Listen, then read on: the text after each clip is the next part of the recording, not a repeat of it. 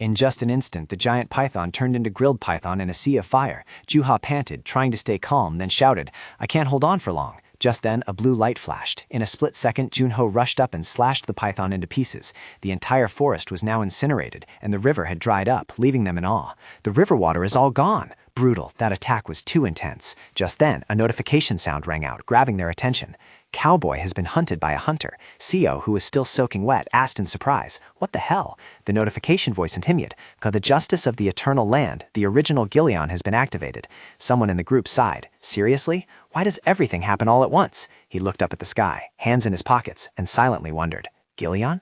Juha frowned, annoyedly wiping the water from her face, and asked in confusion, "For now, the only way is to quickly get to the exit, but what is Siobhan?"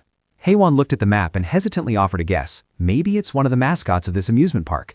She looked at the picture on the back of the map and began to read aloud. Mascots: Teiji, Honoi, Siobhan, Moshi, Puni. Then Haewon relied on her memory to speculate. I think Siobhan is a leopard. They continued to discuss excitedly, completely ignoring Soli, who was happily reaching for a candied hawthorn next to him. Siobhan or whatever, but what about the original? Feeling the situation reaching a stalemate, they discussed and decided to move out of the amusement area. Juha, worrying now is useless. Let's just keep going. Leaving the forest behind, they stepped onto a peaceful path adorned with reed fields glowing golden. Gazman stared intently ahead while she breathed a sigh of relief. This must be the Serengeti theme zone. Haewon spoke up to encourage everyone as they walked. Everyone hang in there. According to the map, after passing this place, we'll reach the exit. Juha looked at the map and asked absent-mindedly, "But we've been walking for quite a while. Why do I still feel refreshed? We just used our special abilities, yet it's not that hot. Did they turn on the air conditioning?" At this moment, Soli was beside her, using her hand to create a stream of cold air and making a condition with Junho. "Contractor, don't forget you promised to buy me Baskin-Robbins. I have a very long memory." He closed his eyes, then opened them, answering her perfunctorily. "I know, just help me get out of here first." Right then, the appearance of a blue bait attracted Gasman's attention. "Over there," he called out. "Captain, that's the exit, right?" Hearing that, Juha looked up and hesitantly replied, "Yeah, it seems so." Seeing this, Gasman excitedly intended to rush forward, unforeseen of the danger behind. "I'll go first. Feels like this mission is a success." The next second, his side was clawed with a deep gash, fresh blood spraying out. They all looked at Gasman in horror. "Oh no, what is that? Why?" He was in so much pain that he couldn't grasp the situation. Suddenly, sensing something, she immediately shouted an order. "Ha-in-oh, treat his wounds first." Although terrified, Ha-in-ho tried to cover his mouth to suppress his fear and replied yes. Junho frowned, clearly annoyed. "It's really fast." He tracked the silhouette of the spotted leopard dashing past. That must be the original Chivan. Juha anxiously waved her hand to create fire, hesitantly notifying the team. "I'll try attacking first. Actually, I'm not confident I can hit something with that speed right away." However, the leopard, with lightning-fast speed, detected it immediately. Just as her fireball rushed forward, the leopard quickly moved to another spot. Juha could only stand frozen, her eyes wide with terror. Its claws swung up along with a sarcastic remark. "Too slow." It landed a powerful kick on one of her legs. It glared at Juha with hatred, its mouth spewing provocation and disdain. Pathetic. Her scream of terror rang out immediately after as it retreated to a distance. The spotted leopard, with cold eyes, raised its voice in fury. "Hunter, I have come to avenge Gore." Gasman, in a near-death state, still tried to speak up. "I've lost too much blood. Am I going to die like this?" Seeing him start to deliriously rave, Haewon immediately had to reassure him. "Don't say anything, just lie still. I've treated wounds far worse than this before." Seizing the opportunity, the leopard smirked with glee, immediately lunging forward with the speed of a missile, full of excitement. "Your back is exposed." Meanwhile, Gasman still had enough strength to scream, "It hurts! It's still bleeding!" She had to treat him while reassuring him, completely paying no attention to what was behind her. "Of course it's bleeding. You were stabbed in the flank. Just endure it. You'll be fine soon." Then a flash of lightning struck, and the leopard was knocked aside. A single horizontal slash aroused suspicion in the leopard. It couldn't believe it. Its body was thrown several meters away, making it even more confused. "I was running just a moment ago." With his brows furrowed tight, Junho grabbed its head and slammed it hard onto the ground. The terrifying strength made it impossible for it to lift its head. It glanced up with its remaining eye to see him standing above with a face full of killing intent. A mere human? It immediately broke free from his grip the moment it regained its senses. However, right after that, it was dragged down by him again. Junho then raised his knee and delivered a thunderous strike to the leopard's head. In the blink of an eye, it was sent flying far away in agony. The entire body of the cheetah fell freely from the air. Even so, it remained incredibly confident and arrogant, thinking to itself, "Useless, I've been caught, so a frontal attack? Fine, if the hunters are negligent." But a red spark caught its attention. At this moment down below, Juha was erupting in flames of rage. The fire instantly incinerated and engulfed the bear's entire body. To think I lost to a lowly human. After finishing it off, she stood watching the blazing fire, panting to catch her breath. Inho and Gazman approached from behind, their faces full of relief. It's over. Hearing that, she panicked and spoke up to stop them. Stop, don't jinx it twice. Right then, a long-haired man wearing sunglasses smiled, clapping in applause as he stepped forward from behind. Captain Gong, you did very well. You even took down the original mascot. We are almost done. The three of them stood tiredly before him, responding with relief. Is that so? Over where Soli was wiping sweat for Junho, they also heard the news at the same time. The guild leader has already destroyed 2 of them. Now only Hanoi and Ganoi remain, but this battle won't be easy. Juha frowned, speaking with skepticism. Not necessarily, the mascots are very strong, but it was still easier than I thought. Perhaps it's because we ambushed them. Seali and Junho just sat there listening to the conversation with satisfaction.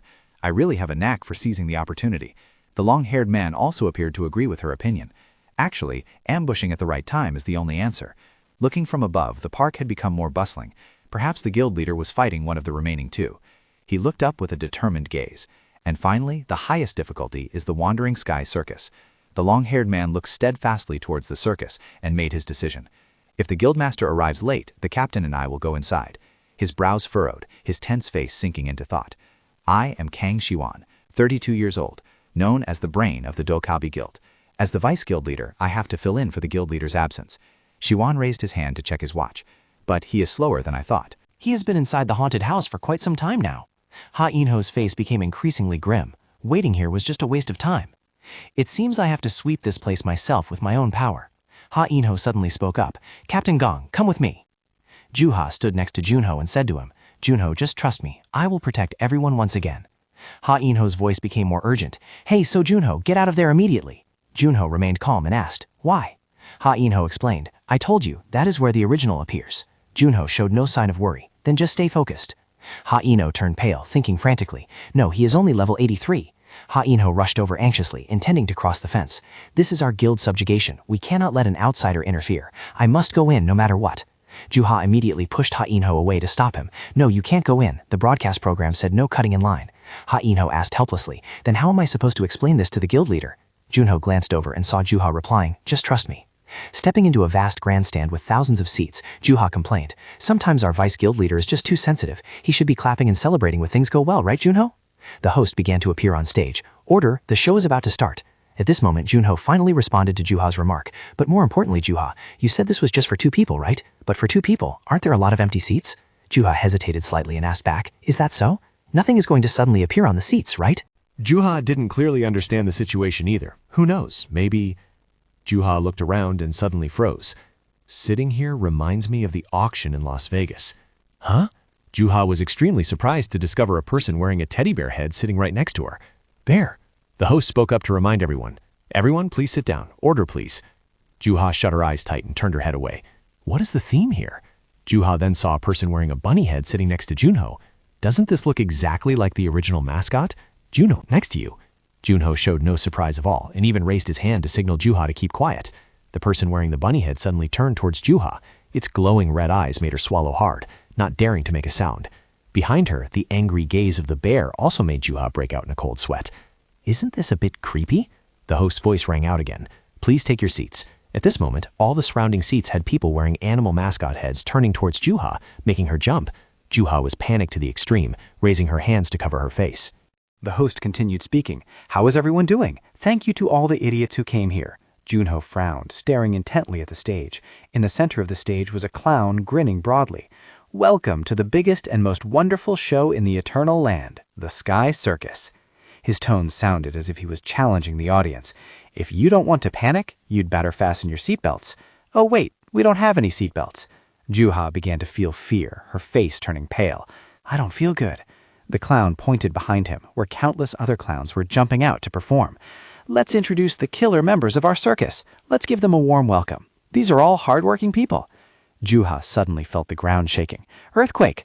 The clown opened his mouth savagely. And now for the optimal performance. He spoke decisively, his voice like a command. Fire! The crowd of people wearing stuffed animal heads simultaneously glared, a horrifying smile blooming on their lips. Countless rays of light shot out from within. The ground shook more and more violently, then something crashed straight down from the sky. A terrifying explosion caused the ground to crack open. Everyone looked up in astonishment. What is that? Some object was hovering in the air, carrying a massive source of power. Juha gritted her teeth, squeezing her eyes shut. "Juno, don't worry. I'll protect you." Amidst the night with a full round moon, a tower seemed to sprout up from the ground. The stuffed animal people kept their horrifying smirks. Juha felt extremely confused. How is this? Junho remained calm, sitting and watching the clowns perform. It seemed they had practiced a lot. Juha began to feel dissatisfied with Junho's attitude. "It seems you're a bit too comfortable." Junho replied calmly. "Well, we can't escape anyway. Just enjoy this moment." Juha shouted loudly, "Be careful! This has top-tier difficulty. If the original mascot appears..." Junho and I will cooperate to take it down. Junho had to agree to reassure Juha. All right, the clown continued his introduction. Next, the most popular performance of the Sky Circus, bear execution. Junho's eyes widened, and he thought to himself, bear execution? Will the original mascot appear? Juha whispered a reminder to Junho. Get ready. She focused her gaze straight ahead, raised her hand, and a small flame appeared in her palm. If anything goes wrong, I will burn everything down. The clown took off his hat and bowed. All right, we will be leaving now. Goodbye. Both Juha and Junho stared in wide-eyed astonishment. Juha still didn't understand the situation and voiced her question. What is that? On the clown's head was a bear mask, and then its eyes rolled back. Afterwards, it transformed into a giant bear, opening its mouth to let out a ferocious roar. Juha jumped, falling backward in panic. On the stage was a pack of bears baring their sharp teeth. The clown spoke up. One of our lucky audience members will be executed by the bear itself.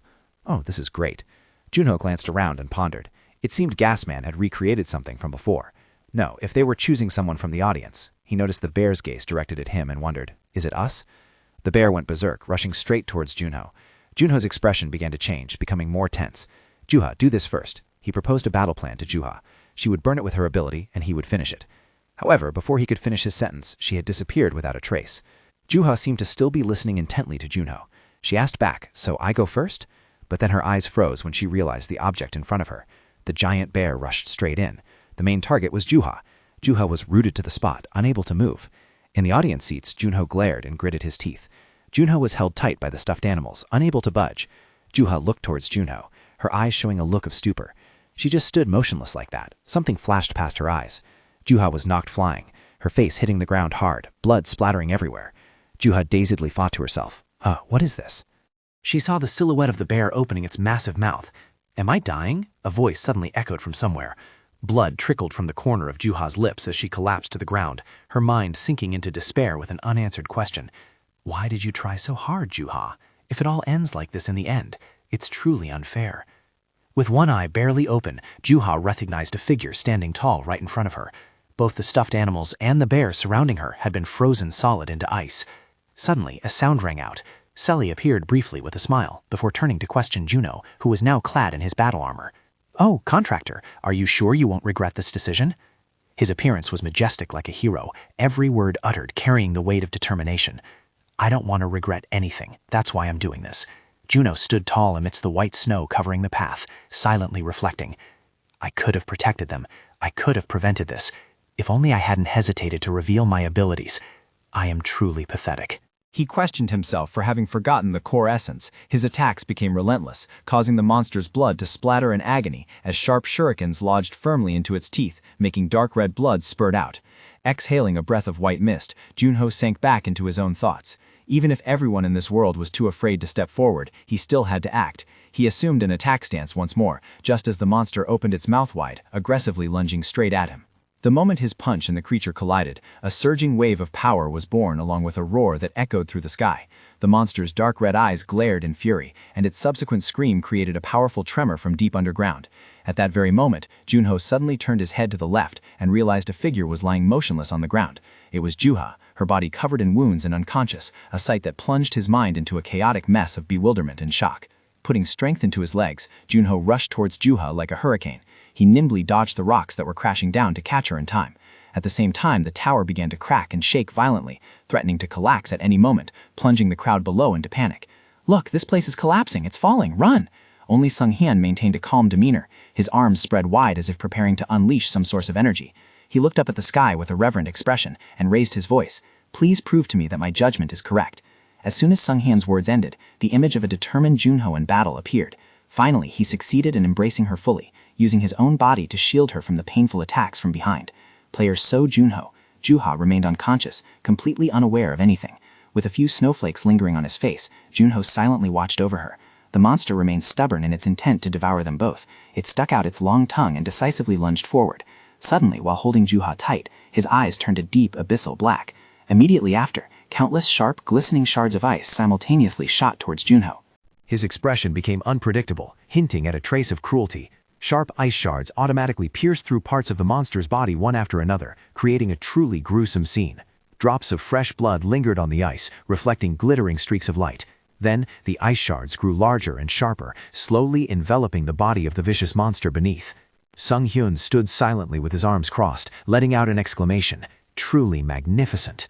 Meanwhile, rocks from the tower continued to fall relentlessly, pushing him and the others into a panic to find shelter. A giant boulder hovered in midair before creating a terrifying explosion. At the same time, cracks appeared on the ground, emitting a mysterious blue light.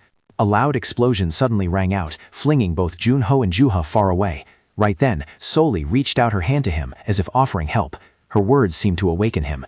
Contractor. Junho's foot stomped hard on the ice surface, causing it to crack into countless lines. Please be careful. Instantly, a similar explosion occurred again, blowing fragments of snow and ice everywhere. He carried her carefully in his arms and landed gently. Despite the ice blocks continuing to connect and reach higher into the sky, fortunately she gradually regained consciousness and whispered his name, Junho. He gently responded with a warm, deep voice, Juha. She struggled to speak each word through broken breaths. I'm sorry, I failed. Juha's eyes were still hazy, but she tried to force herself to say to him, I promise to protect you. At that moment, Junho smiled gently and spoke to reassure her, dispelling her worries.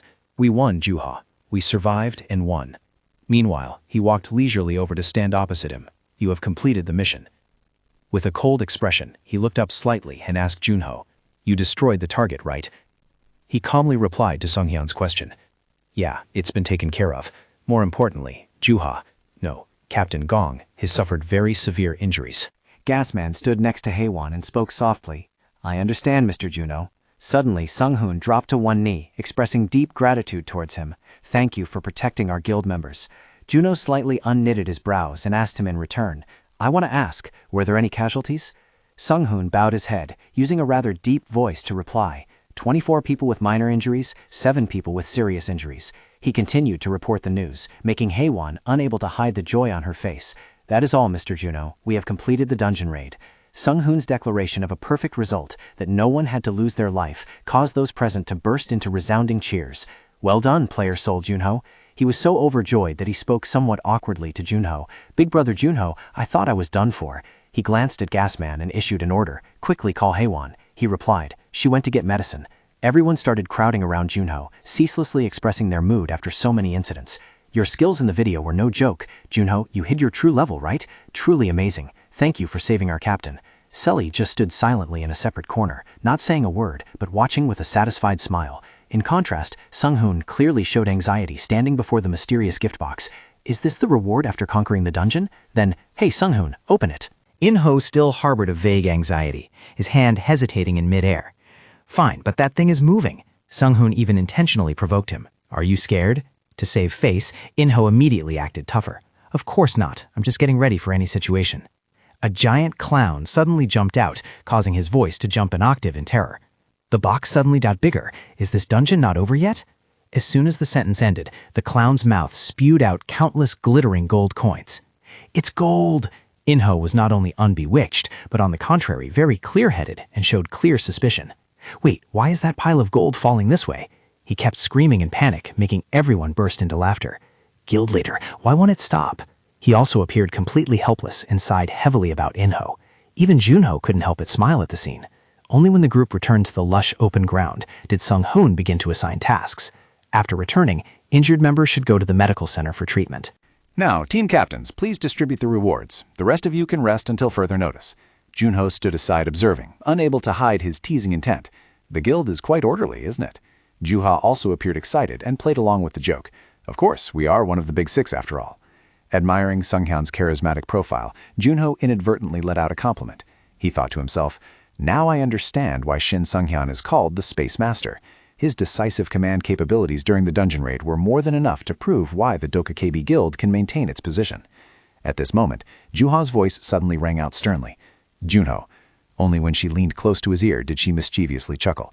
I will keep your secret about your frost ability. Junho was stunned for a moment by this surprise, so she had seen it. He asked himself, did she only see the frost skill? Facing her, a sense of relief involuntarily surged in his heart. What a relief. Right then, a wand appeared instantly, along with a commendation. Everyone did very well. Sunghyun summoned a small halo of light to send his congratulations to everyone. But as soon as he let go, the surrounding scenery instantly transformed, leaving only Junho alone. He glanced into the distance and asked inquiringly, what is the meaning of this? Sunghyun suddenly made a vague and implied remark. Player So Junho, you might be able to fool the whole world, but you cannot fool me. Junho put his hands in his pockets, feigning ignorance. Do you mean I am deceiving you? In the blink of an eye, he had closed in on him and dropped a single sentence. As a guild leader, there aren't many people in this world who can make me feel admiration. However, Sunghyun's steps halted right after that. He curled his lips slightly, as if he had seen through everything. As for you, I have always wanted to meet you at least once. Spectre. Junho was so surprised his eyes widened. He had to endure the scrutinizing gaze from Sunghyun while faint lights flickered from inside the glass building. Junho still tried to offer a denial. Why do you assume that? I'm not Spectre. He waved his hand dismissively and let out a sigh. I don't know why you would think that. However, Sunghyun's expression didn't change a bit. I had already anticipated this reaction from you. Basically, you are Spectre's representative. Meanwhile, the Frost Queen stood aside, leisurely eating popcorn and eavesdropping on Sunghyun's story. But why would Spectre need a representative? He always had extremely sharp reasoning. A person who was always a loner before meeting the other 4 heroes. Is a representative really needed after returning? Let's just consider it as a way to adapt to the world 25 years later. Sunghyun calmly sat down on a rock, hesitating not a bit to expose the truth. But you are the strange one, So Junho. Conquering the entire Cave of Trials, facing the Kobold army alone, a talent appearing out of thin air. Hearing those words, one of Junho's eyes suddenly glowed. A player who never made a mistake suddenly became Spectre's representative. Unable to justify or deny, he could only stand still, unmoving. He continued, the timing of Spectre's awakening and your appearance also coincide, so it would be strange if I didn't suspect a connection between you and Spectre. Watching you fight earlier made me certain. At this moment, his face showed a hint of tension as he spoke. I didn't see it clearly because it blended into the night sky. But that is certainly elemental energy. I believe that is the energy of Spectre, the Watchman of Darkness. After a long silence, she voiced her agreement. You guessed half of it right, human. Even so, Junho continued to feign innocence to implicitly refute it.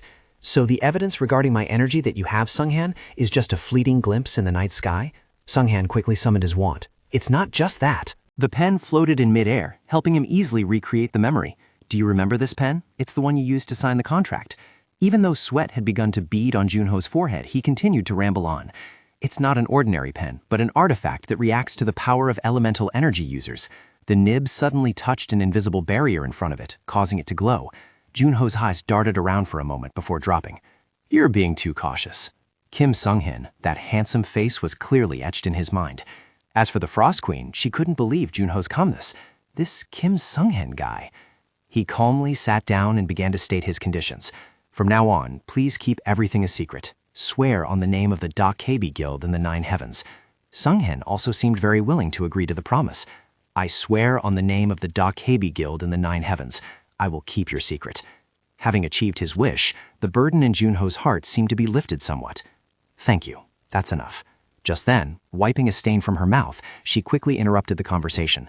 Finally, the contractor is... He appeared extremely patient as he listened to the Frost Queen's words. He would show this person. Based on her words, his mysterious form manifested. Guardian of Darkness? Sunghyun was skeptical but didn't say it out loud. The air around them became freezing cold, as if thousands of sharp ice spikes had just appeared.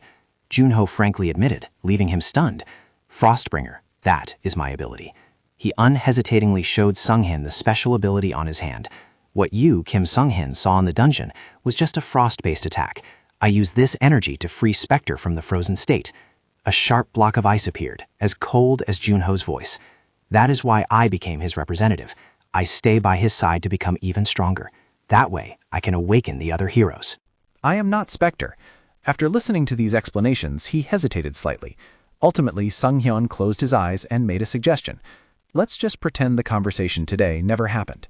Witnessing that scene, his pupils immediately dilated, while Sunghyun seized the opportunity to stand up and cast a type of magi. Instead, to recognize your excellent contributions, I will give you a reward worthy of Spectre's representative. Have you ever heard of the Sage of the Astrology Tower? While Sunghyun was still explaining, Junho focused all his attention on the card. That was a player who could clearly perceive the nature of all things and accurately predict the future. He mentioned a mysterious dark figure, seemingly to imply the importance of that card. That person had chosen to live in seclusion, yet there were still many people who wanted to learn from them. Even guildmasters and leaders of associations had to wait many months to meet that person. What I just gave you is a letter of recommendation for that person. Sunghyun smiled slightly and puffed out a cloud of smoke as he gave him a reminder. Take it. With this, you can meet the sage whenever you want. Take care, player So Junho. Meanwhile, the Frost Queen kept grumbling. I am not satisfied with these few cars. Junho glanced at her with a challenging look. Whatever, you've been eating too much lately. Are you planning to become the first obese spirit? After teasing her, Junho turned and called out, Graham, I'm here. The dwarf appeared and immediately sized him up from top to bottom. What is this? You're still alive? I thought you were dead. Junho was speechless and could only reply perfunctorily. Sorry, a lot has happened. He didn't seem to care much, instead gluing his eyes to the glass item in Junho's hand. It's fine. Equipment doesn't rot as time passes, but the thing I'm thinking about is in your hand. Junho held it up, looking at the bottle affectionately. Ziva Vodka, the Frontier Edition. It's a small bottle, but I hope it suits your taste. The dwarf smirked, acting high and mighty. Come on, do you have to be so formal between us? I don't like it. I don't like it at all. However, as soon as he hugged the bottle, reality slapped him hard as he exclaimed, I love it! Junho was somewhat fed up with that hypocritical expression. When I earn more money, I'll buy more. Returning to the main topic, Junho quickly brought out a long black object. Graham, can you explain the equipment to me? The dwarf naturally explained in great detail. Sure, let's start with the weapon's power. It's 2 meters long, a two-handed greatsword called the chain sword with 32 high-durability chain blades wrapped around it. See the safety mechanism on the handle? The Frost Queen found a corner to sit, enjoying her milk tea while eavesdropping on his conversation. I see it. This one? He personally supervised and guided Junho through every operation. Remove that and infuse magic power to activate it, and then pull the lever. However, he had to use both hands to lift that heavy weapon. It's heavier than I thought. His appearance made the dwarf unable to help but laugh. You're as skinny as Kim Woo-jong, and you look even weaker. Junho immediately retorted, I like the weight, length, and design. The old man ignored him and continued to keep his eyes glued to the blade. Then he released the safety catch and infused magic power. Hey, don't yank it too hard, pull it slowly. Very quickly after that, it was activated, radiating a stream of pure energy. Next, Junho continued to make a demand. I'm really looking forward to the next weapon. The dwarf appeared very generous, placing another whole blade on the table. Of course, that blade over there is made from 1,000-year frost steel. The stream of frost energy radiating from it made him unable to resist running his hand over it a few times. 1,000-year frost steel, a rare metal mined in the glacial regions. Junho calmly gave his assessment. Impressive. It looks like an ice dragon. However, he immediately dampened his joy with a reminder. An ordinary person would freeze to death if they touched it. Junho, you can handle it, right? Ignoring the dwarf's words beside him, Junho touched the sword without hesitation. I made it as requested, but I don't know if you can use it yet. Before he could finish his sentence, he witnessed his reckless action and immediately flew into a rage. You idiot! You should have at least worn gloss, you fool! It was just that after the test was complete, Junho was stunned. Sure enough, it was cold. It reminded him of the face of an ice dragon from long ago. Junho's gaze suddenly grew heavy. I can feel this bone-chilling cold. The frost aura radiating from the blade even made the Frost Queen cover her face, while the cold resistance skill was warming his body. After a moment of admiration, he quickly grabbed it, though his mouth kept complaining. This rank is nothing special. Meanwhile, the system also chimed in with a notification just in time. The power of frost dispelled the bone-chilling cold. The blue dragon eyes suddenly flashed with a glint of light. Junho couldn't help but exclaim, "Thank goodness I didn't freeze." She continued drinking her milk tea and whined. Gosh, if that's called luck, unlucky people like me would probably have to go out and eat dirt. At this moment, the dwarf intervened in the conversation between the two and asked a question. But seeing you need such powerful weapons, are you planning to go fight, Junho? Even so, he had no intention of stopping him. If that's the case, make sure you win. But even if you lose, don't die. Junho turned his head back and smirked slightly. Of course, how could I lose using a weapon you made? The scene shifts. He is currently standing on a high building with a chatty sniper. What is this? Did a dwarf make this too? Junho did not hesitate to admit it. That's right, depending on the user, this weapon can change the entire map. Gilberto held the gun in his hand and observed it once. Change the map? But it's too light. Hearing this, he immediately teased. What's wrong? Do you like heavy things? However, he replied with a very serious attitude. Not exactly. I'm just used to using heavy guns. Hand me those boxes. Junho, getting a bit impatient, urged him. Stop nagging and just shoot. You talk too much. Gilberto followed his words, quickly getting into a ready stance. Fine. Just one shot from him was enough to make the space tremble. Gilberto reloaded while reminding Junho, this needs a silencer. Perhaps he hadn't heard anything and just followed the trajectory of the bullet. Destructive power. What did you hit? He calmly replied, shot a chicken. Hearing these words, Junho looked extremely astonished. Hunting? There are chickens? Meanwhile, Gilberto's tone remained calm. It's just a sniper game. The gun works by amplifying the rotational movement of the bullets along with my magic power. When the compass changed its direction, he looked a bit surprised and asked, doesn't it resemble your ability? On this side, he offered no denial. That's right. With this gun, I can amplify my power even further. An ambition suddenly rose in Gilberto's heart. Perhaps I can really change the map with this. Right. Is the Frost Queen still with you? Junho pointed towards the Frost Queen with weariness and helplessness. That's right. She's right here, busy gaining weight. He quickly issued a warning with an attitude somewhat similar to his. I still don't understand why you stick with the one who froze us. Frost Queen, you should be grateful that my son is still alive. She was still busy chewing until both cheeks were puffed out, while Gilberto kept nagging. Otherwise, I wouldn't have spared you. Just try betraying us and see. Seeing the Frost Queen floating high up, Junho stepped in to defend her. Hey, don't scold her anymore. She's about to faint. I am the one who defeated the Frost Queen. She has been reborn as a lower-ranking spirit. She quickly chimed in, I am a high-ranking spirit. Second rate. He wasn't heartless, so he took the opportunity to defend the Frost Queen. That's right, a low-ranking spirit. Junho actively explained in detail. Since I woke up, I have been helped by her countless times. Of course, partly because I was weaker. As he said this, his eyes flashed with determination. Currently, she is someone I can trust, just like you guys. After receiving that information, Gilberto fell completely silent. I don't need you to believe her, just observe. A while later, he turned back and asked, if you think so, then Frost Queen, I have a question. That day, you only fought with one person. Junho glanced back and realized that person had disappeared. He decided to steer the conversation to a different topic. I think Skaya is coming. In just a moment, a familiar face appeared before both of their eyes. Hey, that's strange. I teleported as soon as I sensed the Frost Queen's presence. Gilberto replied calmly. Skaya, the Frost Queen? She just disappeared. Hearing this, she was slightly curious. Why? Is there something urgent? He immediately offered a baseless guess. It seems she doesn't like you very much. Isn't that obvious? Skaya glanced behind her with a provocative and arrogant tone. Are you jealous of my relationship with the Frost Queen, Gilberto? Gilberto bluntly denied it, handily popping open a can of beer. I have absolutely no interest in the one who took away 26 years of our lives, so don't worry. She appeared completely helpless and retorted. Hey, didn't you hear what Junho said? The Frost Queen isn't like she used to be. He just mechanically repeated what someone else had said. I heard. She was reborn as a low-rank spirit. Gilberto downed the beer as soon as he finished speaking.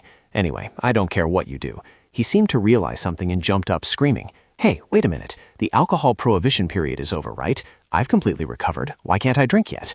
Meanwhile, Skaya was so angry she wanted to explode. Why don't you try guessing why? Gilberto was out of options and could only beg. How am I supposed to know what you're thinking? Let me drink, my lady. However, she showed no mercy and cut him off bluntly. Who are you calling my lady? Wait, what's with those glasses, old man? In this situation, only Junho was the normal person witnessing everything. Gilberto crossed his arms, looking sulky. Old man? Hey, these are trendy. Get it? Skaya didn't back down either, rushing up to argue back and forth. You've just started wearing glasses, yet you're already making me feel outdated. He quickly uttered a shocking statement. This is a gift from Arthur. Hearing this, she had to freeze for a moment. Arthur chose them? Is it J.O. fashion or something? Arthur has great taste in fashion. At this point, he couldn't take it anymore and had to speak up. Enough with the nonsense. Let's discuss the mission. Listen up. Both of them fell silent upon hearing the news from Juno. About a week from now, 2 groups from the Fiend Association will arrive here. One of them is the Pride faction. These were the ones they had fought during the rescue of Arthur. Gilberto had also somewhat anticipated this. And the other group is unknown? His words were directly referring to the brutal gluttony. That's right, we still don't know what their objective is. After some analysis, Junho's expression gradually darkened. Therefore, if a battle breaks out, we will fight individually. Just keep your positions. Gilberto, you will use sniping to support us from the clock tower, and Skaya, I need you to focus on disruptive magic. Next, his gaze shifted towards Skaya. Got it. How about you, Junho? She proactively stated her view. I will blend into the crowd within the city. Sitting on the balcony, waves of emotion surged within Junho. As soon as I investigate their purpose, I will stop them. Skaya frowned slightly, reminding him, "You have the most dangerous mission." However, he admitted without hesitation, "Because I am the biggest threat to them." Junho quickly steered the conversation to a new topic. "And recently, some people have treated us like existences of the past. Isn't it time to show them?" She could only sigh and listen to his words. She said, "It's time we put those brats back in their place." Gilberto took the opportunity to down a mouthful of beer and cut in. "That's right, 26 years have passed for them, but for us, it was just a few seconds. It's time to act." A sudden, strong force impacted the beer can, making him freeze. Junho raised 3 fingers like a gun signal. "If we handle this well, "We can aim for the center of the Fiend organization," his soft voice echoed in the air. Guangyun, the scenery of waves crashing against the cliffs was so beautiful that it made people marvel.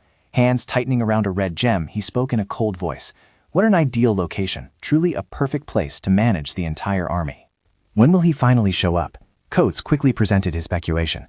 "In 3 hours." Guangyun annoyedly repeated the words. 3 hours later? Coates, freeze it. The subordinate appeared extremely loyal, obeying him instantly. "All right, how long should we keep it like that?" Guangyun continued to control him in the palm of his hand. 5 hours. This guy didn't die immediately. Even so, he still strongly challenged the two of them. With skills like that, how did you even reach that level? Being looked down upon, the Fiend pulled out a dagger to threaten him. "Shut up." He pressed the cold blade against the bridge of his nose, making his whole body turn cold. "Actually, torture is my specialty. Let me let you experience it firsthand." Just as the Fiend was about to strike, a sudden burst of power appeared, forcing him to dodge hastily. In that moment, both Fiends couldn't hide their astonishment. Magic? No, this wasn't magic. Taking advantage of their distraction, he immediately ran away. As a sniper, he started running frantically like the wind, his mouth cursing nonstop. "Damn it, I knew scouting was a bad idea. It just puts me in unnecessary danger for nothing." With high determination, the Fiend used all his strength to cut through the crowd. "I will find that sniper and tear him apart." Meanwhile, Gilberto was high up, silently waiting for him. Through the scope, he followed every movement of the Fiend. Very quickly, his back was completely within Gilberto's sights. Without a moment's hesitation, he fired a bullet at the Fiend. However, the Fiend was alert and easily dodged it. "It's coming." The Fiend even turned back with an amused, provocative look. Dodged it. However, he quickly disappeared, along with his unfinished sentence. "I'm faster than your..." Due to missing a step on the stairs, the Fiend fell flat on his face. Immediately after, he fainted right in front of the civilians, while his accomplice looked up with eyes full of resentment. Seeing this, a kind-hearted old man approached to ask, "Hey, are you okay? Can you stand up on your own?" However, instead of being grateful, he roared in anger. "How dare you?" The Fiend drew a knife and began slashing wildly. "Who are you worrying about, you old coot?" Seeing this, the islanders could only scream and tell each other to escape. "Run!" Everyone's face was pale with extreme fear. "This guy's crazy. Everyone run!" He casually chased after each person, slashing them as a pastime. "That's right. Run, you trash. I'll send you all to the grave, too." The shadow of the Fiend quickly loomed over an innocent boy holding a ball. His eyes gleamed with a ferocious red color. "I told you to run, brat." This Fiend quickly suffered an attack identical to his accomplice. He hurriedly dodged for a moment before regaining his composure. The bullet...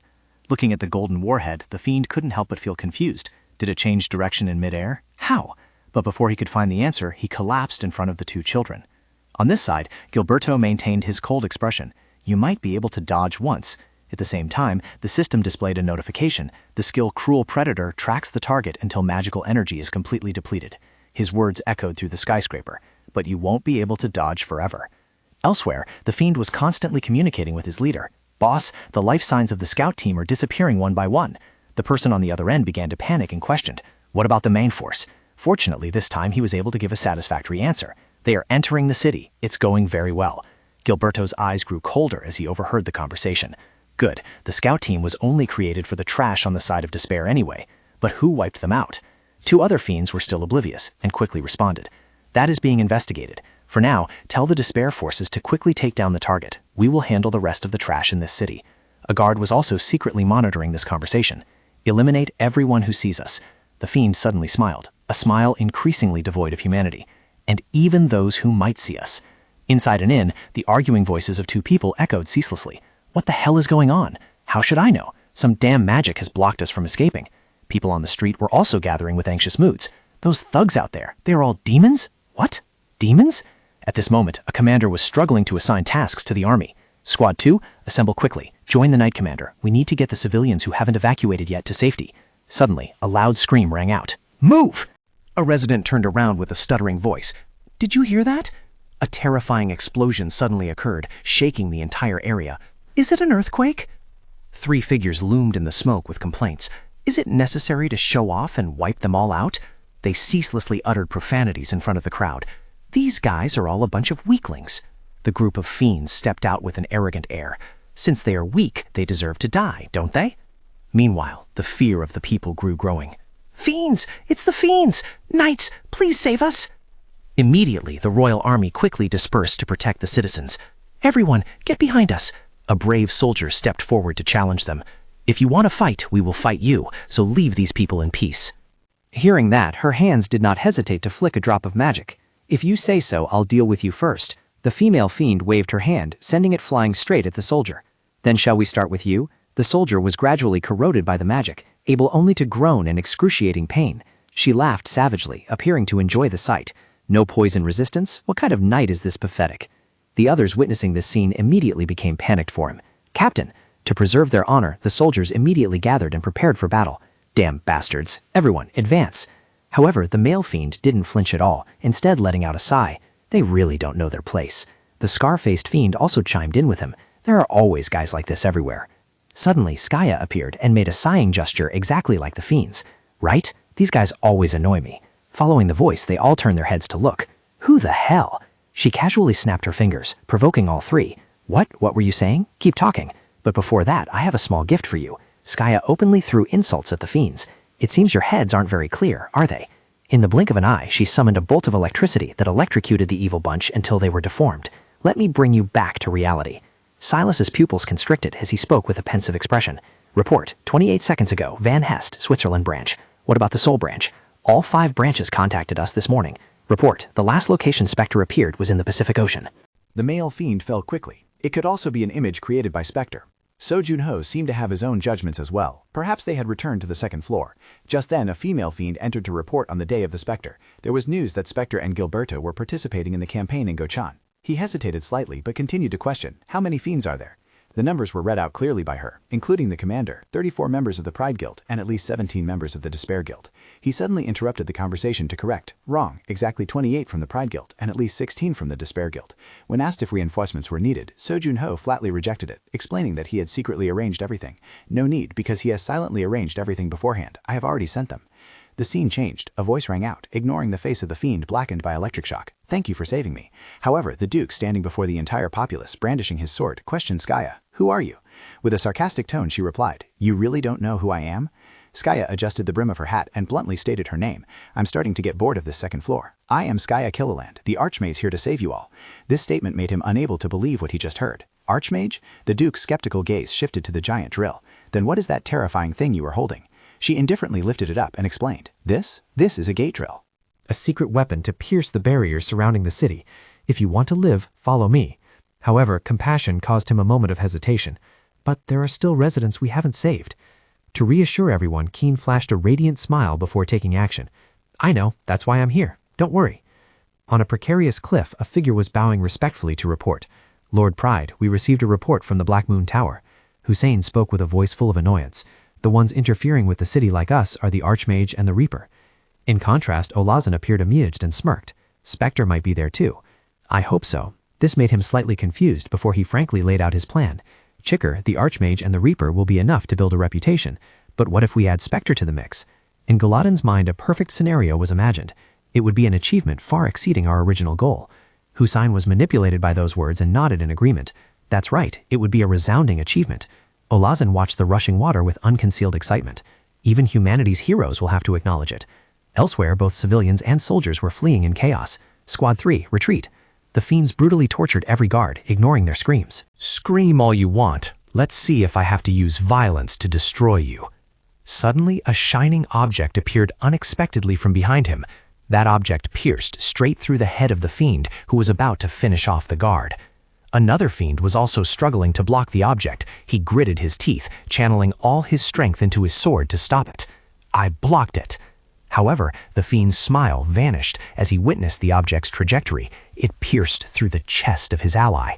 Immediately after, that object continued to wipe out 3 more of them in the blink of an eye.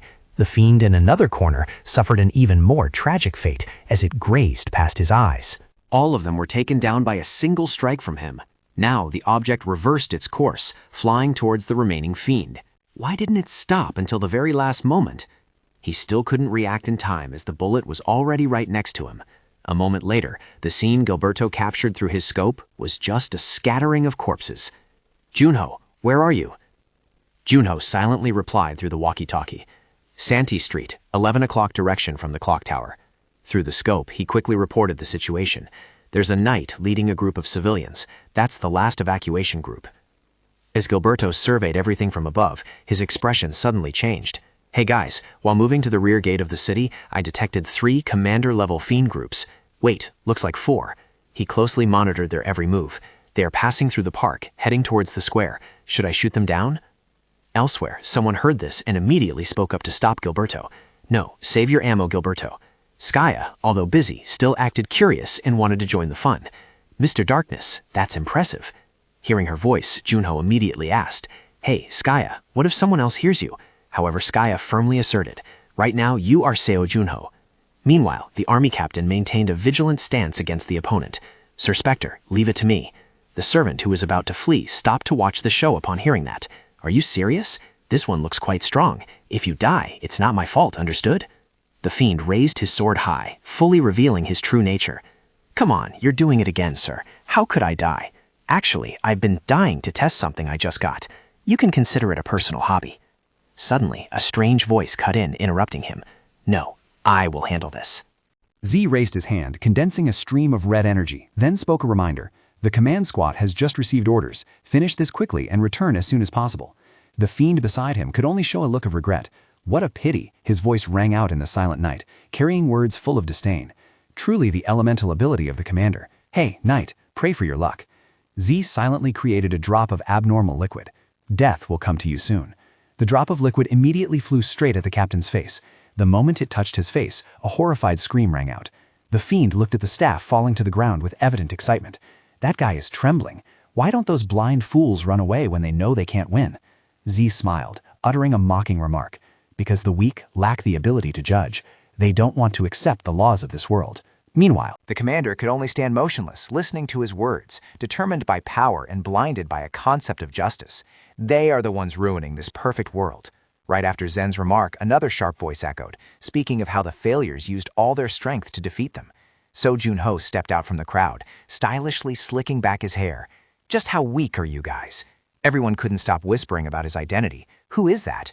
The fiend immediately recognized him and shouted So Junho's true identity. "Lord Zen, he's famous. It's So Junho." Hearing this, he laughed so hard he couldn't close his mouth. "The famous messenger of darkness? Great. Hey guys, get ready for a promotion." Ignoring them, Junho turned to the commander. "Reinforcements are needed in the back, not here." The commander still stubbornly replied, "I can't let you fight alone." But So Junho bluntly extinguished his intention. "Protect the civilians in the back. Fall back." Zen was ignored by him but showed no anger. Instead, he continued to ask, "Did you ask me why I'm using my full strength?" He summoned 2 lightning bolts to strike the ground, to add weight to his words. Even an eagle uses its full strength to catch a bug. From the start, this wasn't a battle, but destruction. So Junho glanced at the pitch-black sky and let out an exclamation. Formidable power. Zen still had enough audacity to utter insults at him. "If you weren't a fiend, then with that power you would have..." Before he could finish, his face twisted abnormally. So Junho exhaled a breath of cold air, his tone filled with contempt. "What else can you do?" His steps glided over the ground, quickly covering it with a layer of biting frost. So Junho even summoned countless sharp frost shurikens. Z witnessed that scene. His face immediately darkened. Frost energy? What the hell? There's no information about this at all. Exploiting elemental advantage? You coward. Even so, his expression didn't waver in the slightest while facing him. Huh? Junho started moving his hands, not forgetting to add a few words. In a world where power is everything. He lightly waved his hand. The hovering ice darts immediately shot towards the target like a rain of arrows. Z witnessed that sight and froze, cold sweat pouring out. In the blink of an eye, his body was riddled with holes from the darts. Z had absolutely no defense and had to take the full brunt of the terrifying attack. Junho's gaze gradually became colder. This is the world you like, isn't it? Pain and horror were evident on Galadin's face. Junho's knife-sharp gaze was fixed on his opponent. After that, Junho narrowed his eyes, but remained extremely calm, looking back. Just then, the Frost Queen suddenly heard a strange sound echoing. What sound is that? Junho stood observing and accidentally noticed something else. Seems to be coming from the sea? Hearing that, she exclaimed in surprise. Do you see it, contractor? He frowned, his face showing confusion, then hesitated and shook his head. I don't see it clearly, but I think I grasped the situation. At that moment, Galadin was fighting bloodthirstily, his face showing extreme excitement. He kept rushing forward, unleashing stormy attacks on the monster. Junho frowned as he observed, then suddenly realized something. Demonic stone. After hunting the monster, they intend to use the demonic stone to tame it. There's no way the fiends would suddenly go hunting for world peace. Hearing this, the subordinate roared in anger. What are you talking about, Seo Junho? Are you crazy? Don't risk it. You've seen its power, haven't you? Despite witnessing the brutality here, the two subordinates still maintained an arrogant tone. Nonsense. The army of pride does not hide behind others. Contractor, something seems to be coming. At that moment, the ground began to shake more violently. Junho looked straight ahead, responding with a calm demeanor. Yeah, I don't know who it is, but they must be quite bold. Hearing that, the faces of the two men suddenly became incredibly excited and triumphant. Could it be? That's right. Just then, an announcement echoed from the front. He is coming. When the announcement rang out, the two immediately brandished their swords and rushed forward. We can't let the captain see us being weak. Let's go. They stood blocking his path with an arrogant attitude. Get out of the way. I am not a knight who retreats before the enemy. Just then, Galadin suddenly appeared right in front of Junho, his eyes sharp as knives, the corners of his mouth curling up into a provocative smile. Beautiful, isn't it? This is called justice. Seeing that scene, Junho was stunned for a few seconds, while the other two, out of fear, forced out an awkward laugh. Captain! Galadin deliberately pressed his foot down, as if trying to crush something underneath. He moved his limbs for a moment, and then laughed raspy. My body is so itchy. I can't hold back anymore. The representative of darkness is not a user of the 4 common elements, but frost. Turns out you are the one who unsealed the 5 heroes. As soon as the words ended, a streak of light, cold as ice, suddenly flashed in front of him. That was the light emitted from the sword. Junho rushed in to strike, but Galadin dodged easily. He hesitated, looking at Junho, then softly asked, probing, Right? Witnessing his decisive and swift action, Galadin could not hide his surprise. Hey, are you in a hurry? We still have plenty of time to chat. Junho moved his lips slightly to reply. All right, let's start the conversation. He gently sheathed his sword at his hip and bluntly stated his demand. Just the two of us. After a few moments of silence, Guanghyun hesitantly asked, Shouldn't we go to the association together? So Junho turned his head back, his gaze pensive, then asked in a cold voice, What do you expect the answer to be? Guanghyun thought for a moment before replying curtly, It doesn't really matter. Dead or alive, you have to go anyway. Upon hearing that, Junho used clever words to remind him, Aren't you being a bit too arrogant? The guy let out a laugh full of hidden meaning. I've heard that a lot. Guanghyun's eyes once again became cunning like a beast. And while tearing apart the mouths of those who said that, I climbed to this position. I will laugh in your face, So Junho. Hearing those words, he immediately cut in. Hey. Next, he asked a question that went straight to the heart of the matter. Among the fiends, what is your rank? How strong are you in that pile of trash I had to throw away? With just 2 questions, Junho made Guanghyun furious to the point where his face darkened. Immediately, Olazin rushed in, unleashing a surprise attack aimed at Junho. However, he lightly dodged the move and even successfully restrained the guy's arm. Olazin merely gave a faint, treacherous, savage smile. At the crucial moment, Junho used the momentum to leap high and launched a powerful counterattack. Right after that, Junho's feet touched the ground and slid for a long distance. Olazin frowned with a face full of anger. Frost energy from Junho began to slowly spread over the guy's arm. Olazin used all his strength to throw off his arm. He gritted his teeth, growling, "You damn player." Junho glared at him solemnly, while power continued to pour out from his hands. Olazin was not an easy opponent to deal with. In his fury, he gathered his strength to summon a massive source of energy. His eyes flashed with dissatisfaction and burning hatred. Just like that, Olazin successfully summoned a giant creature rising from the ground. Junho involuntarily stepped back a few paces before the powerful, explosive energy that Olazin had just created. A look of resilience also flashed in his eyes. The heavens and earth shook, and dust flew up blindly. Olazin let out a roar filled with rage. Let me tell you something. You players have a ranking system, right? Ranks decided by the sages of the astrology tower, right? We don't use that weak system. Hearing this, Junho was slightly surprised. Space-time fragments? Galadin widened his eyes, his voice gritting as he issued a warning. We climb the ranks by slaughtering each other, and the rank I obtained is The scenery of heaven and earth at this moment sank into a blurry, chaotic color. Gallatin's sharp voice rang out once again. Rank 37 among all the fiends in the world, ranked by combat power. As soon as the words ended, the surrounding object seemed controlled by an invisible force, rushing straight at Junho. Object manipulation? Witnessing the scene before his eyes, Junho couldn't help but be stunned for a moment. Immediately after was an earth-shattering explosion. Junho's energy flows suddenly flashed miraculously. He used his agile legs to escape that heaven-shaking explosion. Junho's eyes glinted, cautiously observing every development around him. Gallatin let out a triumphant laugh. Do you understand now? You, a mediocre representative, don't even have a ranking. Have you realized who you are facing yet? Junho continued to increase his speed. Facing the barrage of attacks from the objects, he moved while squinting to observe. He's maintaining overclock at 15%, a truly crazy speed. Is this the true power of a captain? Junho was busy dodging, and didn't realize Gallatin had approached right behind him. Junho suddenly froze, seeming to sense something. Above, Junho calculated the timing precisely and dodged an attack from the guy. Gallatin did not give up and continued to issue orders. Get him! The subordinate on the side, who was focusing his power, immediately responded. Yes, Captain. Gatra tensely used his mind, pouring all his strength to capture Junho. Not long after, a magic barrier appeared in the middle of the battle between him and Gallatin. Witnessing this scene, the Frost Queen also flashed a look of anxiety. Contractor, we've fallen into a trap! Junho furiously realized the truth. It was the same type as the barrier surrounding the city. Surely this thing was also being controlled by someone's power. Alazin let out a sly smile. You're right, but you won't have time to think about it anymore. As soon as the words fell, countless spherical objects poured down from above. The Frost Queen clung to Juno's shoulder in fear. Contractor, look at those balls. They look like they're made of iron, but they bounce so well. He nodded, agreeing with her. Indeed, it was as if they were defying gravity. Right then, Alazin began to deploy his move. Have you ever heard of the iron bouncing balls, you brat? Just like that, a series of attacks followed one after another. Witnessing the strange scene, a question rose in his heart. Are they coming at me? Alazin confidently displayed his power. Do you know what the best thing about possessing the power to control kinetic energy is? It's that I don't need to fight personally. These things are like my capable subordinates.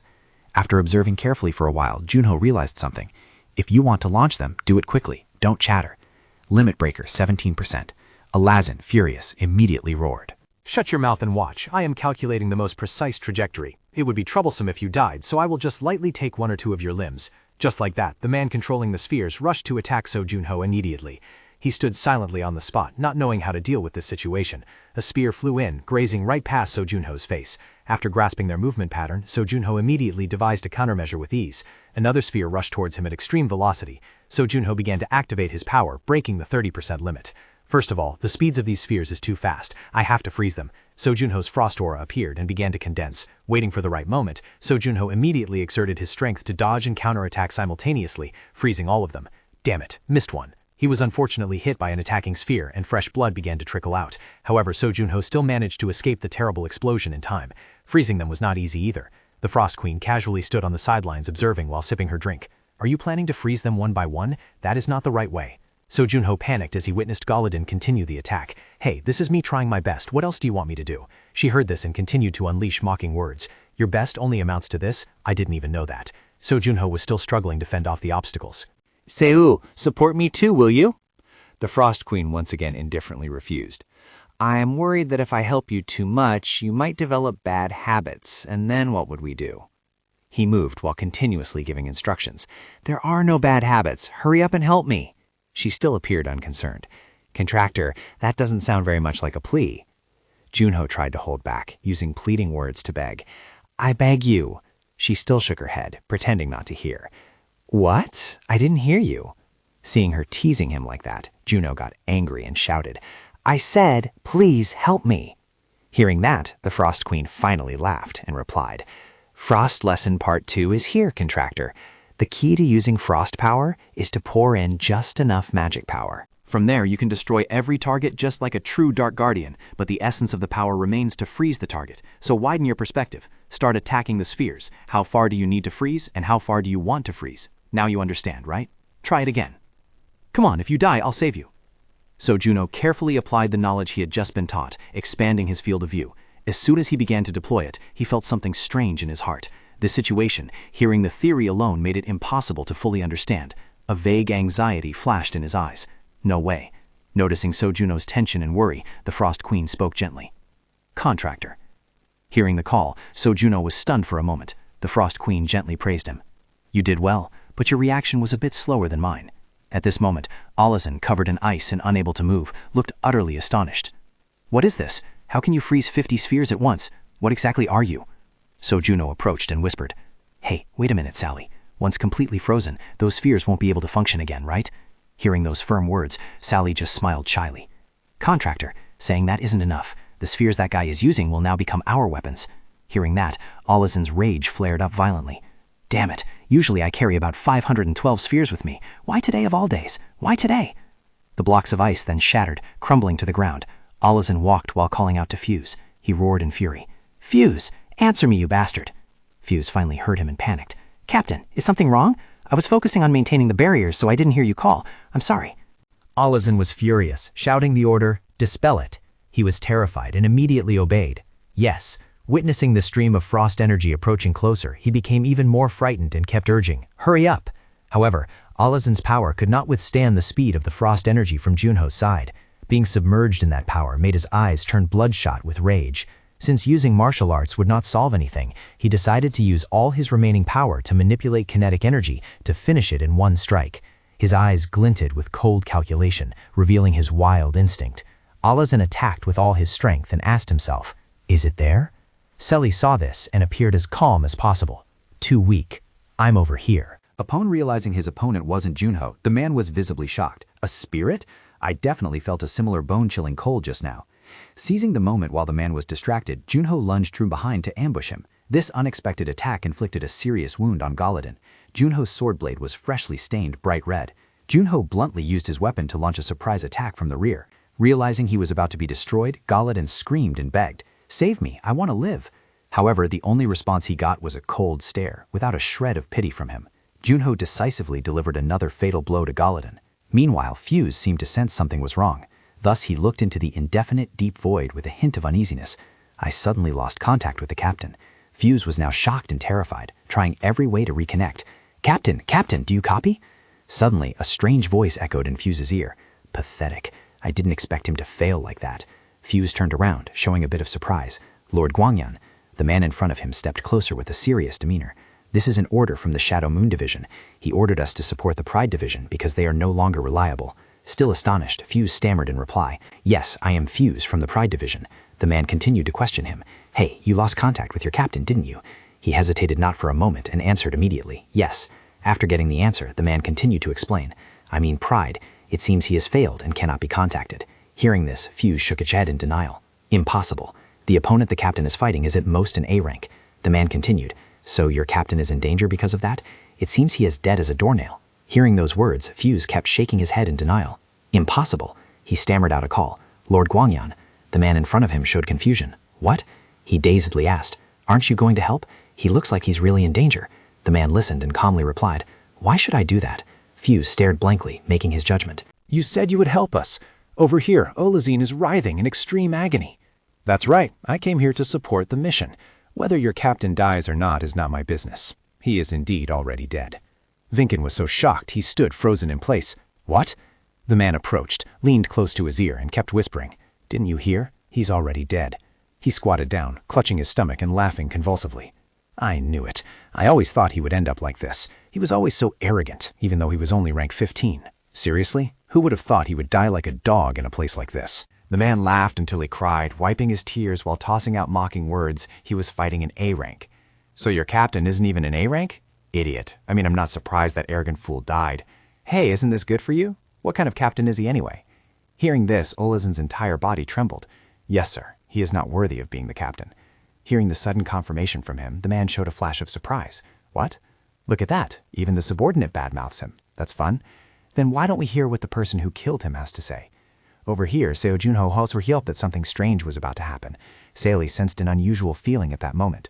Contractor, did you feel that massive demonic energy just now? He hid behind a wall to observe conveniently. Yeah, I did, from the direction of Jason. When he saw the halo of light on that high hill, Seo Junho became even more suspicious. The strongest fiend to ever appear was definitely Pride, but who is this guy? Seo Junho continued to ask more questions.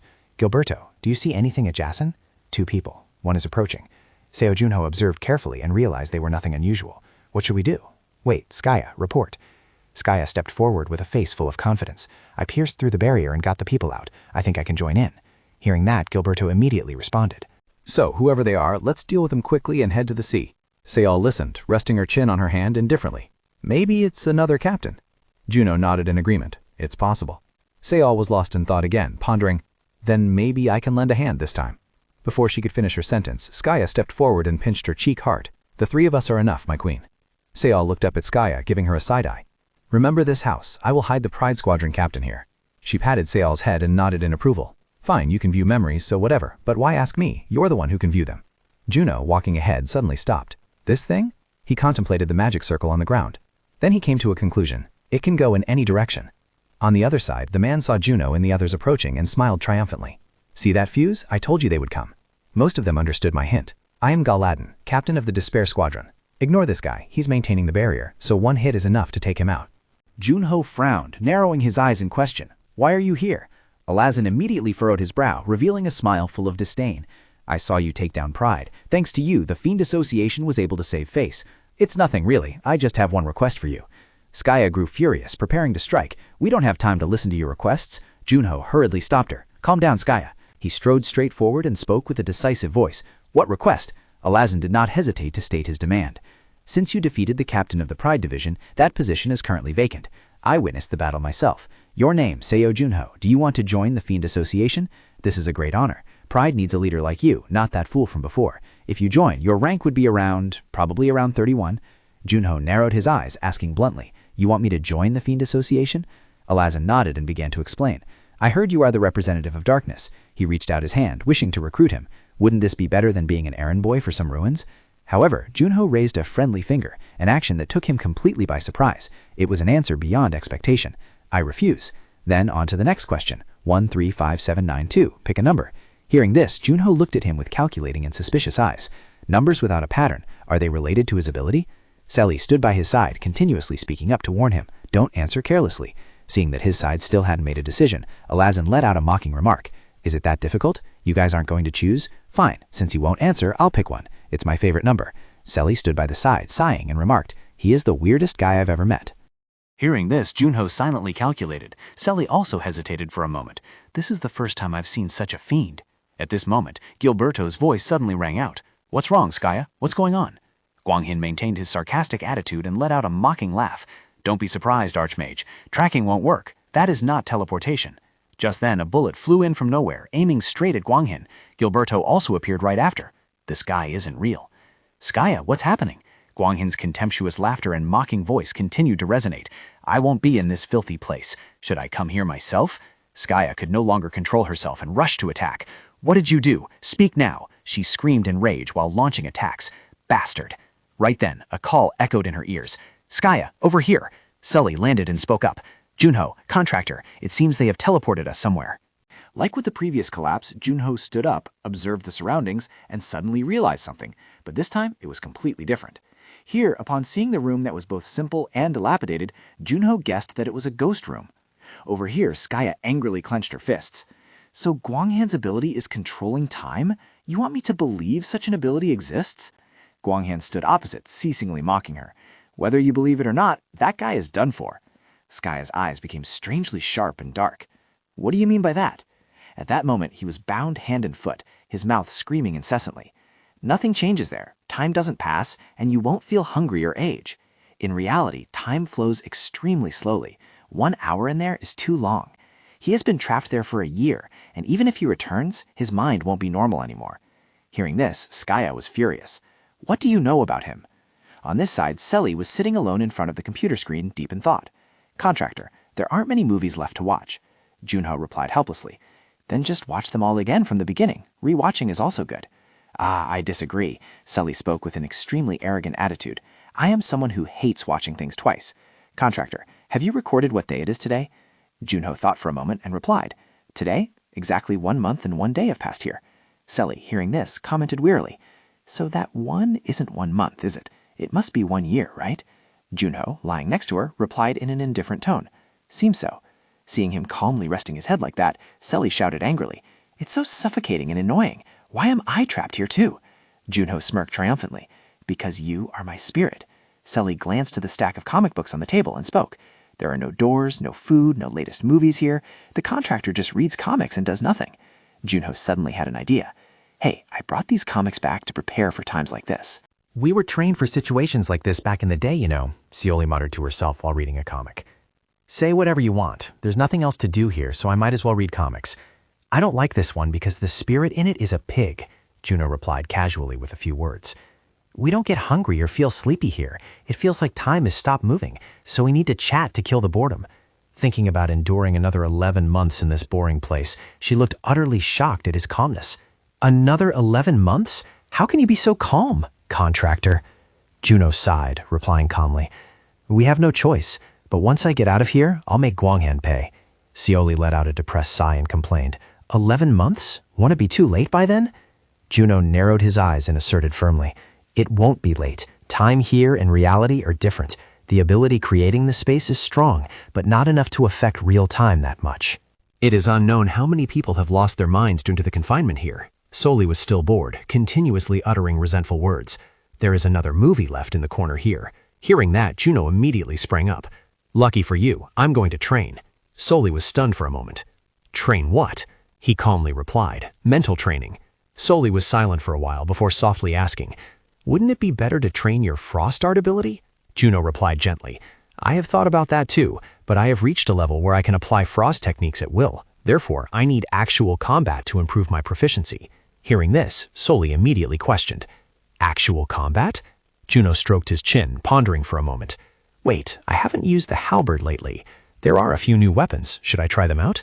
My combat technique is better than before, but in reality, there are many ways to apply it. Which weapon or move to use depends on who the enemy is, what the situation is, how the terrain is, and with each weapon, the approach to attack the enemy is also different. Junho carefully analyzed the problem even more thoroughly. Even though we are stuck here, it is because I hesitated when Guanghyun started chanting his spell. I should have punched him in the mouth back then. Don't let being treated like a hero make you arrogant. The road is still long. Seeing this, Seoli could only comment helplessly. You should have frozen his mouth shut instead of hitting him. Junho calmly sat in meditation. I didn't think of that, but it's too late now. However, the frost art is not my main skill. Suddenly, an ice attack flew over, slapping him straight in the face. Witnessing Seoli continuously launching attacks, Junho felt extremely annoyed. While striking back, he questioned, Why are you reacting like that? Not the main skill, so it's secondary? He continued to attack, emphasizing his point. Moving closer, Seoli brought her face near his and let out a threatening reminder. Learn the frost art properly. Even if it is just a secondary ability, it will help you a lot. If not, you will remain a mere apprentice. You can only cool down the enemy in a basic way, like scratching an itch for them. You can barely keep up when I give hints in emergencies. Your confidence in being able to use skills is extremely arrogant. Junho showed a blank expression and blurted out in admiration. Is that so? Seoli immediately drew her sword and made a suggestion, then tried to create a sword like this. Hurry up! Junho blankly scrutinized every characteristic and shape of the sword. As soon as he picked it up, he used magic and couldn't stop praising. Simple. Seoli issued a new directive. Now slash it without using magic. Junho replied with a look of surprise. Obviously, your sword will break. With a haughty tone, Seoli held the sword and replied, Why would it break? Junho raised his sword and affirmed firmly, Because I am stronger. Seoli immediately denied it. That won't happen. Just slash it. Hearing that, Junho didn't hesitate at all and rushed straight in, swinging his sword to collide directly with Seoli's sword. Due to the intense impact force, Seoli was knocked back a few meters. Junho felt a bit guilty seeing Seoli thrown a distance away. Sorry, I was too rough. As soon as he finished speaking, the sword in his hand suddenly shattered for no apparent reason. Seoli rushed over, overwhelming Junho, and began to lecture. You see, this is the truth. Your frost art takes shape too quickly. Air gets trapped inside the sword, causing the sword's structure to be unbalanced. Seoli walked on her own sword, heading straight towards Junho, and ordered, From now on, practice creating perfect ice. You can only say you have truly mastered frost art when you can do that. Speed and haste are two completely different things. But you don't know it, and you always freeze the unnecessary parts. What you call application is just flashy style. She assessed that his use of frost arts, though flowery, was extremely superficial. She fell into thought after observing all his behaviors and gestures. From my perspective, this is just child's play. But since that isn't the power you wanted, I didn't feel the need to interfere. Hearing this, Junho was stunned and fell silent for a moment. Skaya continued speaking. I don't know why you were with the one who froze us. If you dare think about betraying your teammates for her, then... Junho replied in a low voice. Don't talk about me like that. I understand the Frost Queen. A satisfied smile suddenly blossomed at the corner of Skaya's mouth. Junho's tone remained gentle and composed. Since waking up, I have received a lot of help from her. Of course, part of it is because I have become weaker than before, but from now on, she is definitely an ally I can trust, just like you guys. I am not asking you to trust her. Seoi's face looked as if she was about to cry. Juno continued, leave everything to me now. With a confident expression, she crossed her arms and looked at him. I will teach you personally, so consider it an honor, contractor. If you can keep up, you will certainly become even stronger. Those words made it impossible for Juno to hide the rising excitement. It is an honor, Your Majesty. Meanwhile, in a gloomy castle, Guanghen was leisurely resting. A terrified scream rang in his ears. Let me go! A scene of imprisonment appeared on the system screen. Guanghen, please restrain your anger. He gently swiped his hand across the screen. He calculated, but nearly an hour had passed, wondering what that Juno guy was doing. Guanghen frowned, thinking smugly to himself. A whole year. It must have been harsh for him. Suddenly, Guanghen was stunned to the point of his jaw dropping. What is this? So Juno, this bastard? He could observe Juno's every move through the screen. What time is it now? It's been nearly an hour. An unprecedented look of shock flashed in his eyes. So Juno, that bastard? Why is he alone? Juno was still sitting still in a meditative posture, extremely focused. This scene made Guanghen unable to help but be astonished. Is he actually completely fine? At that moment, internal news was transmitted. Captain, there are continuous casualties in the city. All communication majors are engaging in battle. I am the only one left. Guanghen looked shocked. Isn't he just a nameless A-rank nobody? Gilberto remained in meditation, calm as if nothing was happening. How could he be in a different location? Gilberto was still fiercely engaging two strangers. The two rushed towards Gilberto, shouting taunts. You bastard, how long do you think you can stay safe there? I'll slit your throat right now. Gilberto raised his gun and gave a scornful smirk. Safe? He aimed straight ahead, ending the lives of the two arrogant fools. Gilberto glared, his voice filled with a menacing warning. Compared to me, you guys seem safer. Realizing Gilberto was not an easy opponent, they joined forces to charge at him. Gilberto held his gun and fired continuously at them. Not a single bullet missed its mark. Just then, a voice rang in his ear. Gilberto, where are you? Gilberto replied while fighting. Almost there, near the beach. Hearing this, Skaya on the other end didn't hesitate to shout. Liar, you didn't just leave, did you? Gilberto sighed softly and denied. No, I was just checking something. At that moment, Skaya arrived and looked down at where Gilberto was standing. Whatever, hurry up and lend a hand. The situation here is no joke. Skaya began moving closer to the giant monster in front of her. The monster was currently chained deep under the sea. Witnesses around were becoming panicked and chaotic. It's diving again, someone shouted an order. You useless people, don't let it hide in the water. Yes, sir. The monster was tightly surrounded. They used sharp spears to stab straight into its face. Every spear thrust made the monster writhe in pain. On its back was a group of people. The leader looked at the situation before him and shouted angrily. Damn it, hey, you smug bastards, not everything is our job, is it? Taking it down is your duty. The people diving under the sea immediately nodded in obedience. I know. Suddenly, a man spoke up to stop him. Wait, don't tell me you're planning to electrocute it? The other person nodded in agreement without hesitation. That's right. Hearing that crazy intention, the man couldn't help but curse. You lunatic, what about us, you selfish bastard? As soon as he finished speaking, a powerful current of electricity ran through the monster's body, lighting up the entire area. In just a flash, the monster was burned into pitch-black ash, and the people on its back had now turned into dried-up corpses. Skaya appeared with a magic circle manifesting in her hand. When they saw that brilliant halo, they couldn't help but scream. That is an archmage. This is going to be troublesome. The monster was now gradually sinking deep into the sea. Skaya approached and accidentally blurted out, I heard it at the shelter. They say you are the guardian of this sea. She continued casting magic and ceaselessly spoke words of reassurance. Don't be too worried. Can you feel it? It's too early to be surprised by this power. Just as the sentence ended, Skaya's resolute and fierce gaze became evident. That group of people was immediately attacked and destroyed in astonishment. They looked straight at Skaya and raised their voices in irritation. Impressive, but this ends here, which?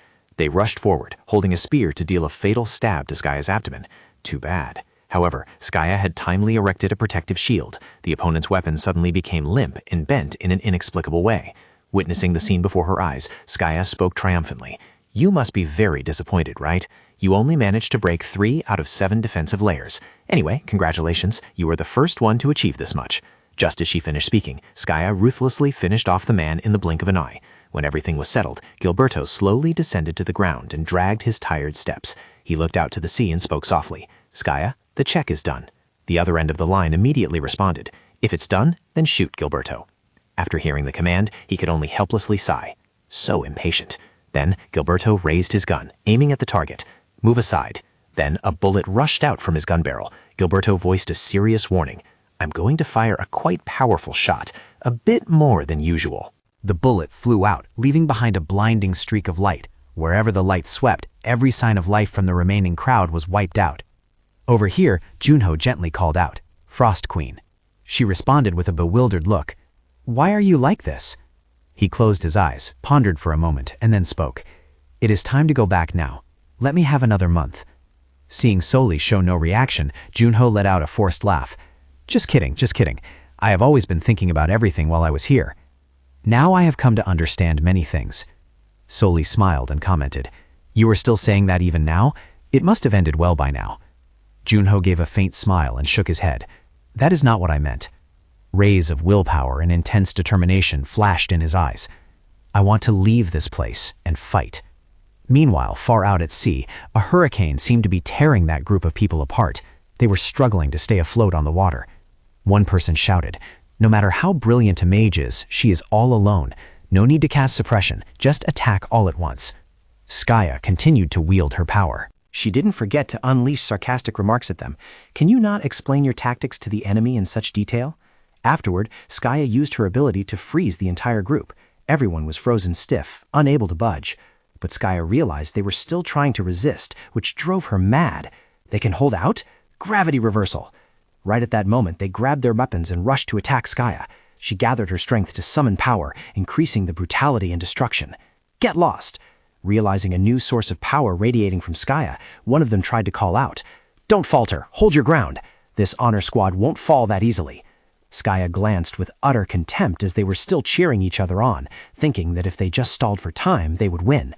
They grabbed their weapons again and continued to charge. However, an unusual event occurred. A beam of bright red energy appeared, aiming straight at Skaya and attacking thoroughly. She was forced to struggle to defend herself inside her protective sphere. She gritted her teeth in anger and barked an order. Are you crazy? Gilberto, what are you doing? You fainted after firing just one shot? You weakling, seriously. Although Gilberto on the other end of the line just sighed and replied softly, That's right. Receiving such an indifferent answer from Gilberto, Skaya was furious. Damn it, everyone is causing trouble. When her anger reached its peak, she shouted the skill name, Maximum Stagnation. As she fought, she let out a warning with a voice full of indignation. You people aren't worthy for me to use this move. Skaya became increasingly furious as she saw their fighting spirit had not yet been extinguished. In a dire situation, she hesitated for a moment, and then a terrifying tornado formed. Wind vortex. Before long, that group of people was swallowed up by the tornado without mercy. Skaya's face grew tense as she poured all her strength into the attack. The ocean waves also became violent, crashing in fiercely.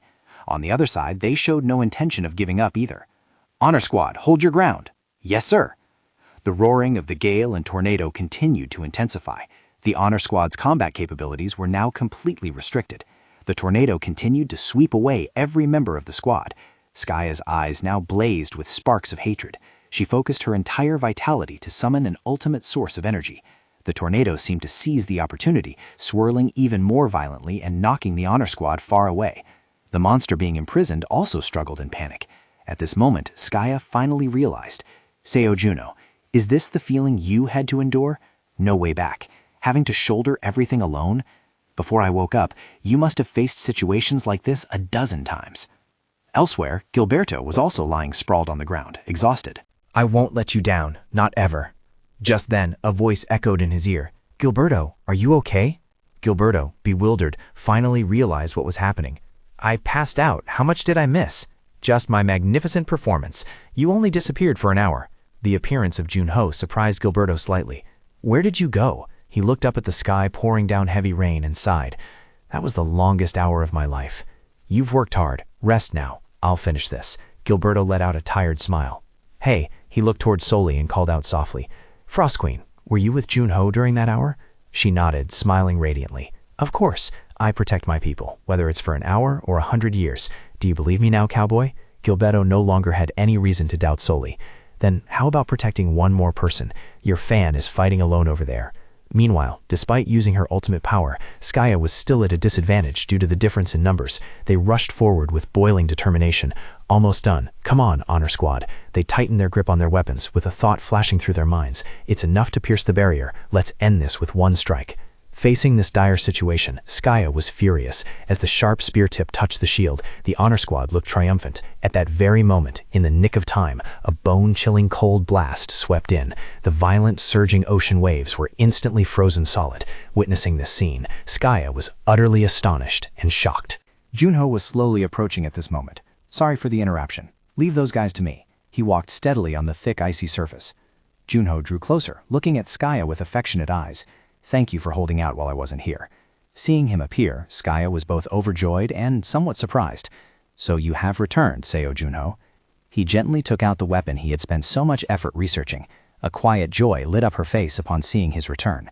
She said, I heard the news after torturing a guy named Coates. Were you really locked up for a year? Somehow you look a bit different. You look colder, though you're still not my type. Junho smiled gently. If you get the chance, try it yourself. Skaya hesitated for a moment before turning to ask Seoli, Perhaps I'll think about it. Your Majesty, you must have been locked up for a year too, right? The Frost Queen approached, gently touching her cheek. Then she hugged Skaya tightly and sobbed. A human. I had to look at only this guy for a whole year. I thought only humans needed each other to live, but it turns out spirits are the same. Seeing Seoli sobbing emotionally, Skaya just laughed to comfort her. Calm down, Your Majesty. This is reality. You did very well. At this moment, the Pride Squad was still determined to rush in for a fight to the death. Seeing that, Junho spoke softly. Skaya. He channeled his power and made a suggestion. There is something I need to check after a year. Junho handed the umbrella to Skaya and spoke gently. Can you step back a bit? She nodded slightly and offered a piece of advice. Don't lower your guard. They aren't easy to deal with. Junho winked, nodding firmly. Yeah, I won't make a mistake. I haven't been sitting around doing nothing for a whole year, you know?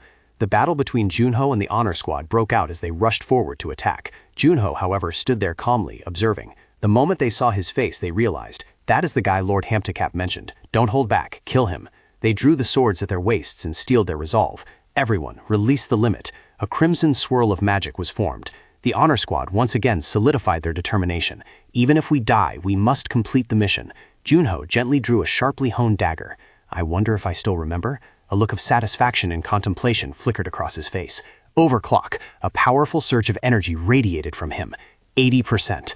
With just a single powerful stab into the ground, everything became as formidable as an approaching tempest. Junho looked straight at the Honor Squad and whispered, Let's see how this goes. The Honor Squad continued to charge madly, joining forces to attack him. However, Junho only needed a few waves of his hand to take down several enemies at once. The giant ice block was now gradually shattering. Junho wielded his sword, unleashing a consecutive series of attacks.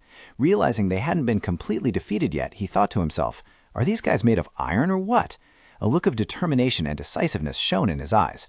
Then let's see how hard iron really is. Next, he ruthlessly launched a decisive blow, a fatal attack. Inside their bodies, blood vessels were still faintly vibrating with each beat, and red blood cells were still moving rapidly.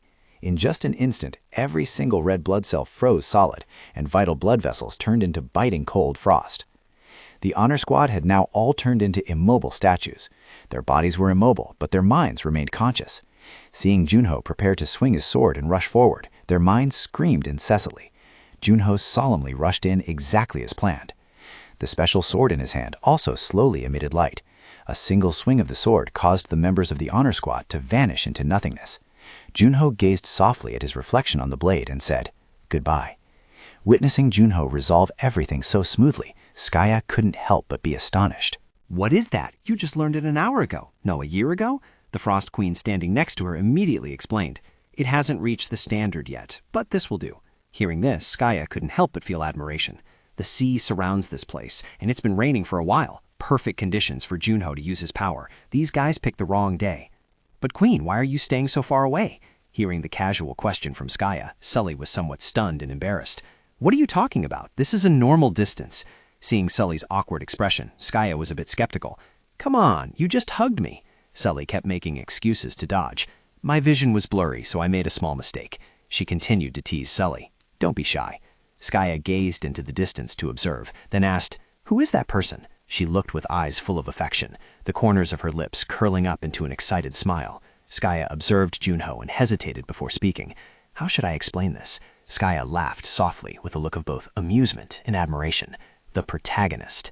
Immediately after, a soft yellow light appeared beside her. Skaya immersed herself in sensing the energy that power brought. He really always has a way to make people's hearts skip a beat. The sea surface at this moment also became sparkling, dyed with the peaceful look of the sunset. The honor squad was now completely annihilated. Junho, looking somewhat disheveled and exhausted, breathed a sigh of relief. The silhouette of a person appeared at this moment, filling his soul with a sense of peace. I'm back. After the fierce battle, Skaya quietly approached his side. Gilberto was also present. Witnessing the peaceful scene before his eyes, his heart could not help but flutter. Sei-yun-ho, white suits you. Skaya put her hands on her hips and smiled with delight. You know I was the first one to try those white things, right? Gilberto just smiled helplessly. I will never talk about fashion with you again. Facing his cold attitude, Skaya looked a bit sad. Hey, are you okay?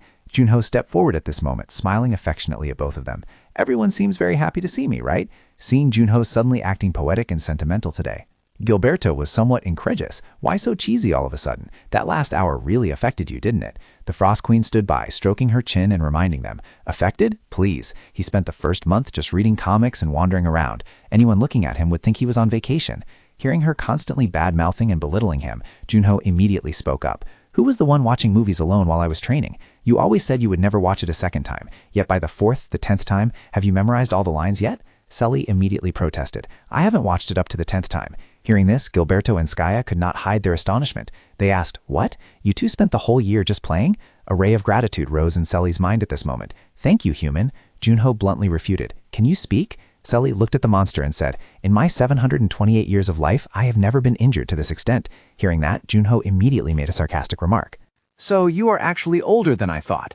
Hearing that, Sully puffed up her cheeks in anger and bluntly retorted, It is not exactly a thank you gift for today, but... Hearing this, Junho turned around and asked in a puzzled voice, A gift? Sully nodded firmly. Yes, a gift. Use it well. Hearing that, everyone curiously gathered around to observe. What is this? Sully then lowered her voice to explain. Yes, you can use it to create weapons, or refine it into a work of art. It is very useful. But, White Knight, there is something I am still curious about. If they had succeeded in controlling me, what would you have done? Junho shook his head, offering a contrary opinion. I wouldn't let that happen, but if that were the case, I would be ready for it. Hearing that, Sully did not spare penny words praising him. You are truly brave to oppose me, White Knight. Very well, take care, human. Afterwards, Junho gently put the shovel down on the ground. Thank heavens I still have the leader's memories. Hearing that, everyone appeared extremely curious. They asked, The body you hid? He nodded without hesitation. Yeah, but I forgot where I hid it. Gilberto, after hearing this, was a bit stunned. Hey, Queen. Are you sure Junho is okay? Skaya stepped forward and cheerfully announced, I've marked it. You haven't forgotten how to find it, have you? Junho immediately confirmed, I still remember that skill. Gilberto laughed and commented, You seem sober now. Skaya rolled her eyes, pondered for a moment, and remarked, Beating up those fiends really relieved some stress. By the way, Junho, what's with the shovel? He explained, I buried a dwarf bomb, and now I have to dig it up again. Hearing this, everyone asked in unison, Do you want help? Junho gently shook his head and refused. It's okay. I want to organize my thoughts a bit while digging it up. Skaya nodded and exclaimed, Is that so? I'm heading to the magic tower. If not now, then when? Gilberto stood beside her, utterly astonished. The magic tower? You? Skaya stroked her hair decisively. They say all the best magic users are there. Maybe I'll learn some new magic, right? Junho stood there, silently listening to the conversation between Gilberto and Skaya. You practicing? That doesn't suit you at all, Gilberto continued. I'm going to join Arthur's side. I'll train some guards and do some training myself as well. Then Gilberto turned and asked him, Junho, what about you? He frowned slightly and replied, Me? I haven't decided yet. I'll tell you about it after I finish digging. You two have great vision, so I'm not worried about you. Siloe stood nearby feeling aggrieved and reminded him, Not mentioning me? Meanwhile, Gilberto was still deep in thought.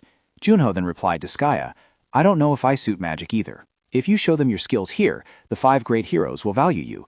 You two will do well, both you and Gilberto. He looked at them, conveying a belief from the bottom of his heart. I'm waiting for good news.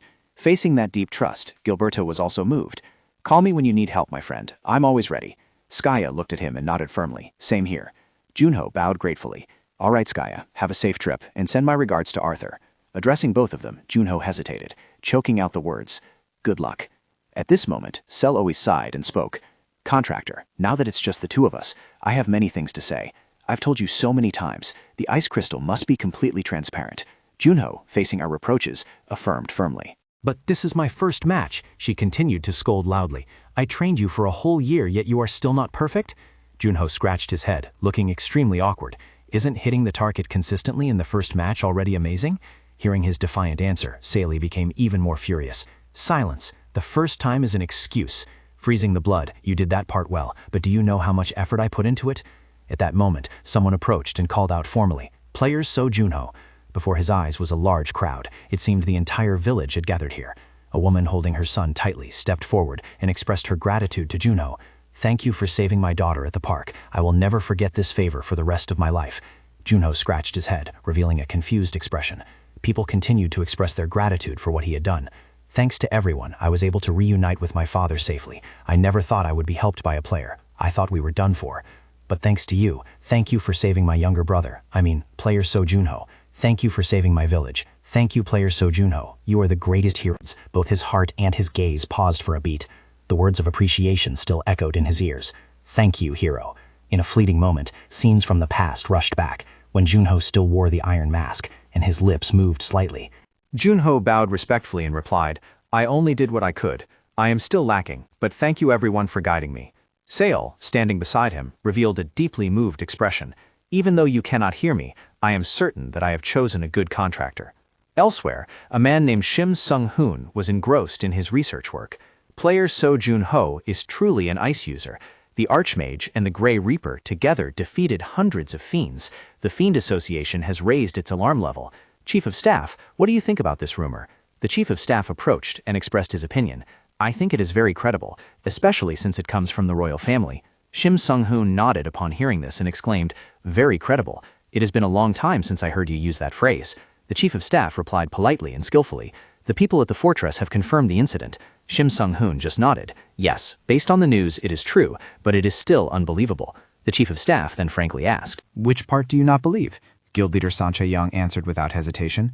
Leviathan, while observing the system screen, announced, Guardian of the South, ally of Reuben. That existence directly mentioned So Junho. He said So Junho is a strong and terrifying person, so including the Thunder Bear and Goblin events, this is So Junho's third achievement. Kim Woo-jong walked in at that moment and affirmed, It's the fourth. When Sanche Young saw Woo-jong, she looked annoyed and reminded him, How many times have I told you to knock? Woo-jong paid no mind and said, The migration of the dwarves, So Junho helped with that too. Haven yes, Sanche Young was astonished. What? But since when do you and So Junho know each other? When did you two meet? Sanche Young glared and guessed, The synapses? The Chief of Staff also stood there watching and listening.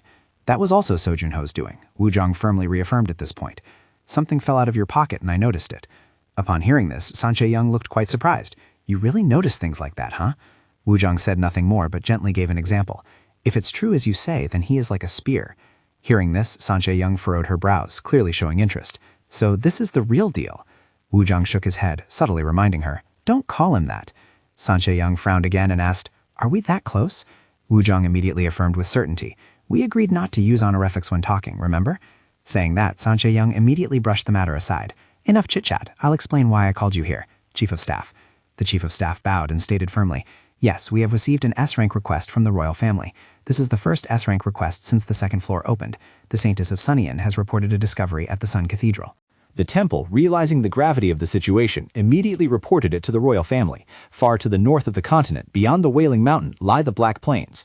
The request is to seal the fissure in that place. The Black Plains have been isolated since the magic tower was established hundreds of years ago. Even with current knowledge, we still do not know what exists there. This is an S-rank request. Focus on Kim Woo-jung. Having grasped the orders and the nature of the mission, Woo-jung finally set out. What is there? We will know when we get there. Scene shift to the Reuben capital, inside the royal palace. A voice spoke up. Is the Thunder Emperor absent this time as well? He is not affiliated with any guild. Even the royal family can do nothing about it. Shin Sung-hen entered at that moment and spoke softly. It's the first time I've seen so many guilds gathered like this, boss. The 6 great guilds are also present here. Not only that, there are also a few people from the 9 heavens. Shin Sung-hyun's handsome appearance became clear at this moment, causing the surrounding crowd to gasp and cheer. Ah, isn't that Mr. Shin Sung-hyun of Dokabi? Minwoo, you're too loud. On this side, Jae-gun, upon witnessing Shin Sung-hyun's appearance, also had to gasp in admiration. The Chun-hae guild leader is also here, the sword saint too. The lineup is so impressive. Shin Sung-hyun frowned and spoke up. Do they think only people of this caliber can resolve it? Chan Min-woo, standing next to him, could only scratch his head and laugh. Boss, you really are. What are you still worried about? We've gathered this much power already. Hey, over there, guild leader Jae-gun, long time no see. One person said, Big brother Bloodsword, long time no see. He approached Minwoo and asked softly, Is that your younger brother next to you, the one called the Blue Sea Saint? Minwoo smiled and replied politely, He's far from getting that title. Go ahead and say it low. Immediately after, the younger brother also cheerfully introduced himself. I am Cha Minwoo. Hearing that, Bloodsword nodded and asked softly, I heard you were very close to a famous person recently. So Junho, right? Minwoo also let out an exclamation and explained, So Junho, you mean the one who uses frost energy? That guy has participated in a few gates, but who knows? What do you mean, who knows, boss? We're that close, honestly. Bloodsword immediately asked, So, Cha Min-woo, what is your impression of that person? He chuckled softly and asked back cautiously, You mean player So Jun-ho? Bloodsword inadvertently exclaimed in admiration, Is he really the rude, cold genius that everyone talks about? Hearing that, Min-woo's younger brother blurted out, He is a giant! Upon hearing this, Bloodsword stroked his chin and pondered, A giant? Is he really that tall? The younger brother innocently replied, Tall, yes, he is very tall, 1.80 to 1.85 meters, but that's not what I meant. Just then the auditorium doors opened. The supreme mage was entering. The mage stepped in, looked around once, and suddenly exclaimed, Are there some familiar faces here? Hiroa smiled friendly. And those I haven't met before too. I am Hiroa Ulam, the royal mage of the Ruben Empire. Standing below, Junho crossed his arms and raised his voice in question. So this matter isn't important enough for the king to come personally? Or does the king not even know about this? Hiroa Ulam also reminded everyone of a few basic but extremely important things. Before starting the meeting, all information shared today is strictly forbidden from being disclosed to the outside. If anyone violates this, it will be considered acting against the Empire's orders. So prepare yourselves to be pursued by the Empire. I will assume everyone has agreed. Then Halo Angzim loudly announced, Now let the meeting begin. He began sharing some information. Everyone knows about the Black Field north of the High Mountains, right? On the northern edge of the Empire, there was a place isolated by the first Archmage. The ecology of the creatures and monsters living there remains a mystery to this day. A rift was discovered there, and what I am about to show everyone is, Halo Angzim began projecting an image of a dried, withered corpse. He gently explained, the first corpse appeared from that rift. Seeing this image, everyone in the hall fell into deep thought, wondering what to do about this. Someone asked, Is this a corpse from the Black Field? Someone replied, That's right, even the Saintess of Smedden could not treat it. What was the cause of death? Another person spoke up. According to the Saintess, it was due to sudden nutrient depletion. Someone voiced their confusion. Nutrient depletion? It looks more like a mummy. Blood and nutrients were drained almost instantly. And yet it's just nutrient depletion? We have no way of knowing either. One thing is certain. This incident did not stem from any curse or magic. What's wrong? Is something happening? Wujong suddenly froze, his brows slightly furrowed. The eyes, they just moved. What? It didn't move? No, it just twitched. Just then, the corpse suddenly struggled violently. Then, a strange object unexpectedly appeared, leaving the witnesses utterly stunned and astonished. It vomited out an object shaped like an egg. Call Ling, hurry! Soldiers, where are the soldiers? Damn it, we are underground so they can't hear us. It is definitely an undead. But I don't sense any magic power at all. What kind of monster would... What is going on? Just as the corpse rushed towards the crowd, the guard squad arrived just in time. Attacker! Destroy it quickly! Cut off its head! From this side, Heron spoke up. Over here, what does everyone think? As everyone can see, it is not an undead. Standing next to him, Segun couldn't help but wonder, is it a zombie or a vampire or something? He shook his head and explained. It was definitely human once, but it wasn't affected by magic. It has nothing to do with magic. It is a host. The thing that bursts from its mouth is just an egg. Junho immediately voiced his question. An egg? What kind of creature lays eggs in a host and makes it look like a zombie? Heron frowned and continued to explain based on the investigation of the egg. It is a bee egg. Yes, this is the first time we have encountered a mystical creature from beyond the Black Plains. Hearing that, Junho furrowed his brows with a skeptical look. He further explained the reproductive mechanism of this creature. It reproduces by eating living creatures and can control its shell. Is it a bee? We haven't gathered much information yet, because that place is a volcano. The sting of these bees might have more effects than just turning the host into a zombie. It is possible that every creature beyond the Wailing Mountain is a host, if they cross the rift and start multiplying. Hearing that, a man immediately showed an unpleasant attitude. So you want us to enter the gate and stop it, right? Harua Aleem confirmed. That is precisely it, Vithaka. Harua Aleem began to outline her plan. There are 3 fissures, and the plan is to form 3 teams to enter them. Under these circumstances, the commission received will be the highest in history. From his side, Shin Sung-hyun was also focused on listening to every word she said. Feel free to recruit anyone useful for this mission. The imperial family will cover all expenses. Kim Woo-jung's brow furrowed in hesitation. Is there anyone who can be of help? I can only think of one person. Elsewhere, Junho was frowning while training hard. He was exerting himself with pull-up exercises. So fun! Sitting nearby, Selly ate while reminding him, once you've done everything you couldn't do while locked in that cramped room for a year, then come down. I will also eat everything I haven't been able to eat for the past year. Hearing those words, Junho immediately voiced his objection. Hey, aren't you eating a bit too much? You're going to turn into a pig. Junho's words made Sully freeze. Even the chewing motion in her mouth suddenly stopped. No, I don't want to turn into a pig. Didn't you also eat excessively after returning from the Winter Gate? Junho replied while focusing on his training. But I also exercised to stay in shape. In the middle of his diligent training, a sudden notification appeared, causing him to jump down to the ground immediately. Let's get down.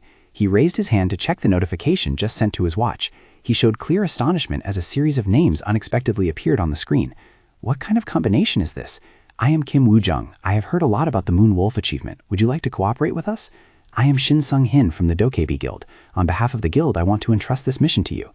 A man rushed in, announcing loudly, Sir Junho, what on earth did you do on the 2nd floor? Sitting on the sofa, he watched the notifications with a gaze hinting at gloominess and boredom. How are you? If you haven't eaten, I'll order some food. Seeing his calm attitude, the man was slightly surprised. You look quite carefree. What happened this time? What happened? That's the question I should be asking. The man hurriedly spoke. Not only the Big Six, but all the top-ranked guilds in the world are looking for you. Say, Junho? Why? That is what you need to explain now, and you revealed your abilities, didn't you? Junho replied in a calm voice. Only the frost skill. Hearing that answer, the man could finally heave a sigh of relief. Ah, that must be it then. They all want to recruit you, no wonder. Hey, look them over for me. I also brought some new information. Junho nodded without hesitation. All right. He suggested the other read it carefully, but the response was a look full of weariness. So I have to read it alone? I don't want to do it. Life isn't a dream. Thus the man had to sit alone and pore over that stack of documents. While turning each page, the man voiced his thoughts. I thought it was sent to you to prepare for the 3rd floor, but it turns out it wasn't. Junho seemed unconcerned. Probably. Right after that, he read a piece of extremely important information. The royal family has deployed troops to the Wailing Mountain. His face suddenly became incredibly determined and stern. The Black Plains seemed suspicious. Those 3 words piqued Junho's curiosity. Black Plains? The man continued its explanation. This area is rumored to have been sealed by the first Archmage. It lies beyond the mountain slopes, and no residents live around there at all. That is why there is no need to send the army there. Black Plains, this is the reason so many guilds want you. Junho maintained a cool head and a steady heart. After all, the royal family's power alone is not enough. The man nodded in agreement. Certainly, even though the Iron Blood Emperor ostensibly holds most of the power alone, for someone like him to entrust this entire mission to the guilds. Hearing this, Junho let out a laugh. It must be very dangerous then. The man awkwardly picked up the newspaper and sighed. Oh my, is it this late already? I didn't even think about interrupting. Seeing that scene, he just shook his head. No, who said I couldn't? At that moment, Soli took off her headphones to eavesdrop on what the two were discussing. Don't you see? They aren't just looking for Junho. The invitations for that name are twice as many. Junho stated frankly, I'm famous, isn't that a good thing? The man was still focused on the words on the paper. People don't consider it an honor to work with you. The royal family is contacting the guilds to minimize casualties. The guilds are trying to save their members at all costs by inviting you. That is how dangerous the situation is. Junho nodded slightly, then calmly replied, I know. That's why I can't refuse. If Spectre refuses danger, wouldn't my value plummet? The man was momentarily stunned by that clear analysis. That matter? Junho spoke up just in time to give an order. Sung-hoon, organize the auction. He couldn't hide his shock upon hearing that command. Junho immediately outlined the plan coherently. Test these people subtly, whether it's for Spectre or So Junho. The highest bidder will have the opportunity to work with me. Sally nodded, her face showing satisfaction at his wise decision. He placed his full trust and dedication into the assignment. Because of you, the Big Six will gather for the first time. I hope there won't be any mistakes. The man replied. This is the first time I've seen the Korean Association like this, boss. Sung-hoon looked up at the sky, letting out a satisfied sigh. Yeah, He strode forward, feeling the joy rising in his heart. It's been a long time since I've been to the first floor. I wonder which guild will get Spectre today. Just then, Chae-young and Woo-jung also arrived at the scene. Sung-hoon approached them and spoke naturally. They were all thinking of one thing: Spectre belongs to us. Just like that, the group proceeded deep into the association building. Inside the room, someone who was busy eating asked curiously, "Does this country's Spectre not have good food to eat? This stuff is barely enough to chew."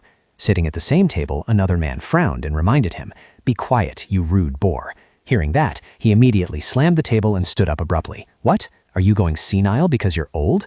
Sensing the situation becoming chaotic, Chae-young stepped in to mediate. "Mokye, don't start unnecessary fights. Didn't you hear? If you cause trouble, you will be stripped of the right to participate in the auction." Sung-hiv looked extremely surprised at her deep foresight. Why would you say that? This is an opportunity to eliminate the competition. Kim Woo-jung let out a helpless sigh. So we just let them fight here? Muquette gritted his teeth in resentment and warned, "Don't expect me to respect those old geezers, Yabal." Tomeo frowned and scolded him harshly. "Do you even have support skills?" Seeing the situation, Sochi remained silent and didn't say another word. Kiston Lekis let out a weary sigh.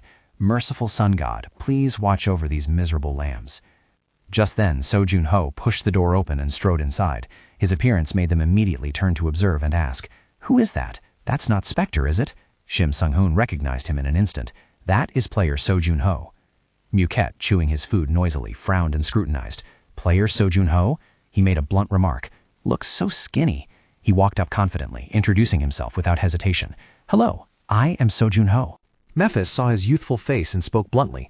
"I didn't come all this way to meet a rookie like you." At this moment, except for Mephis, everyone else remained silent. They silently observed Junho's every move. Mephis did not stop mocking him. "Hey, weakling, where is Spectre?" Junho approached and gently pulled out a chair. "Before we talk about that, the auction for the right to recruit Spectre will not take place." In a rage, Mephis slammed the table and shouted, "What? What do you mean?" Junho maintained a calm demeanor as he sat down and began to explain. "I am the representative for Spectre, conveying his wishes. It seems further explanation is required." Mephis angrily issued an order right in front of Junho. "Fine, you must provide a reasonable reason." Junho snapped his fingers, a triumphant smile blooming on his lips. "More than 100 or 1,000 words, just look and judge for yourself." A magical system slowly appeared before everyone's eyes. Simis and Kees Balin observed quietly, following every movement of the system. The system immediately displayed, accompanied by a voice speaking up, "Partner." Everyone was startled and amazed upon hearing those two words. "What? Partner?" Tenmei's voice became stuttering, speechless. "Partner means, player Seo Jun-ho, we have to hire you for Spectre to follow?" Shin Sung-han, on the contrary, maintained an incredibly calm attitude. "That is roughly it." Everyone nodded to show their agreement, and Jun-ho nodded as an affirmation. "That's right. Spectre declared that he would protect me. Therefore, whichever guild gets me in this auction will have him as a partner." Sun Chae-young, Kees Balin, and Simis were all silent in thought after hearing that. Seeing everyone immersed in their thoughts, Jun-ho continued to explain. "I know the Big Six has a lot of money, but very little time, so just this once." The mood of Meekant and Sun Chae-young now seemed completely frozen. Jun-ho kept emphasizing his words.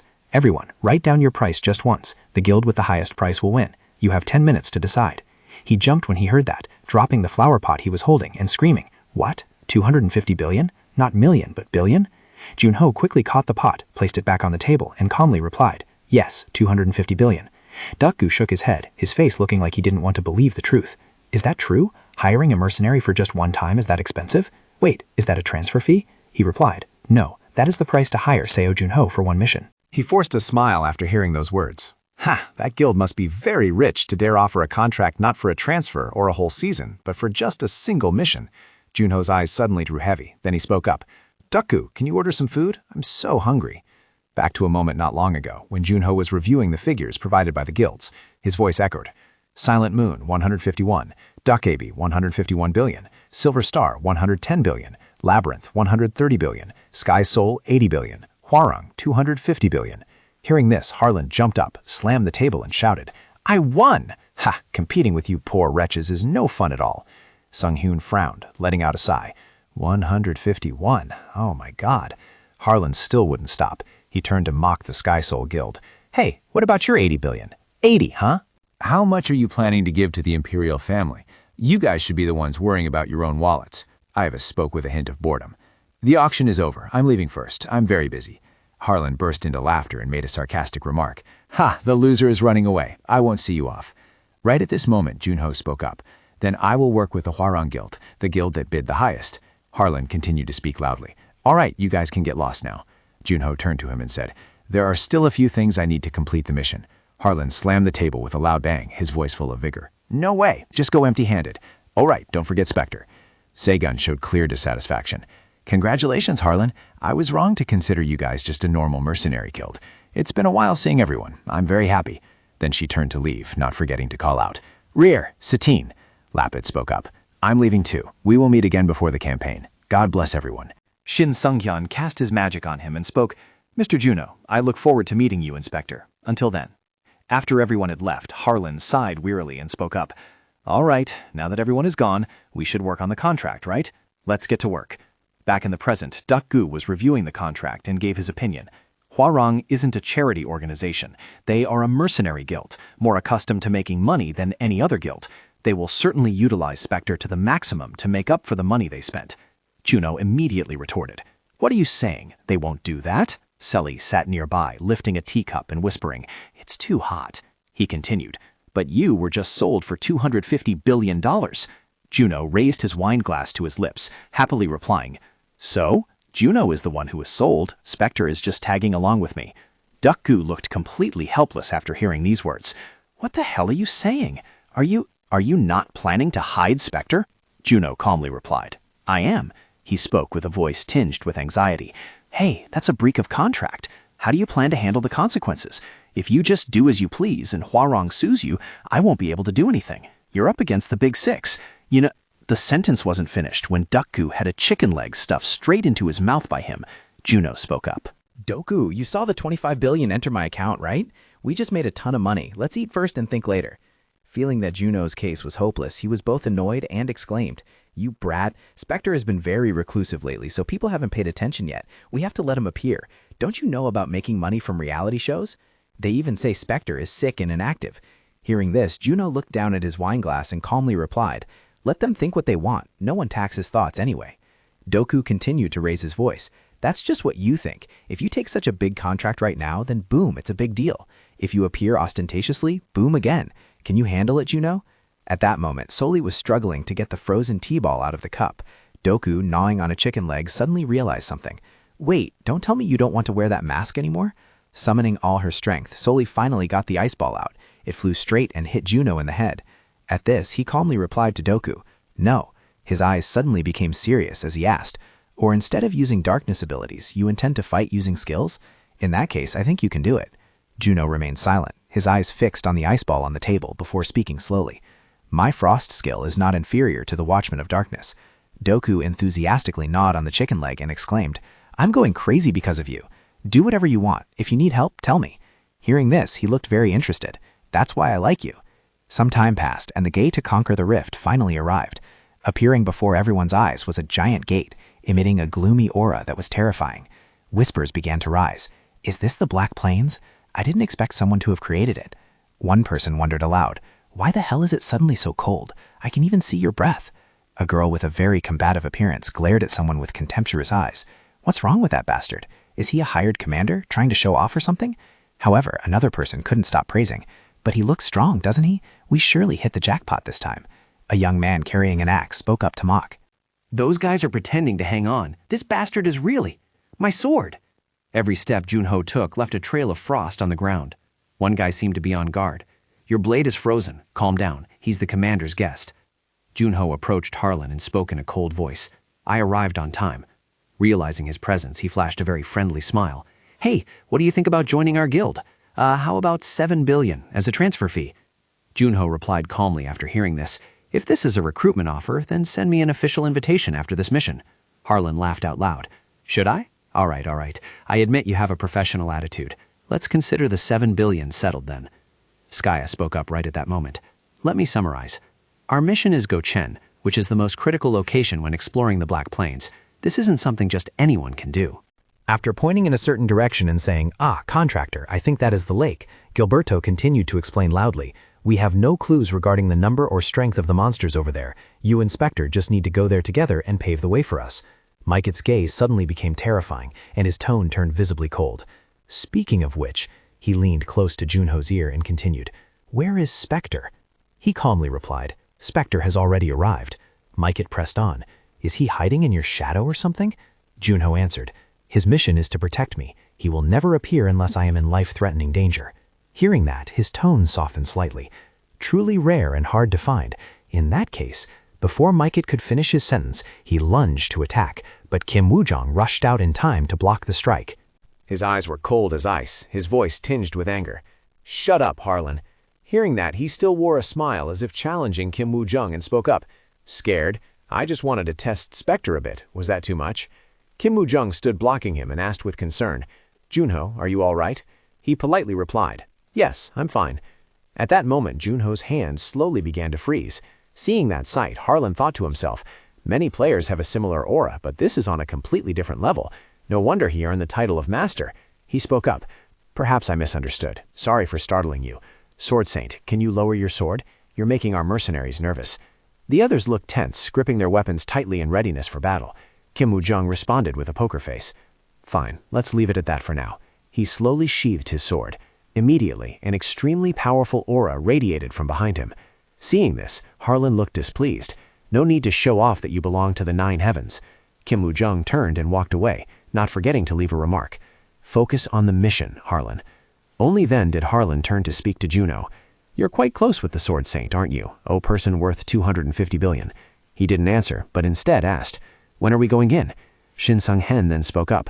"The operation has already started, Junho. The Hwarang Guild will set out together with our Dakabi Guild." Mikett crossed his arms and laughed. "Everyone else has gone in, right? Hope those idiots clear the path for us." Shin Sung-hyun continued speaking. "Of the 3 groups, we will be the last to enter." Mikett seemed to completely agree. "Isn't it obvious? We are mercenaries. We're not sacrificial pawns to open up unknown paths." Shin Sung-hyun maintained his cold demeanor. "I agree with that view, so my guild will go in first." From the crowd, Gong Ju-ha suddenly called out, "Mr. Junho, we still have plenty of time. I guess that will be useful." Selly pointed forward and said to Junho, "Contractor, over there." He heard and immediately replied, "I see it, many familiar faces." Gasman spoke up to Gong Ju-ha, "Big sis Ju-ha, no, I mean Captain. Big bro Junho seems scarier than before." She listened and immediately replied, "He went with those burly people, so he fits in with us better."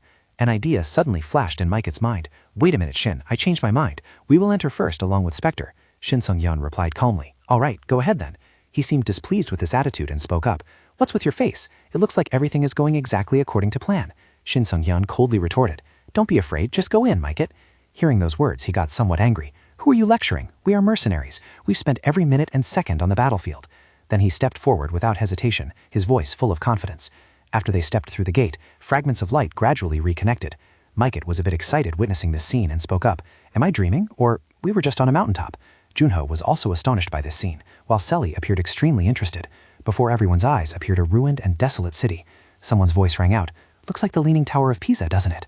Skaya spoke up, "This place is full of plants that don't belong on Earth. Boss, this environment is a bit abnormal." A curious voice spoke up, "This place has been sealed for hundreds of years." "Isn't it very normal? Hey, tell the stragglers to get in here quickly." Junho was still cautiously observing the surroundings. Mikett's voice rang out again, "Tell them to hurry up. All commanders will establish a command center, while soldiers set up Type A tents." Copying started. Shin Sung-hyun looked around and calmly spoke.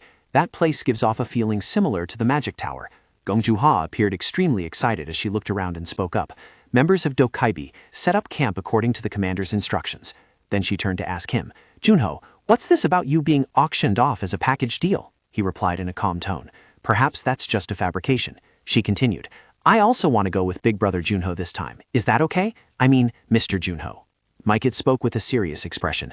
"All right, Isaac, here is the plan. We will scout in groups of 5 and occupy each area. This is the tactic we used at the gates." He expressed agreement. "Very similar to our plan. Let's explore while advancing towards that large tower. We will go to the right, and the Hwarang Guild will go to the left." If we don't find anything after 6 hours of scouting and have to return to camp, Harlan suddenly shouted, "Don't worry, we have a trump card worth 250 billion, so what's the problem? It's time for action, Mr. 250 billion. Seol appeared extremely furious upon hearing these words and exclaimed, "Why does he treat you like an object? Hey!" Juno calmly replied, "It's fine." Harlan continued with a frosty look, "You come with me. You will prove you are worth that price." After moving for a while, whispers began to arise. This turned out not to be too surprising. It would be better to discover a nest or something. Don't tell me other guilds have already cleaned everything up. Skaya spoke up. If that were the case, we would have received a message via Vita already. Let's get to the top of the tower and then decide. A massive noise suddenly echoed. Harlan raised his voice coldly. Skaya, 11 o'clock direction. Hearing this, she immediately dashed towards the sound, then suddenly froze. Mike had approached and spoke up. All right, found it. Wonderful. Bigger than I thought. Wait, that guy is from the Labyrinth Guild. She confirmed. That's right, boss. It's Sewell, an infiltration and intelligence gathering expert with stealth skills. At that moment, his head was being tightly clamped by a giant bee. After observing, Mike had also affirmed, right, I know him too. He was a very talented guy. Kia continued, perhaps he was ambushed without a chance to resist, boss. It's probably busy laying eggs in his stomach. Why don't we start by slashing that part open? Junho then spoke up. Wait a minute, he's been dead for quite a while. Then what were those screams we just heard? Seeming to sense someone approaching, the bee opened its mouth wide and roared at everyone. The sound waves generated were incredibly intense, causing Micah to exclaim, whoa. Soli, foaming at the mouth, said to him, Contractor, these things keep appearing constantly. It's not good for my heart at all. Micah, on the contrary, appeared excited by this situation. Interesting. Now this feels like a proper S-rank mission. The giant bee began to close in on Micah, and he said, are these bastards trying to pull something? It swung its giant stinger out before he could react. The bone-piercing stab made Micah startle. Everyone couldn't help but scream out in panic. Boss, Micah. The bee now had Micah in a chokehold. It drove its stinger even deeper into his back. Micah roared furiously. Do you think you can defeat me with this kind of ambush? You insect? You dare think you're smarter than me? He exerted all his strength, veins bulging on his face, hands gripping the bee's legs tightly, then decisively pulled it out of his body, slamming it mercilessly onto the ground. The giant bee was critically injured, lying sprawled on the ground. Harlan stepped forward and without hesitation broke its legs. Junho stood from afar and spoke. Shouldn't we lend a hand? Skaya replied. Just leave him be. He raised his voice with a hint of worry. But we still haven't fully grasped the enemy's capabilities. She continued to explain. The commander will handle it. He is the king of mercenaries. The title of king isn't something just anyone can possess. At this moment, Harlan let out an utterly maniacal smile, his hands tightly gripping the bee's head before smashing it hard onto the ground, causing rocks to shatter and scatter in all directions. He clenched his fist and delivered a thunderous blow to its body, his eyes filled with madness as he roared. The bee now lay gasping on the ground. Harlan continued to rush in, unleashing a barrage of punches at it. Each powerful strike caused fluids from the monster's body to splatter everywhere. Then Harlan threw it straight up into the air. Junho looked up at the sky and asked, Are we not allowed to support in aerial combat either? Skaya smiled in response. You don't know anything about that person's skill, do you? The ambush just now has made the commander extremely excited. His power comes from wrath. That bug is about to be done for. He asked in a questioning tone. I know, but I'm worried he might be using too much energy. She maintained a calm expression. That is just normal anger. Right now, he hasn't even reached the level of intermediate wrath yet. That bug isn't worth making him reach intermediate wrath. To make him waver, you must at least push him to the state of extreme wrath. Just then, the course of the bee fell straight down from above, right at his feet. Harlan also jumped down from midair, crushing its head. His voice was filled with excitement. That was refreshing. Witnessing the whole incident, Junho's face darkened, sinking into thought. They are on a completely different level compared to the guilds I have come into contact with. These people are no joke. Maiket seemed to suddenly realize something, then burst into laughter. There seems to be one more left, right? Back at the campsite, a voice spoke up. We have gathered a lot of information from the daytime operation. Before that, let's look at the new intelligence. After exchanging information with the beekeepers, we have decided to make some minor adjustments to the strategy. Someone asked, adjustments? How so? Shin Sang-hyun spoke up. First of all, we cannot resolve this issue the way we usually do with monster hunts. The bees, they operate like an army. Each one has its own specific duty. Most of the ones we saw move in pairs. My cat also seemed to fully agree. I noticed that too. They are very organized. Shin Sang-hyun continued. The ones we encountered were just hunters. They don't specialize in combat. The soldier bees are likely to appear as we get closer to the hive. My cat asked, how many do you think will appear? He replied, each hive is estimated to have at least 2,000 soldier bees. That means every time we find a hive, we will have to fight 2,000 soldiers. My cat frowned after hearing this. We're in big trouble. Shin Sang-hyun spoke with a solemn demeanor, because their numbers will gradually increase as we approach the magic tower. I think considering the tower as our main target is a good idea. What do you think? Maiket replied calmly. I agree. Our top priority is to protect our territory. Shin Sung-yan crossed his arms in thought and continued. For them, the number one priority is protecting the queen bee. The queen bee is the brain and also the leader of the entire hive. Typically, if the queen bee dies, the swarm will find a new one to replace her. Mike seemed interested upon hearing this, then burst into laughter. But they won't be that lucky. He knocked over a chess piece on the map and continued, "Let's cooperate well this time and take her down, Queen Bee." Outside, Junho was sitting watching the starry sky and spoke to Selly. "I thought we had completely conquered the second floor, yet now another wall has appeared." His mind was filled with chaotic thoughts. To prevent the destruction of Earth, we need to keep moving forward. At this speed, we don't even dare to dream of reaching the third or fourth floor. Selly's voice suddenly rang out. "Contractor, are you thinking nonsense again? Tell me." Just then, Juha appeared. She sat down next to him and spoke. "Here you are. You haven't gone to sleep yet?" Junho replied. "Not yet. What's up?" She said with a somewhat mischievous look. "This is too hot. Can you help me cool it down?" Selly looked completely helpless. She really uses all sorts of tricks to strike up a conversation. He didn't hesitate at all. "Easy." He blew a breath, freezing both the cup of noodles and Juha's hand. This unexpected situation made both of them freeze in silence. She screamed, "What do I do now? This is frostbite, right?" Junho hurriedly explained, No, it's not. I don't know why this happened either. Is your noodle cup still salvageable?" Juha panicked. "Save me first." Amidst the starry night and the gentle breeze, she spoke up.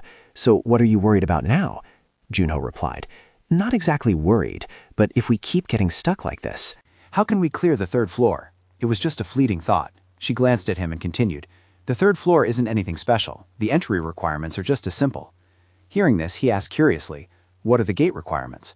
Junho started explaining, "You just need to buy a ticket at the administrator store." Junho thought with a hint of suspicion, "What? That easy?" She continued the story. Gaze. "No way. Or maybe it is," Juha exclaimed, "but it's crazy hot here, just like a sauna." Juno also expressed his agreement. "The monsters are normal enough, but I don't like the temperature here one bit." The two of them continued chatting happily, leaving Soli behind, who was now extremely annoyed. She spoke up. So the third floor hasn't been fully explored yet. Don't worry too much and get some rest. See you in the morning." "By the way," Juha said as she ran off, "your frost skill is really cool." As soon as she left, Soli landed a blow on his head with a voice full of indignation. "Come on, I really want to punch you." Hit unexpectedly, Junho didn't understand what was happening and asked, "What the hell? Why did you hit me?" Soli replied with an unhappy face, "I punched you because I felt like it. Got a problem?" Then she leaned in close to him and yelled, "If you keep talking to others like that, your identity will be exposed soon enough. You do things without saying a word to me."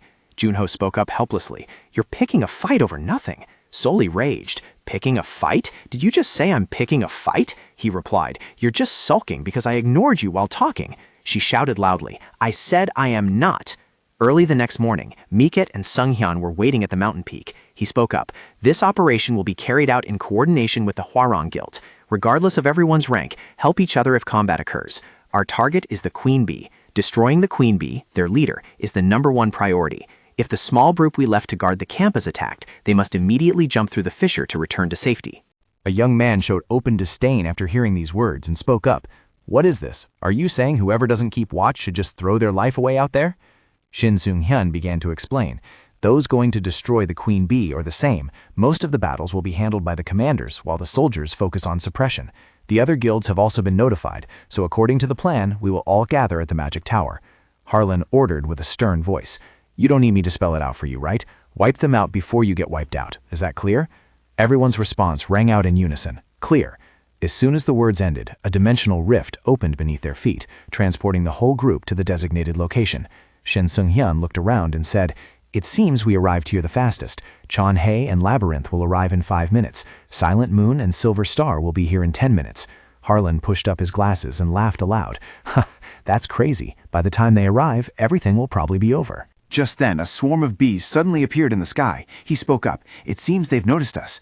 Junho looked up at the sky and said, "A large number is flying towards us." Clinging tightly to his sleeve, Soli exclaimed, "This is the first time I've seen so many bees." Everyone wore a look of determination as the bees became so dense they obscured the sky. A voice called out, "I've detected them. There are at least 2,000, Guild Leader." This confirmed that the Magic Tower was their lair and the time for action had come. He replied quickly, "Understood. Everyone get into position." They all shouted in unison, "Yes." They descended with resolute steps. Witnessing the scene, Soli couldn't hide her amazement. "Contractor, look! The formation is truly impressive." By now, everyone had gathered. A voice announced, "All units have completed combat preparations." Miket grinned with excitement. "Look at those trash over there." Maintaining a calm expression, Song-yan ordered, "Focus on blocking their advance. Await further orders." The group quickly responded, "Yes." Seeing the bees hovering above, Soli turned to Junho. "Do you see that, contractor? The bees don't seem to intend to attack immediately." He replied, "I wonder if they are being cautious." At that moment, a hurried voice rang out. "Guild leader, I sense the Sword Saint and Gilberto on the right. They are fighting the swarm of bees." After hearing this, excitement was evident on Skaya's face. "Great, we're going to win." An announcement rang out. "Silver Star Guild has arrived." A girl asked suspiciously, "The pursuers behind us suddenly sped up?" Another voice rang out. "Sky Soul Guild is approaching from the left." Seoli looked up at the sky and spoke. "We have quite good momentum right now." "Contractor." A feeling of unease crept into Juno's heart. "Isn't there something very strange? We've already set up our formation, so why are they just hovering in one place? Why aren't the bees attacking?" He muttered in his mind. "Bees are known as the smartest insects. If that's true, is there something else here?" Before he could react, a player was pierced through the stomach. The sudden attack left him unable to react in time. Everyone screamed in horror. "Player Sergio!" The ground began to subside, forming a deep sinkhole. A cry of surprise rang out. "What's happening? A sinkhole?" Skaya shouted with a worried look. "Damn it! What just happened?" The ground broke. It was an attack from underground. As soon as she finished speaking, a stream of magic flashed from Shin Sung-hen's wand. He used his ability to examine the situation beneath the sinkhole. A few seconds later, Shin Sung-hen's eyes froze, and he announced painfully, "They're dead." Hearing this, the panic in everyone's hearts rose even higher. Whispers began to emerge. What happened to them? Retreat immediately. It was an earthquake. Everyone kept their balance. Before anyone could calm down, hundreds of sharp spikes rose from the ground. The sharp spikes sent a few more unlucky members back to Mother Earth. Witnessing that scene, Mike appeared extremely furious, running while shouting loudly, "Idiots! I told you there was something underground. Don't panic. Prepare to counterattack." He threw a punch that shattered a spike instantly, his mouth still not stopping. "What are you standing there blankly for, Skaya?" Sung-hoon seemed to have found the cause of the incident. It was because the swarm of bees had burrowed underground. He immediately cast a spell, creating a torrent of water that swept the bees away. At the same time, he created water bubbles to protect and lift the other players up. Just then, a questioning voice rang out. "Captain, what the hell are these things? Burrowing bees? Ground bees?" Juha spoke up to explain. "Who cares about that at a time like this?" As soon as she finished speaking, the creatures that had caused the swarm to rise from the ground prepared to ambush everyone. Juha hastily used her fire rockets, shouting, "Burrowing bees, ground bees, or whatever they are, as long as we burn them to death, it's fine." With that, she unleashed her skills to incinerate the giant bees. Meanwhile, on Skaya's side, her eyes were filled with determination as she muttered, "Enhance and destroy." Without a moment's hesitation, Skaya swung her weapon, finishing off a bee. Needn't mention Harlan. He was currently boiling with rage, roaring as he took down monsters. "I don't have time for these bugs. Remember, someone is waiting for us up there." Harlan roared in anger. "You've thought enough. Take action, you bastard!" As for Sung Sung-yan, he was still diligently rescuing the victims. Hearing those words, he paid them no mind and simply responded, "Mr. Junho, can you give me another 10 seconds?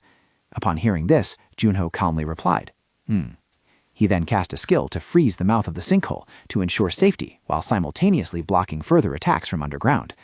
Sang-yan ceased his praise. "Well done." Seeing the entire area covered in frost, Harlan approached Junho, wiping away sweat as he exclaimed, "You did that? 250 billion won seems quite worth it." With every gap sealed, Sang-yan's voice echoed, "Dokb, report the head count." The vice guild leader immediately reported, "Yes, guild master, we have a total of 97 people. Among them, 7 are injured and 3 are lost." Harlan also quickly applied the knowledge he had just acquired. "Hwarang, head count." Corgi reported the situation immediately. Total 42, no casualties. He did not skimp on praise. "Good, stay alert."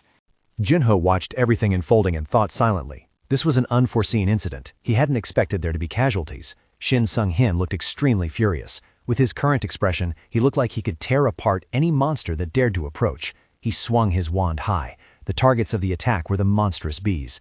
Crushed by the suffocating pressure, the bees screamed in agony. Witnessing that scene, Junho couldn't help but be astonished, thinking to himself, a completely different level. This is the power of a superstar ranker. Sung-in's voice was full of rage as he gritted out each word. "Let's see how long you can endure, you damn bugs. Die, insects." Immediately, the entire swarm of bees was sucked into spatial fissures, where fragments continuously collided, tearing their bodies apart. However, these attacks didn't seem strong enough to wipe them out completely. The bees' eyes focused on the crowd. Sung-hin raised his voice. "Everyone, focus on maintaining your balance. Brace for impact." Skaya spoke up with a look of skepticism. What the hell is he planning to do? Contrary to that reaction, Gasman couldn't help but voice his admiration. This is the first time I've seen the guild leader's wide-range skill. What if we get swept up in it too? The girl standing next to him remarked sarcastically. Do you want to step up and experience it yourself? Hearing that, he hurriedly replied, No, I'll pass. At this moment, many monster bees had been annihilated by Shinsung Hen with no way to escape. Selly, witnessing the scene, was somewhat astonished and turned to say to Junho, Contractor, what kind of terrifying power is that? Lost in observation, he didn't answer, but silently pondered. That move wasn't wind force, nor was it telekinesis. He was manipulating space by pushing and pulling it. It was no surprise that everything around him was trembling. The surviving bees seemed to have adapted to the environment and were preparing to counterattack. But with his keen intuition, Shinsung Hen didn't let that happen and quickly executed another skill. Yante, a spatial vortex, immediately formed amidst the bees. His voice rang out, cold as ice. Vortic 'em all. As soon as he finished speaking, the vortex began to expand, gradually swallowing the entire swarm of bees inside. The moment it exploded, a massive light flashed from behind Shinsung Hen. He once again pulled the bees back. The bees struggled with all their might, but could not resist Shinsung Hen's absolute power. A blinding light radiated out, making no one dare to open their eyes. Besides Junho and Harlan, perhaps no one else could witness what was happening. It turned out to be the scene of space exploding in the sinkhole, incinerating all the bees attacking from underground. The bees in the sky seemed to sense the danger as well, and hurriedly dove down to support their comrades. But it wasn't that simple. Arriving for reinforcement now was already too late. That terrifying explosion had completely destroyed the nests located underground. Shinsung Hen waved his hand, controlling the exploded space to fly high into the sky. This time, instead of the blue of hope, only a mournful black and white remained. His ice-cold voice rang out, Heavenly Ban. Instantly, an explosion with terrifying destructive power was created, wiping out half the swarm of bees in the sky. The explosion returned a clear patch of sky to Junho. He witnessed this scene and couldn't help but think to himself, the power is truly terrifying, if I were to take that hit directly. Sunghyung let out a sigh and then spoke in a stern voice, Hey Goblin, prepare to launch the attack. Hearing that, Skya immediately shouted, Harlan, get ready for battle. Miket's boisterous voice and hearty laughter echoed. That was quite impressive earlier, but now it's our turn to show off. Look closely at the soldier bees. See how warlike we are? Finishing his words, he rushed forward wildly. The vice guild leader couldn't sit still either. He waved his hand to summon, Omens, start fighting. We will capture the upper floors of the tower. The crowd behind shouted excitedly, Charge! Before long, everyone had approached the foot of the tower. As for Sunghyun, he was exhausted by this point. He panted incessantly and moved towards those who had sacrificed themselves. He whispered, I promise to give everyone a proper burial. With eyes full of pain and remorse, Sunghyun spoke, I'm sorry. I'm truly sorry. As for Miket, he was currently extremely bloodthirsty. Every punch he threw sent a bee back to Mother Earth. Miket exclaimed, just as I thought, too weak. Then he and the whole team continued to rush forward. Gasman spoke up with an extremely serious tone. Captain, just use your skills moderately. As soon as he finished speaking, a stream of poisonous gas was sprayed directly at the aggressive bees in front. Gasman seized the opportunity, approaching with lightning speed. She summoned a pink flame to incinerate the swarm of bees, her eyes resolute as she spoke. Leave that to me. At the same time, Skya dashed through the center of the explosion and charged straight ahead. The axe in her hand swung wildly, taking down 7 more bees. Skya was fighting just like Big Brother Miket at this moment. He noticed it too and looked incredibly excited. You're fierce, Skya. I won't lose to you either. With that, Miket leaped high out of the encirclement and shot straight into the air. On Junho's side, he was actively climbing the stairs and called out loudly, At this speed, we'll reach the highest floor in no time. Gasman, what floor are we on? Hearing this, he quickly responded, The 7th floor. Oh, it's Mr. Junho. It's an honor to accompany you on a mission again. Last time I didn't even get to greet you properly, and now we meet again in such a rush. Because he was too busy talking, Gasman didn't notice a monster appearing right in front of him. Junho hurriedly shouted, Watch out! He immediately froze. Juha, who had just arrived and didn't understand what was happening, asked, What's wrong? Why did we stop? Junho's voice was grave. Everyone, don't make any sudden moves. In front of the 3 of them was a grotesque monster, massive like an artificial product. Juha looked at the object before her and spoke with a hint of anxiety. What the hell? Is this a bee human or some kind of bee hybrid? With a pale face, Juha whispered, Gasman, do you have any anesthetic gas left? He quickly replied, I do, Captain. Hearing that, she continued, All right, get a few sprays ready then. Before the group stood a monster with an insect head and a human body, looking incredibly bizarre. Junho observed the monster and thought silently, This thing is fused from a human body and an insect. Is it a chimera?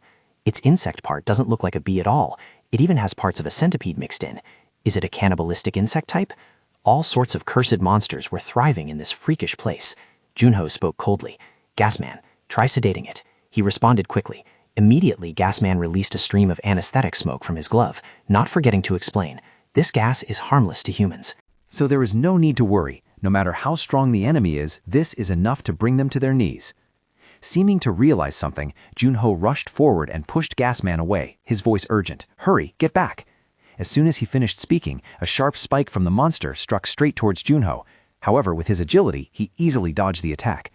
While activating his frost skill, Junho thought to himself, that is not enough. Looking at its appearance, it is definitely not the queen bee. He successfully froze the monster's lower half, thinking he had immobilized it, but the monster broke free easily right after.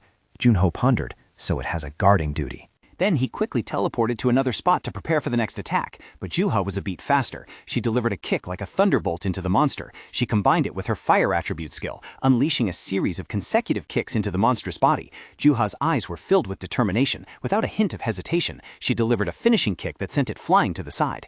Gasman stood by the side, praising ceaselessly. Sister Juha, give it another hit. We can verify if it's dead or alive later. Captain, you're the coolest #1. Witnessing this performance, Soli realized something was unusual and spoke up to Junho. No, contractor, isn't there something very strange? It might be an insect species, but taking so many hits to the head like that isn't normal at all. This thing is a combination of a centipede, a bee, and a human, right? Then just like a centipede, its tail is a fake head. As soon as she finished speaking, the monster swung its venomous tail hard towards the group, but Junho managed to use a frost shield in time to block this attack. He looked towards the darkness and thought with a bit of frustration, damn it, turns out the real head is over there. We have to quickly get past this direction to reach it. Immediately, Junho created a larger frost shield for defense. He called out, Miss Juha, I will freeze its tail. You handle the head. With eyes full of determination, she replied, okay, be careful. 1, 2...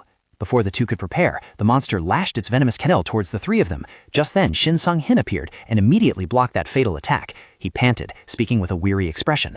Why are you counting down for no reason? Have you ever seen an enemy willing to wait for you to count to 3, Captain Gong? Seeing Shin Sung-hin's presence, Juha was overjoyed and called out, Guild Leader. He continued speaking. The other members are helping to suppress the combat forces on the lower floor. You guys don't have time to hesitate. Junho glanced at him and spoke. This thing is a formidable opponent. Shin Sung-hin's voice sounded gently. Okay. The ground beneath their feet instantly shattered. With a cold gaze, he calmly said, Come to think of it, this place seems a bit too cramped for the both of us. Shin Sung-hyun did not hesitate to unleash a move at the monster, wounding it and causing it to howl in pain. Its human upper body lunged straight forward to grab him. Witnessing this scene, Gong Juha screamed with an extremely worried expression, Guild Leader! Facing the situation, Shin Sung-hyun maintained an incredibly calm expression. He raised his wand and began to chant a spell. The space beneath their feet instantly seemed to turn into nothingness. Shin Sung-hyun spoke up. You guys keep climbing up. He smiled gently, his voice full of warmth. Even if you face stronger opponents, the Shadow Guards will protect everyone. Junho looked up at him as if wanting to say something, then silently watched Sung-hin and the monster gradually disappear into the space he created. Gasman spoke with a worried tone. Guild Leader, will he be all right? Meanwhile, Juha, with absolute faith in her boss, stated firmly, no need to worry about him. There is no way one of the 9 heavens would lose to some ordinary bugs. More importantly, Junho, is Spectre really with us? The fact that he didn't appear when we fell into a critical situation, could it be? Hearing someone insult his Spectre, he immediately argued back. In his view, that wasn't a truly critical situation just now. We still had enough ability to overcome it on our own. The sound of rushing footsteps approached, along with a complaining voice. Damn stairs. It turned out to be Mike. Gasping for breath, he spoke up. What are you guys still standing there for? The 6th floor is almost cleared. Is there nothing here now? Juha quickly spoke up to explain. A giant monster appeared, but the guild leader quickly finished it off. Mike froze upon hearing this, seemingly in disbelief, and asked skeptically, he handled a giant monster all by himself? At this moment, Gasman spoke up. We need to hurry and reach the 10th floor. Mike was still curious about the monster, so he asked further. Wait, what did the monster look like? Juha answered quickly. It looked like a hybrid of a human and an insect. He kept asking. No, I'm asking about the size of that thing. She continued. Probably about the size of a small train. Hearing this, Mike was so astonished that he exclaimed, A train? Juha replied lazily, pointing ahead. Forget about that. The stairs aren't blocked anymore, so we need to move fast. If we go up 3 more floors, we'll reach the Queen Bee, right? Mike looked at the devastated scene before him, his brows furrowing as he spoke.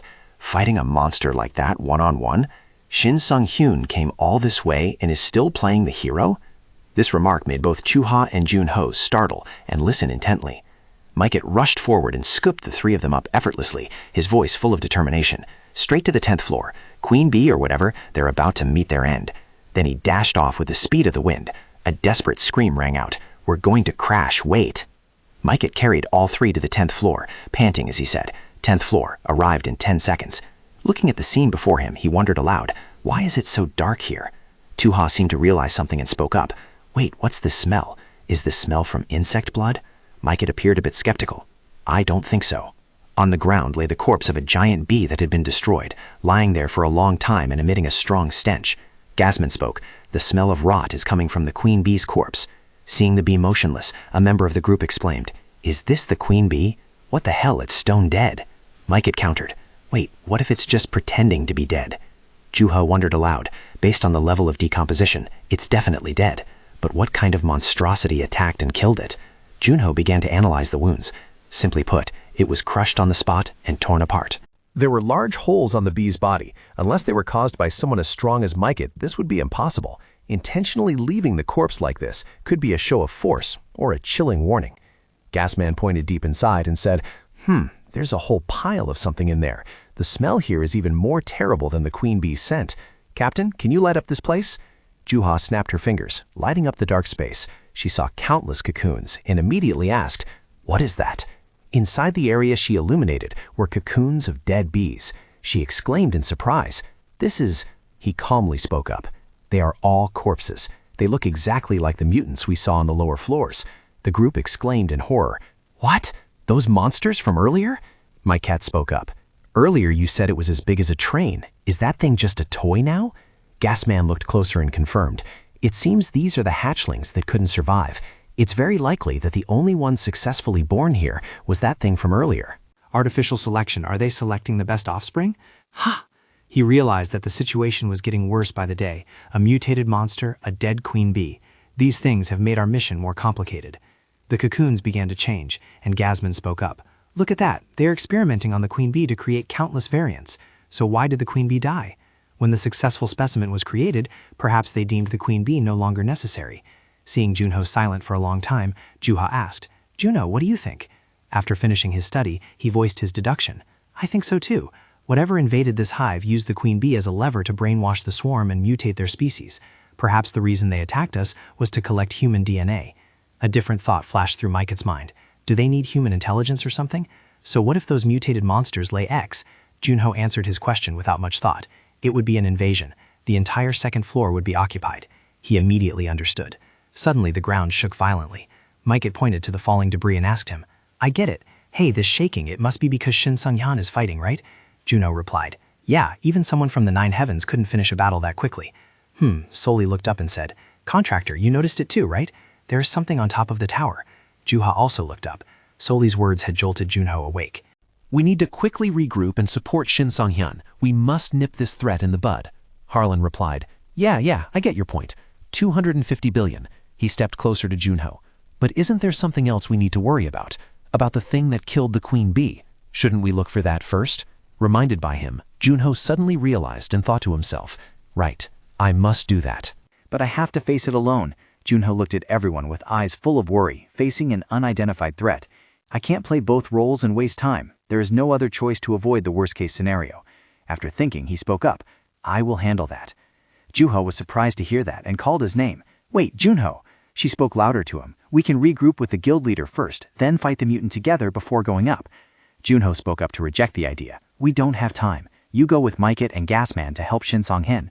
Realizing Jun-ho wanted to split from the group and go alone, Ju-ha shouted worriedly, But we don't even know who the enemy is yet. He stepped up the stairs and explained, That is exactly why Spectre is coming with me. Mike found it reasonable and gave a smirk. Sounds pretty cool. All right, we'll let the 250 billion handle this. He patted Gasman's head and asked, Hey, you still have enough gas, right? He replied, Yes. Ju-ha resolutely disagreed. I will go with Jun-ho. I can't leave him alone. He had to give in to her wish. Do whatever you want. I'll go deal with the mutant first. Mike began to activate his power. His arm glowed red like magma. He asked Gasman, where did that guy take the mutant monster? He replied, saying he would take it to a more spacious place, so probably on the first floor. He answered back, got it. Then Mike punched straight into the ground, creating lightning bolts that cracked the floor. Mike hoisted him up. He roared and jumped down the hole he had just created. First, let's go to the first floor, Gasman screamed as he experienced the thrill of adventure. Mike had suddenly remembered and told him, hey, spray all the poison gas on them. Because he didn't hear clearly, he asked again, pardon? He once again gathered green energy, aiming straight down. Mike dove straight down and repeated, don't waste a single drop, just pour it all on them. At the same time, over at Goblin's side, he was using magic to hold down another bee. Just as he attacked them, the bee hurriedly jumped back. The bee roared. Above, Mike's voice boomed, hey, you monster, the king of mercenaries is here. A loud crash rang out. Mike punched straight into the bee, punching a large hole in the ground, sending debris flying. Meanwhile, in Junho's group, Juha was trying hard to chase after him. She called out, Junho, wait! She looked up at him and said, I will help too. I want to fight alongside Spectre. I promise I won't get in the way of your frost energy. Junho detected something. Suddenly, a slash appeared, cutting off their path. Juha exclaimed in shock, what the hell, an ambush! Outside, a swarm of bees covered the entire sky. Junho spoke up to stop her. Captain Gong, Juha, from now on, don't follow me anymore. Please help me stop the others from coming up. Junho turned down and said to her, from this point on, combat skills alone won't be enough to survive. Soli spoke up, you think like me, contractor, regarding this enemy? Fighting while protecting others was impossible. Junho created an ice path with his power and surfed on it to reach the upper floor. She called out to remind him, be careful. Contractor, I have never felt this kind of danger before. Junho rushed up at maximum speed and finally reached the destination. Junho jumped down. As soon as he looked up, he saw an incredibly desolate scene. A swarm of bees hovered, forming a pitch-black cloud covering the sky. The bones of the unfortunate lay scattered everywhere. In front of him, a queen insect was reigning. It seemed to have sensed Junho's presence, so it looked up. The system issued a notification. You have encountered the frontier boss monster. Defeating it, a safe zone will be established at the frontier. Suddenly, memories of the dungeon raid in the past came flooding back into Junho's mind. Skaya's voice echoed. So is our job now just waiting to die? Mio replied, we've come this far, calm down. Skaya, she is usually the calmest one. We don't have much time, we need to make a decision quickly, and I think Spectre should go. Gilberto also chimed in. I agree with Skaya's opinion. Apart from Spectre, none of us are suitable to face an ice attribute enemy. Ramadadad clicked his tongue. Not being able to fight really annoys me. But one must admit that no one is more suitable for this than Spectre. Hearing that, Mio said, even Ramadad agreed so quickly, so we can consider this absolute unanimity. Another voice replied, what do you mean by that? I also think letting Spectre go is for the best. Stepping through the final door, Junho heard the Frost Queen's voice. Foolish mortal, you have finally crawled your way to my resting place. He continued to advance and replied, I don't have time to waste right now. I will destroy you and end this nightmare. The queen mocked, you talk big, but your trembling hands have already betrayed you. Ah, let me add one more thing. You know nothing of this world. Truly, you know absolutely nothing. Back in reality, many bees were being sliced in two by him. As Wuzhong was fighting, the radio crackled. Sword Saint, do you need us to send reinforcements? Swinging his sword to wipe out the swarm of bees, he replied, no need, I am enough on my own. Having said that, Wuzhong executed a wide-range skill, unleashing countless slashes to send the entire swarm of bees to the afterlife. Suddenly, the guild leader contacted Wuzhong. Kim Wuzhong, do you copy? Labyrinth and Huarang are in danger inside the tower. We need to go there immediately to support them. He was the closest person, so clearing the path relied on him. Wuzhong accepted the order. All right, I'll clear the path right now. Wuzhong activated his skills, Heartless Sword, Flash, Eclipse. Just like that, space and time seemed to stop by his slashes. What others could see was the scene of the swarm of bees being wiped out with extreme precision in just a blink of an eye. Wuzhong created a path cutting straight from the top to the bottom of the tower. The guild leader's voice rang out, ordering, good, first company raid team, enter the tower. He immediately realized who it was, player So Junho. The transformation of the night sky made him exclaim, you came with Spectre, right? If it's you, I can trust it. I will place my hope in you. Back at the top of the tower, regarding Junho, the atmosphere became extremely tense. In his mind, he was piecing together the available data. They weren't selling tickets to the third floor, but the administrator's store had started selling them recently. At the same time, the invasion of mutant bees had occurred. Selly, standing behind him, spoke up to remind him. So that's it. It's finally time for humanity to confront the second floor master. Contractor, do not tremble before the enemy. I will deal with those small bees. Fight with all your strength. Junho understood that clearly. He looked at the silhouette of the boss, Janavi, and thought to himself, my physical condition is in a perfect state, but the current situation is extremely dire. I felt this way 25 years ago. Back then, Spectre's failure meant the failure of humanity, but right now in this world there are many people even stronger than me. I no longer have to shoulder everything alone like before.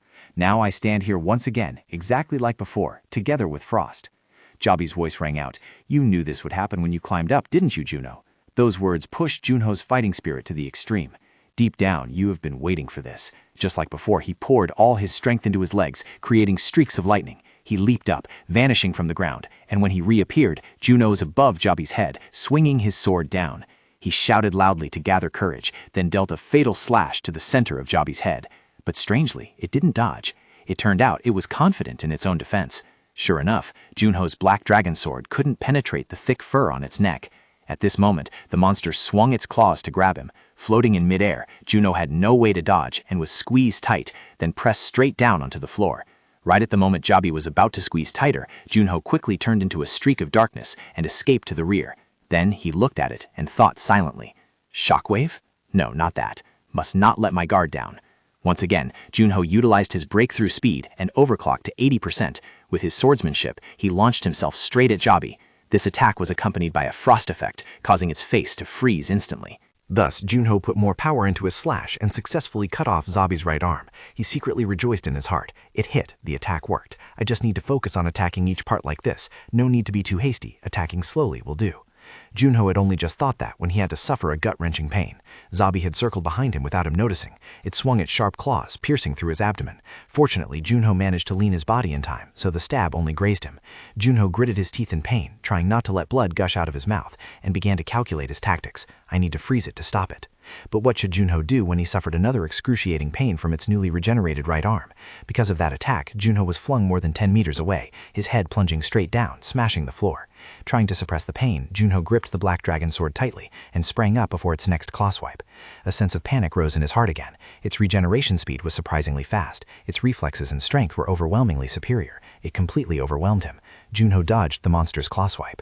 At the same time, he also slashed off its arms. He thought to himself, that means, however, Jabi regenerated its arm again. Junho realized the problem. To stop the regeneration, he had to cut it into thousands of tiny pieces and freeze them. Junho gritted his teeth, jumping into the air in anger to dodge its claw swipe. This was just like fighting a buffalo, so he activated his overclock skill again, boosting his speed. Junho continuously jumped on the monster's head. Every time he needed to change direction, he created a block of ice and kicked off it to increase his velocity. Every jump Junho made was so powerful that it created lightning bolts in his wake.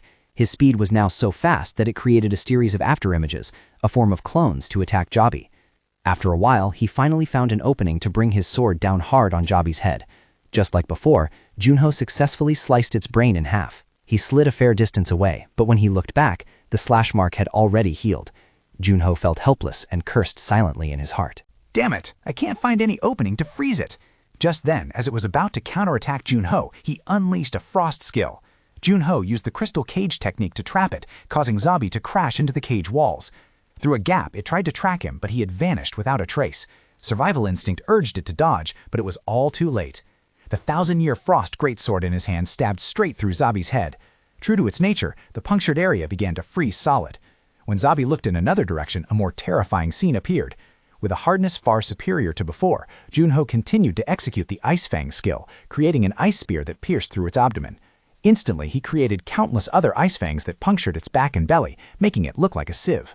Seizing the opportunity while it was immobilized, Junho closed in from midair. He struck down hard on its head and put all his weight into pressing down so the saw blade could exert its full power. Junho furrowed his brows, gathering all his strength to press down, but he could only shatter the layer of ice on its head without being able to touch its flesh. A sense of doubt began to rise in Junho's mind. It couldn't be. Did its defensive capabilities increase when it regenerated? While he was still stunned, Jabi seized the opportunity to bite him. Its bite was extremely vicious, leaving Junho no opening to escape unless he accepted sacrificing his entire arm. Suddenly, a gigantic pair of wings sprouted from its back. Junho's pupils contracted in sheer terror as he realized its intention. Carrying Junho, Jabi soared into the air, piercing through the dense swarm of bees above. The excruciating pain from the bite tormented him. At this moment, he also had to endure the pressure from gravity and the high altitude of the atmosphere. Amidst the battle, Sully also looked up in shock and shouted towards Junho, "Contractor, what is happening? I intend to fly up for support. I'll be there to help you right away." Unfortunately, the crowded swarm of bees blocked Sully's path. Ugh! Back to Junho, Xavi had stopped ascending and turned to dive down with terrifying speed. Its goal was nothing other than to turn him into a fleshy pulp upon impact. In just an instant, it had rushed close to the surface of the tower. Right at the moment of life and death, a dark sphere was cast down, covering the entire tower, where Miket and Shin Sung-young were also enveloped by the sphere, forcing him to stop. Haewon also had to stop abruptly. Even Wuzhong's area was reduced to just black and white. At the same time, Junho disappeared right in front of Sabi's nose. Countless threads tightened around its body in midair, immobilizing it. Junho's eyes flashed with golden light as he whispered, "Wait a moment. The destructive force that should have been released was trapped entirely within the darkness in a split second. If it is the ruler of this land, it should be able to withstand this blow. Try taking this move." Sabi seemed to understand his thoughts. It struggled with all its might to escape the binding threats. With a snap of Junho's fingers, the Eclipse skill was unleashed, and Sabi immediately rushed forward with a ferocious attack. The power of its strike caused the ground to crack and sink into a deep pit. In this world, Sabi's gaze became hazy as it dragged its steps forward. There are countless ability users, but the destructive power of the darkness attribute absolutely has no rival. Sabi just followed the traces its instinct told it, and as soon as it detected Junho, it let out an earth-shattering roar. At this moment, Junho calmly reached out his hand towards it, his voice speaking gently. "Contractor, can you hear me?" Over here, after observing the situation, Soli noticed that the monsters kept appearing endlessly. According to her, when would this battle end? As she spoke, she cast magic to freeze the monsters. Junho remained calm in front as he received the notification that the floor master had been defeated.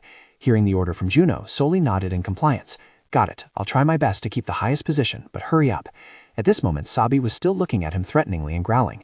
Then a perfect plan to attack Junho was mapped out in his head. For his part, he also maintained high vigilance in every second of the battle. Sabi's claws and sturdy legs paused slightly before slowly advancing.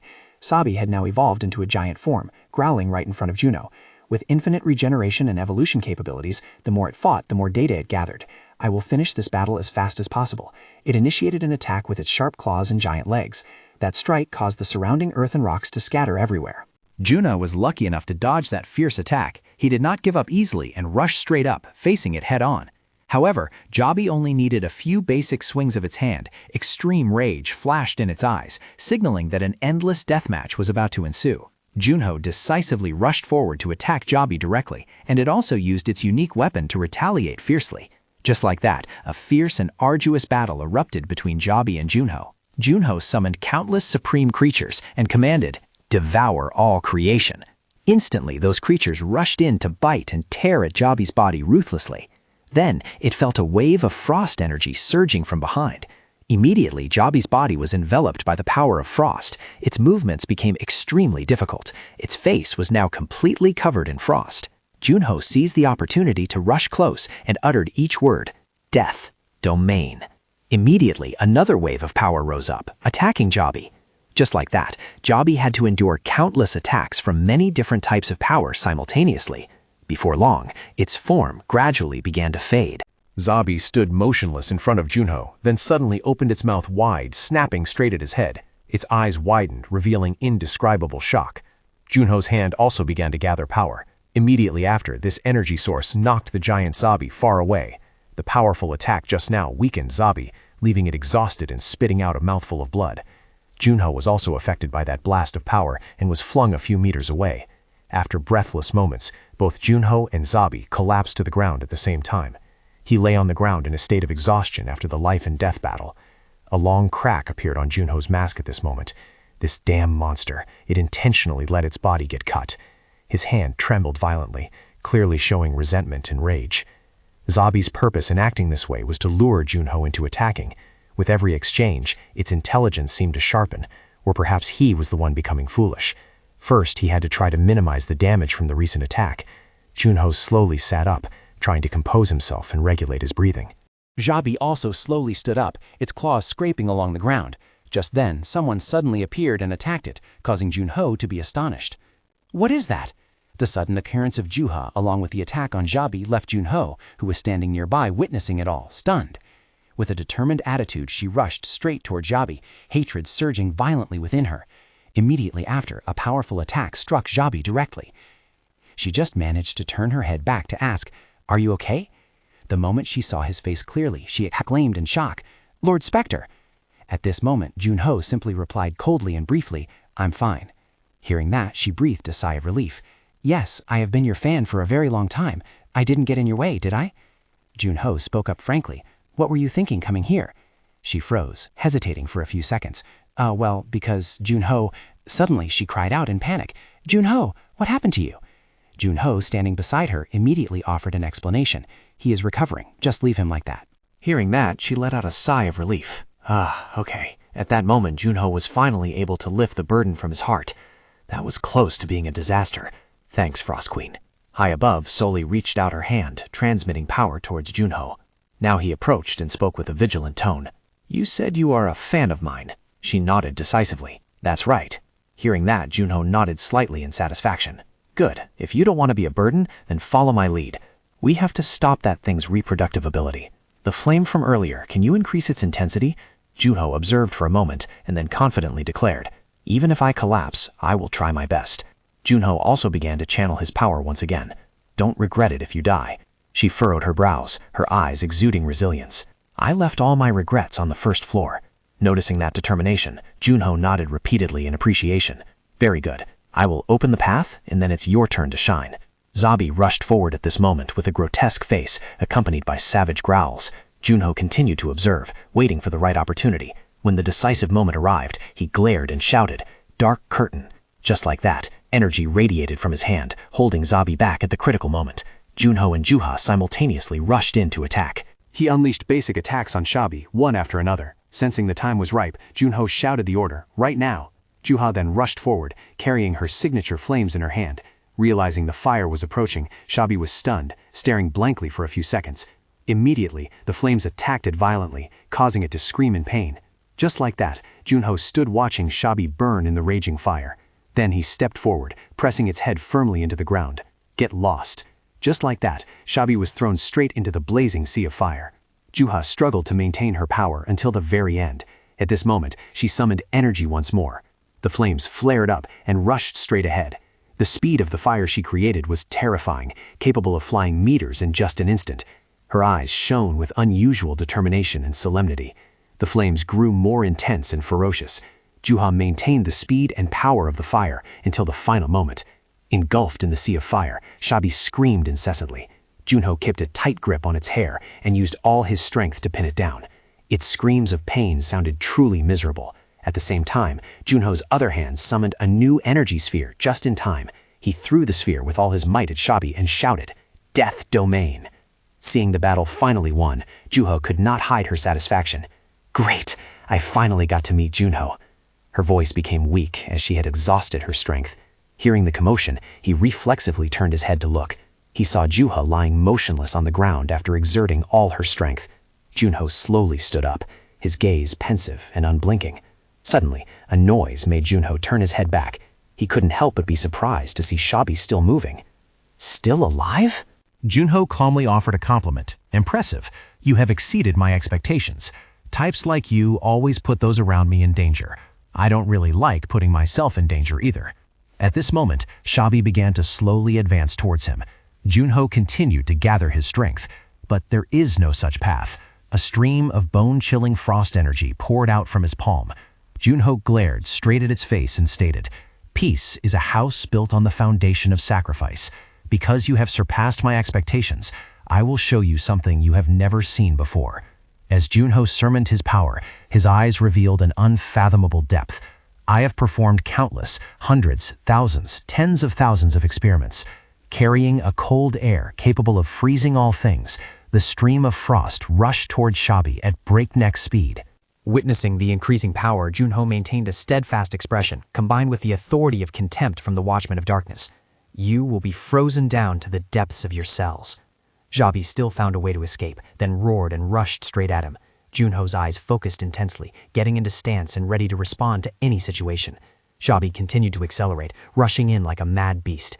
Its sharp tail began to swing up, aiming straight at the position where Junho was standing. Shabi's face suddenly turned pale, its entire body gradually becoming covered in frost, and the surrounding space suddenly echoed with ear-piercingly strange sounds. Junho continued to channel more power to control Shabi, his face gleaming with determination and satisfaction. This is the strongest technique I can unleash at this moment. He stood silently, watching Shabi's every movement being gradually suppressed. Even while trapped by the ice and snow, it still tried to thrust its sharp claws towards him. Junho looked up, his gaze resolute and unflinching. The moment its claws touched the mask, shattering it, Xiaobi could not help but be stunned upon seeing Junho's true face. The ice sphere suddenly shone brilliantly like precious crystals. The power emitting from the ice sphere made Xiaobi terrified and retreat. Its face suddenly returned to its original state. A field of golden flowers appeared before Xiaobi's eyes, each petal dancing in the wind. This warm scene left Xiaobi somewhat confused, looking up in astonishment. A strange phenomenon also appeared on its face as flowers simply began to sprout. As time passed, the buds closed when dawn broke, and when the moon rose, the flowers bloomed brilliantly like a fairy waking up in the dead of night. At this moment, large frost flowers also continuously sprouted on Juno's face. Then, seeing its new appearance, Juno spoke. Moon Spirit Flower. Each petal of the Moon Spirit Flower gently fell with the wind. At that moment, Xiaobi let out a soft scream of discomfort. New petals bloomed day by day, while old petals gently fell from the branches. The scene of falling flowers looked truly graceful and soft. Juno slowly approached, his face gradually revealed. At the same time, the system displayed a notification. You have defeated the area boss Xiaobi. Congratulations, you have obtained the title Bug Slayer. A safe zone has been established at the 3rd floor frontier. The Ban Bok Tan area is now open. The maximum player level has been expanded to 150. At this moment, a stream of fresh blood trickled from the corner of his lips. The system continued to display the notification. Everyone, please give your all until the final floor. Juno clutched his chest in pain and slowly sank to his knees. Contractor, contractor. Juno lowered his head, gasping for breath due to the wound on his flank. With an attitude of utmost reverence, he caressed the object in his hand. Must protect the nucleus first. Just then, Soli flew over. Contractor, the swarm of insects has started to disperse. Soli did very well, and this time I am very proud of you, Contractor. Hearing this, Juno laughed and asked blankly, Proud? Juno then sank into a stream of wandering thoughts. I don't know if it's exhaustion or poisoning. My consciousness is fading. As soon as she saw the wound on his body, Soli spoke up worriedly. Heavens, that wound is... Juno shook his head to reassure her. It's okay. It's nothing. I can freeze it for now. Beside him, Seoli still felt aggrieved and full of worry. Junho walked towards Juha, noticing her condition was worsening by the moment. Junho immediately made a decision. Let's go down now. Saying that, Junho immediately took Juha to his home. Meanwhile, Seoli ceaselessly asked questions out of concern. He carefully observed the path, carrying Juha in his arms, while his mouth kept muttering, Hang in there, I must hang in there. His legs trembled from exhaustion along the way. As soon as he arrived, Junho immediately set Juha down on the ground. Blood began to gush from the corner of his mouth. Blue-purple veins also bulged on his skin. His eyes revealed clear fatigue and weariness, but internally he still tried to force himself. Get up, try harder. However, he was completely exhausted and collapsed to the ground. From afar, a group of people quietly approached. Observing the scene before him, his eyes became groggy and unfocused. A voice still echoed in his ears. Did we win? Hey, wake up! Just like that, Junho groggily realized a dark figure was approaching. Who knows how much time had passed? When Junho woke up, he saw the figure of Soli standing right in front of him. I can see his eyes. Junho was stunned, his voice hesitating. Frost Queen? Seeing that, she happily exclaimed, Oh, you're awake! Junho immediately shot up, asking repeatedly, What just happened? Without saying a word, Soli delivered a strong blow to his head to teach him a lesson. Seeing Junho clutching his head in pain, Soli finally started to explain. I could only use that move just now as an attack. He held his head and asked softly, Where is this? Soli frankly explained. This is the place we used to call Gurvef, don't you remember? You've been asleep for a whole week. Contractor? Junho blanked out for a moment before realizing, No wonder my body feels strange. At this moment, someone approached and gently asked, You're awake? She stepped forward, giving him a look full of affection, then spoke, Mr. Junho? In a magnificent palace on a beautiful morning, Soli's reminding voice rang out. Be careful, don't move around too much. The Saintess said that you surviving until now is already a miracle. Junho bewilderedly spoke. Saintess? That girl was Sian. She just stood silently outside, listening. Juno, you once told me that you don't fight for others, but only for yourself. Inside, Soli tried to explain the situation.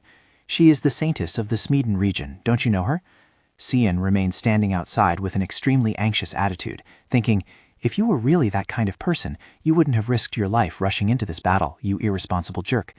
Inside, Soli continued to explain every detail carefully so Juno could understand. That saintess made a huge fuss. She screamed, "Oh my God, he's poisoned all over his body. How is he still alive? He's about to be completely paralyzed. What? He fought in this condition? What kind of insane divine power is this?" Then she said again, "But everyone, don't worry, he's still alive." Witnessing Soli's expression and state, the corners of his lips curved into a helpless smile. A moment later, Soli clapped her hands to signal him. "Alrighty, in short, now that the contractor has woken up, the saintess will be here soon. It seems like you don't even remember who the saintess is, right?" Juno hesitated, looking embarrassed. I think I'm about to remember." Soli stood by his side and chuckled softly. "You'll remember as soon as you see her face." While eating, Juno pondered in confusion. "Really? Me?" Soli nodded decisively. "Yeah, it's not like you're widely acquainted with women anyway." Juno curiously made a guess. "Is it Skaya or Miss Juha, Mio?" Seeing him wondering endlessly, Soli looked very smug. "Stop dabbling. You'll know when you see her, so I won't bother telling you." Just then, a knock was heard from outside the room. "How are you feeling?"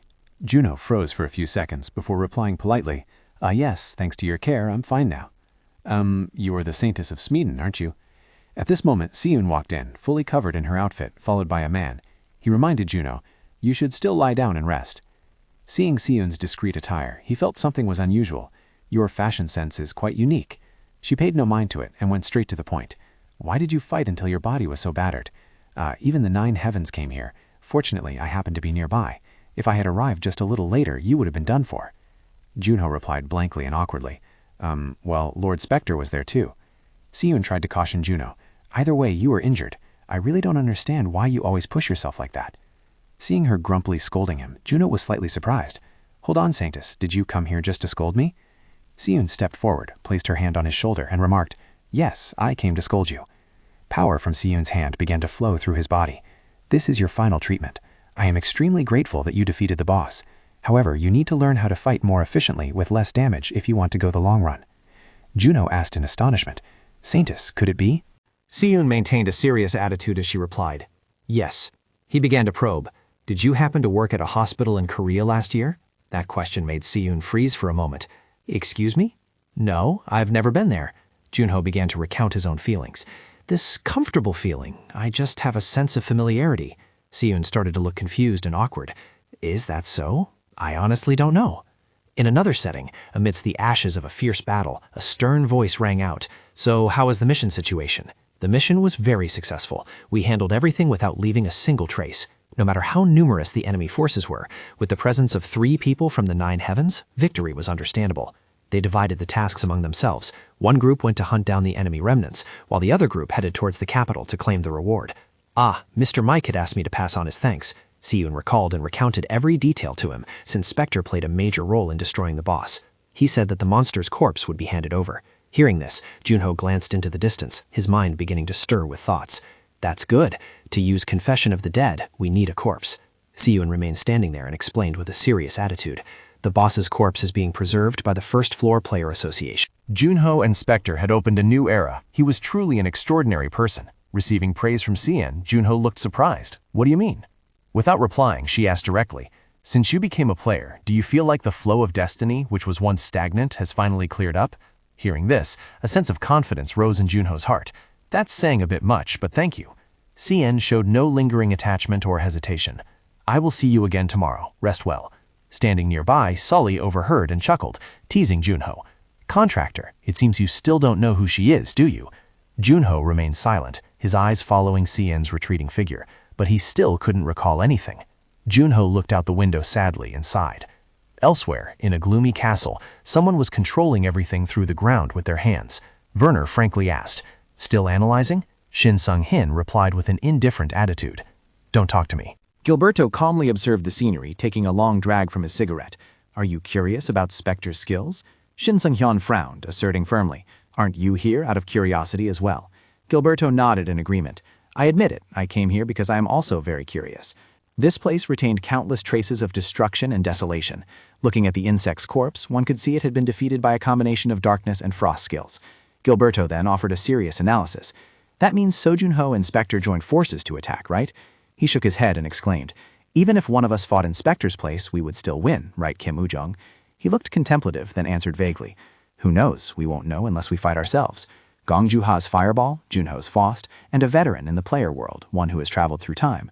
Sir Gilberto, if you were there at that time, could you have fought while protecting the other 2? Gilberto frowned, answering bluntly, "How would I know without trying?" Shin Sung-hyun walked over with a gentle tone. "All right, that is all the information we need." Kim Woo-jung asked casually, "Has that satisfied your curiosity?" He hummed in response. "Sort of, I guess. So what is everyone planning to do now?" Gilberto smiled with a calculating look. "We're heading straight for the third floor, of course." Kim Woo-jung looked around and remarked, "According to rumors, the situation on the third floor has calmed down since the boss was defeated. We have been here for too long." At this moment, someone ran up, panting out, "Guild leader." Sung-hyun calmly spoke up. "What is it?" The other person immediately reported, "So Jun-ho, player So Jun-ho, has disappeared." This information shocked Sung-hyun greatly. "Disappeared? What do you mean?" He began to recount the incident. "Exactly as I said, he is no longer in the hospital room." Gilberto, hearing this, asked back with a look of suspicion, "Didn't they say he would need months of physical therapy because his muscles were completely damaged?" He shook his head in disbelief. "Has he fully recovered already? That's crazy. I was planning to go see him. Who just disappears without a word of goodbye like that? Aren't you two very close?" That guy is truly hopeless. Hearing this, Sung-hyun glanced at Gilberto but said nothing. Then he let out a helpless sigh. At least he must have left something behind, right? Hearing that, the young man from before exclaimed, "Ah, yes there is. They said he left a letter for Captain Gong Ju-ha somewhere else. That letter is still lying on the table." Ju-ha, who was currently receiving recovery IV drips on the bed, suddenly woke up with a start and spoke. "Is this heaven?" After opening her eyes, Ju-ha bewilderedly asked herself, Is this the afterlife? It's so bright. Don't tell me it really is. She frowned in confusion and whispered. Meanwhile, the surrounding medical equipment continued to beep incessantly. In-ho heard the movement and immediately turned his head. "Princess, you're awake?" He hurriedly ran over to ask. "I was so worried. Are you feeling lucid?" She sat up, speaking groggily. "In-ho, did you reincarnate with me too?" He immediately asserted, "Wherever you are, I am there, but neither of us died." Hearing this, Juha became even more confused. "Then where is this?" In-ho was still quite panicked, trying to reassure her. "Don't push yourself too hard. You haven't recovered yet." She looked towards the IV bag and wondered, "How long have I been out?" He hesitated slightly before replying, 6 days. No, almost 7 days. This made Juha even more bewildered. "A week?" "Right. Did we defeat it?" In-ho asked back, "Do you mean Alamian?" Then he sat down beside her and began to recount. "Of course we did. Spectre and Mr. So Jun-ho finished it off." Still full of doubt, Juha exclaimed, "That thing was Alamian?" Then she lowered her head, looking enlightened. "I understand now, so that's why it was so strong." Immediately after, Juha asked with concern, "How is Mr. So Jun-ho?" At this moment, In-ho glanced away and replied, "About that, he gave you a letter before he disappeared." Juha's eyes immediately widened as she exclaimed, "Disappeared?" He confirmed once again, "That's right, that's all there is to it." Then In-ho turned around and cheered with great excitement. "More importantly, Princess, the third floor has officially opened. Anyone over level 100 can pass through, and the temperature is dropped, so the barrier to entry is lower. Therefore, we have more issues to discuss than just this letter." Seeing him snatch the letter, Juho became furious and shouted a warning.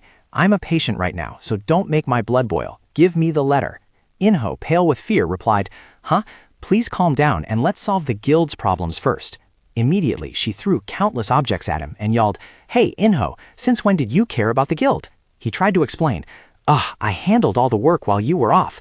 Juha continued to demand the item back. "I know, give me the letter." After retrieving the letter, Juha sighed in relief and opened it. What is this? A restaurant discount coupon?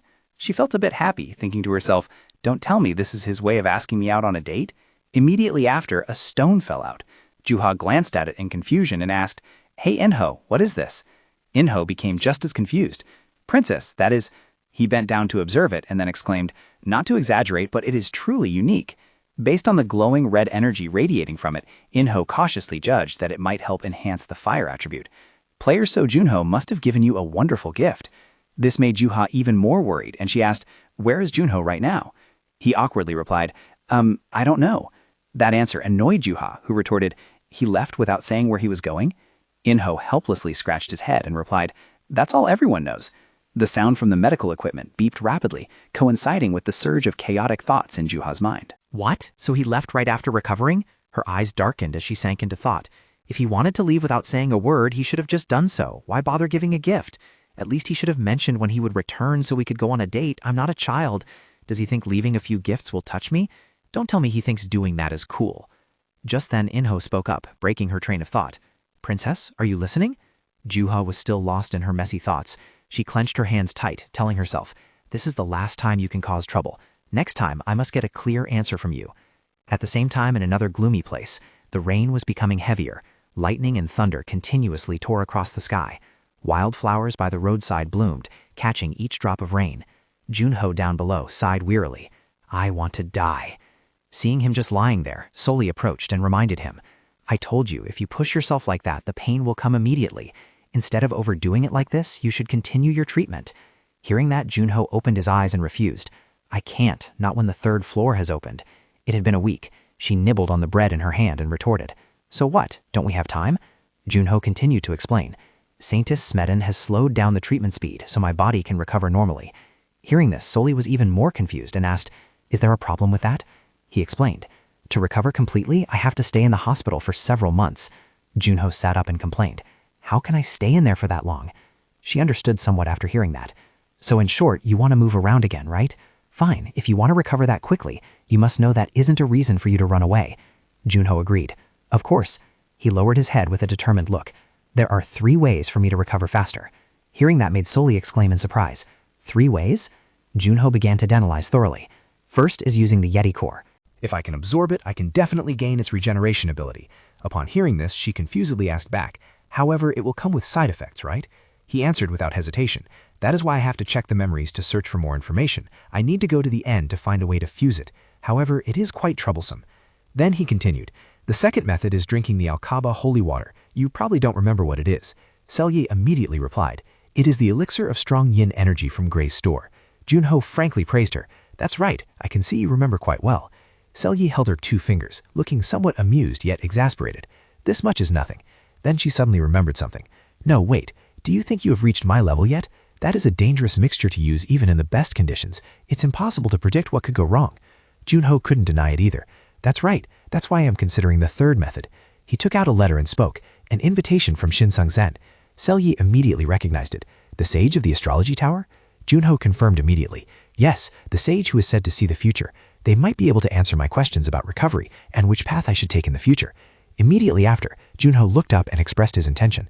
I have also always wanted to meet that person. Upon hearing this, she cheered happily. This was indeed a flexible plan. She immediately realized the problem. I suggest you use the third method. Junho wiped the crumbs off Seali's lip and replied, Right, and try not to leave crumbs while you eat, he gently reminded her. She claimed to be a queen, but she was becoming increasingly sloppy. Suddenly, Junho froze. Pain surged, causing his body to convulse and cough up a mouthful of blood. Seeing this, Cieli hurriedly remarked, See, I knew you couldn't handle the stress. She made a suggestion. Wouldn't it be better if we went back and continued resting? However, Junho refused. No, I need to continue moving quickly. I need to take the lead in reaching the 3rd floor. Cieli's hand curled into a tight fist, and she hissed in frustration. How troublesome. Then she turned and created an ice statue, giving it a command. Be careful.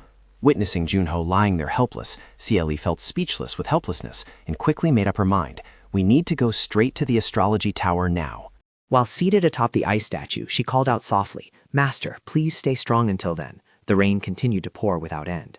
A person dressed in a fur coat and a conical hat stepped out carrying the bucket full of fish and silently sighed as he gazed into the distance. If only there weren't this storm. The rain fell ceaselessly upon his legs. His eyes gleamed with determination as he told himself, I should tell Master about this and start preparing. On the opposite side, an ice statue trembled slightly. So-yi scratched her head and said with an awkward expression, Contractor, just hang in there a little longer. We are almost there. Junho replied with heavy breathing. Yeah, I'm fine. He and So-yi sat resting, their eyes looking toward the castle ahead, while a robotic foot stomped down, causing the ground to sink deep. Junho spoke up while standing and admiring the castle gate. This was the heavenly palace where the sage lived. He let out a weary breath and complained, Damn it, can't I get in? A feeling rose in his heart that he shouldn't recklessly barge into this place. At this moment, Soli suggested, Shall I go in first and see? Contractor. As soon as she finished speaking, the gate ahead immediately opened. From inside, 2 young monks walked out with a joyful, welcoming attitude. They showed hospitality and manners. What brings you here? Junho didn't hesitate to reply. I am So Junho. I brought a letter of introduction from Shin Sung-hin. Hearing that, the 2 young monks innocently exclaimed, The sage was right. See, he really came. Standing aside, Soli remained silent, observing everything. Seeing Junho slowly step down, the 2 young monks couldn't hide their surprise and said, The sage is waiting for you. Please come down here. The moment his feet touched the ground, the robot behind him vanished in the blink of an eye. Junho politely stepped forward, intending to introduce himself. I should introduce myself first. However, the other party waved their hands, deeming it unnecessary. No need. At this current time, you are the only one capable of coming here. Hearing that answer, he was somewhat astonished. What? Before Junho could compose himself, they gestured for him to enter. All right, now I will open the gate to the garden, but you will have to walk the rest of the way yourself. Fatigue was evident on Junho's sweat-soaked face. He just walked inside, each step heavy with questions. Alone? I understand. Junho wearily realized the surrounding scenery was blurring and spinning indescribably. Even so, Junho still struggled to take one step after another. He quickly approached the first door. Junho reached out his trembling hand, lightly touched it, and pushed the door open to enter. His condition at this moment was gasping for breath due to exhaustion. From inside, a blinding blue light shone straight into his eyes. Junho froze for a moment. A magical and vivid scene, like the bottom of the ocean, opened up before his eyes. At that moment, Junho felt as if he were immersing himself in the refreshing, cool sensation of the deep sea. A strange feeling began to rise within him. The pain would fade in a moment. A mysterious-looking man stepped forward and spoke. "You arrived earlier than I thought." That person was the sage. He clearly showed joy at his presence. "You are even younger than I imagined." So Junho, he was still engrossed in enjoying this relaxing space. Junho looked slightly bewildered. "Are you the sage of the heavenly palace? Did you know I would come?" The sage suddenly burst into laughter. "It sounds like you are doubting me. I am just an old man living in this tower." "Sage? That is the title they call me by. It is understandable that you are cautious. The path you have walked has not been smooth." Hearing that, Junho could not help but wonder. "I don't mean anything by it, but—" "Can you see?" The sage answered as he walked.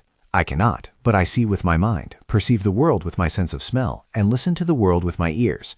"Was the road here difficult?" Junho walked behind the sage, shaking his head in response. "No, everything is fine." "I am not talking about the road to this tower." He paused for a moment and then explained. "I am talking about the journey that brought you here to me." Junho was still bewildered, asking cautiously, "What have you seen, sage?" Junho waited anxiously, while the sage pondered for a moment before recounting. "Burning yourself to move forward, on the lonely and desolate path you are still walking. On that path you walk alone amidst the vastness without a soulmate, without a lover, forcing yourself to sacrifice yet reaching out to save others. A path filled with compassion and warmth. Isn't that the path you are walking?" The sage smiled slightly as an encouragement to Junho. "It is the path of a hero." Hearing that, Junho was completely astonished and stunned. Tears of emotion suddenly rolled down his eyelashes. Then he held back the tears, speaking in a choked voice. "You praise me too much." Sorely silently followed Junho, listening to the sage's philosophies. "I have been watching your exploits for some time, Dark Hunter.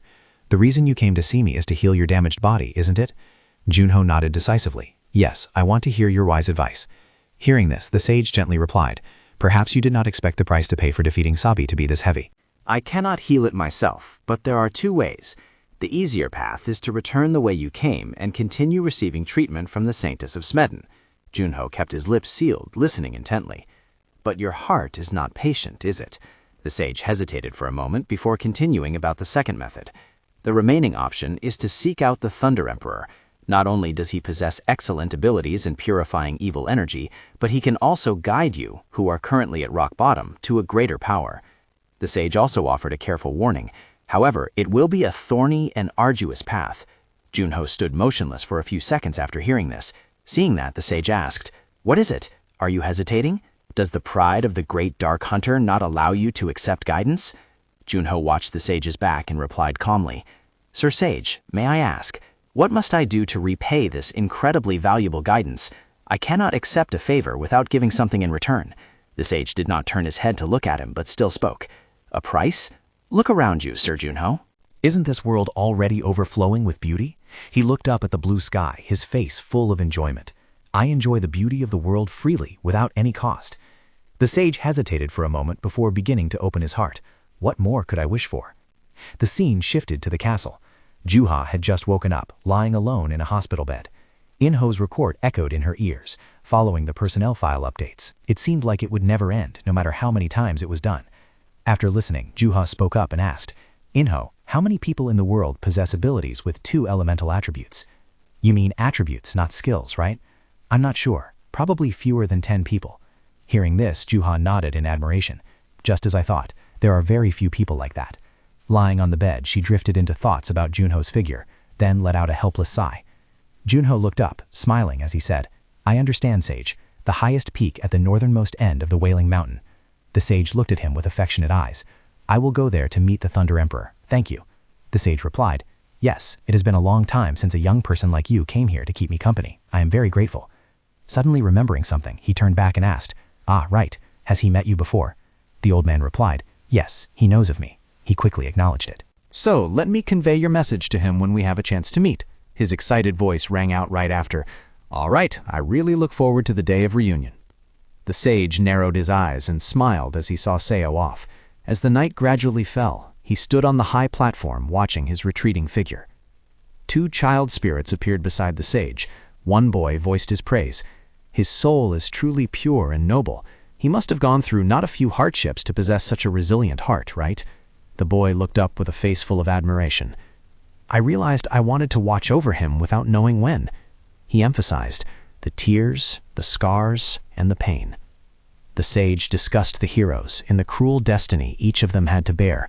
He narrowed his eyes, smiling, and spoke. The cruel chains of fate seem unwilling to let go of that young man. Suddenly, he noticed an unusual sign in the distance, his eyes widening in surprise. He noticed that the leaves in the sky were all blowing in the same direction. Suoli asked with a panic-stricken face, Contractor, the weather is quite warm, so why is your body trembling like that? Are you cold? Your lips are swollen and dry. His breathing was incredibly heavy, but he struggled to reply. Maybe a little. Suoli worriedly reached out to touch his forehead and said, In this condition, you're going to catch a fever. Juno hesitated. Don't touch me. He continued, Your hands are very cold. Suoli pulled her hand back in regret. Ah, really? I apologize. I didn't know. Juno opened his eyes to look at her, the corners of his mouth curving into a teasing smile. Just kidding. She snapped back. Kidding? Turns out you're still plenty healthy. Amidst the quiet mountains, Suoli's anxious voice echoed. More importantly, are we going the right way? Contractor, Juno replied in a whisper. Yeah, the harshest land. A place where even the roar of beasts cannot reach. He closed his eyes and continued. The sage said that we would have to go deep inside the mountain range. Suoli let out a sigh of relief. Even so, we can't just blindly charge in, Juno made a suggestion. For now, heading towards the mountain range is the best option. Don't worry too much. Frost Queen, the heavy footsteps of the stone statue echoed. Juno's voice was filled with hope. Perhaps by tomorrow, we will meet the Thunder Emperor, Skies. The sky gradually turned to gloomy gray with clouds. Suoli agreed. Contractor, if you say so, I truly hope that will come true. 3 days later, at the mountain peak, snow had fallen white. Juno's face was flushed red as he closed his eyes to rest. On the steep, snow-covered peak, Suoli shaded her forehead with her hand, gazing into the distance. She spoke slowly. Do you see, Contractor? This time it's definitely right. In this region, this is the highest mountain. You can't even hear the sound of animals. Even so, she did not change her initial opinion. See, I told you, it's clearly much better for me to scout ahead. His voice spoke up in a hoarse murmur. Can we rest for a moment? A fire was still burning brightly amidst the white snow. Juno was wrapped in a warm blanket, resting in a makeshift tent by the fire. Suoli flew over, holding a few dry branches. The fire flared up, and she asked, Is there nothing here warmer than a blanket? Juno's face was beaded with sweat, but he still opened his eyes to answer her. I didn't bring anything else. I didn't expect things to turn out like this. Suoli comforted him. You couldn't have foreseen it. It's understandable. Who would have thought that monstrous poison was strong enough to neutralize even your cold resistance? Suddenly, he closed his eyes and said nothing. She looked confused. What's wrong? He whispered. Please give me. Suoli flew closer to him. I didn't hear you clearly. Say it again. Juno spoke in a broken voice. Water. Give me water. Immediately, a pool of crystal-clear water appeared in the palm of her hand. All right, here is your water. Here, drink it. Amidst the snowy weather, inside the makeshift tent, Junho's voice rang out tensely. Wait a moment. Drinking it like that will be very cold. Suoli replied gently. Let me warm it up a bit first. She brought her 2 hands filled with water close to the fire. After a moment of thought, Suoli turned towards the lying Junho and called out, Here it is. Drink up, Contractor Junho. She instructed with a serious tone. If by any chance the Thunder Emperor is not at the mountain peak, you must return immediately for treatment. Do you hear me? He glanced over at her and replied decisively, No, even if I have to scour the entire mountain range, I will definitely find him. As the snowflakes fell heavier, Suoli looked extremely confused. Why must you force yourself to become stronger to this extent? You are already very strong now. Is this matter worth risking your own life?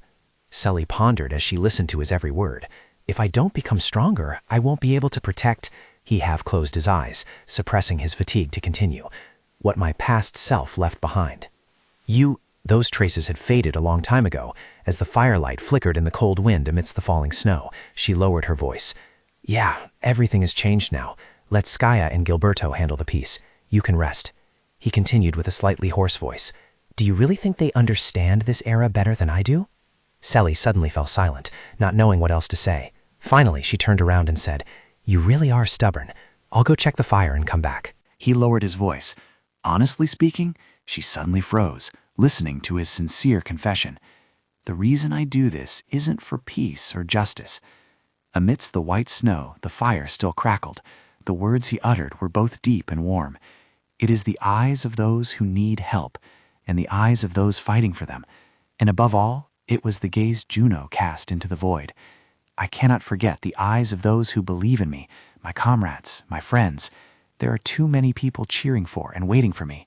Soli remained silent, not uttering a word. Junho exhaled a breath, and then spoke gently in a hesitant voice. I have to protect them. How can I ignore that? Amidst the glowing red embers, his words rang out both decisively and powerfully. That is why this is nothing at all. The stone golem looked down at him. Soli flew ahead, guiding the stone golem, holding Junho in its arms, and she cheered. Contractor, we are almost at the mountain peak. Finally, finally. I will go scout ahead. You just rest. I will return quickly. Suddenly, the stone golem collapsed, sending gravel scattering. His whole body, along with the wrapping cloth, fell onto the freezing snow. Her mouth gaped open. Her whole body stiffened for a moment as his hand slipped from the cloth, touching the icy snow. The cloth flew off, revealing Junho's thinly clad body amidst the snow. His eyes were closed tight, lying motionless. Soli panicked and rushed down, reaching out in vain. Contractor! Junho remained still without any movement, her call echoing through the space. Contractor! From afar, a young man wearing a hooded cloak was hurriedly approaching them on the high mountain. Two solitary houses stood tall there. Junho gasped for air and sat up, coughing violently. At his feet, Selly was nodding off. Junho's complexion looked a bit better. He rubbed his chin while looking around, wondering where he was. He tapped the top of Selly's head with his finger to wake her up. Frost Queen, wake up. She didn't look up, her voice still sleepy. 5 more minutes. Junho raised his head, making a guess. Wake up quickly. It feels like we've been through something like this before. Selly rubbed her eyes and asked, Oh, how is Jadi? Your voice is still hoarse. Drink some tea next to you, contractor. He turned to look aside in astonishment. Tea? That? She replied. Yeah, drink it quickly. Juno hurriedly took a gulp, feeling the scalding heat in his mouth. He immediately blew on it and took small sips. It's so hot! Soli seemed quite lethargic. She pouted, looking at him as if observing a child. Juno asked, So where exactly are we? The mask obscured Soli's eyes, but she replied, The Thunder Emperor's house.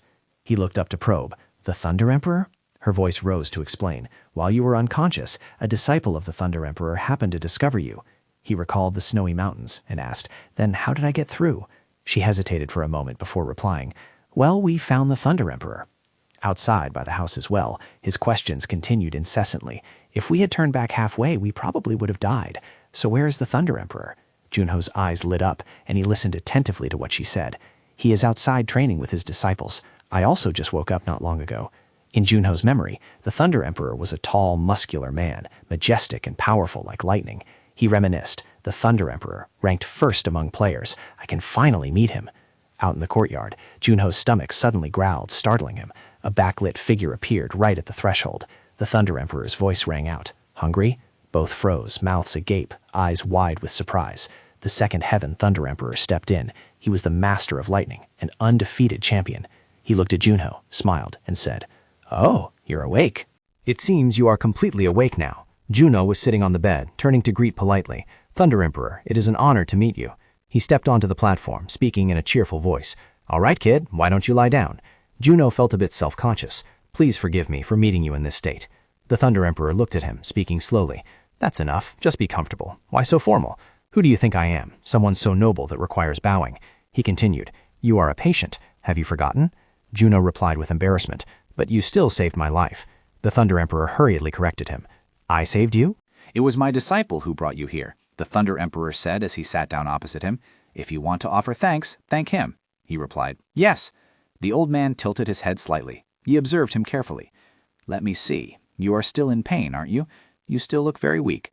When the Thunder Emperor placed his hand on Junho's wrist to check his pulse, he gently explained, "Actually, the sage of the Heavenly Palace told me to come find you." The Thunder Emperor lowered his voice. "That old man?" He hurriedly added, "To ask you to treat my condition."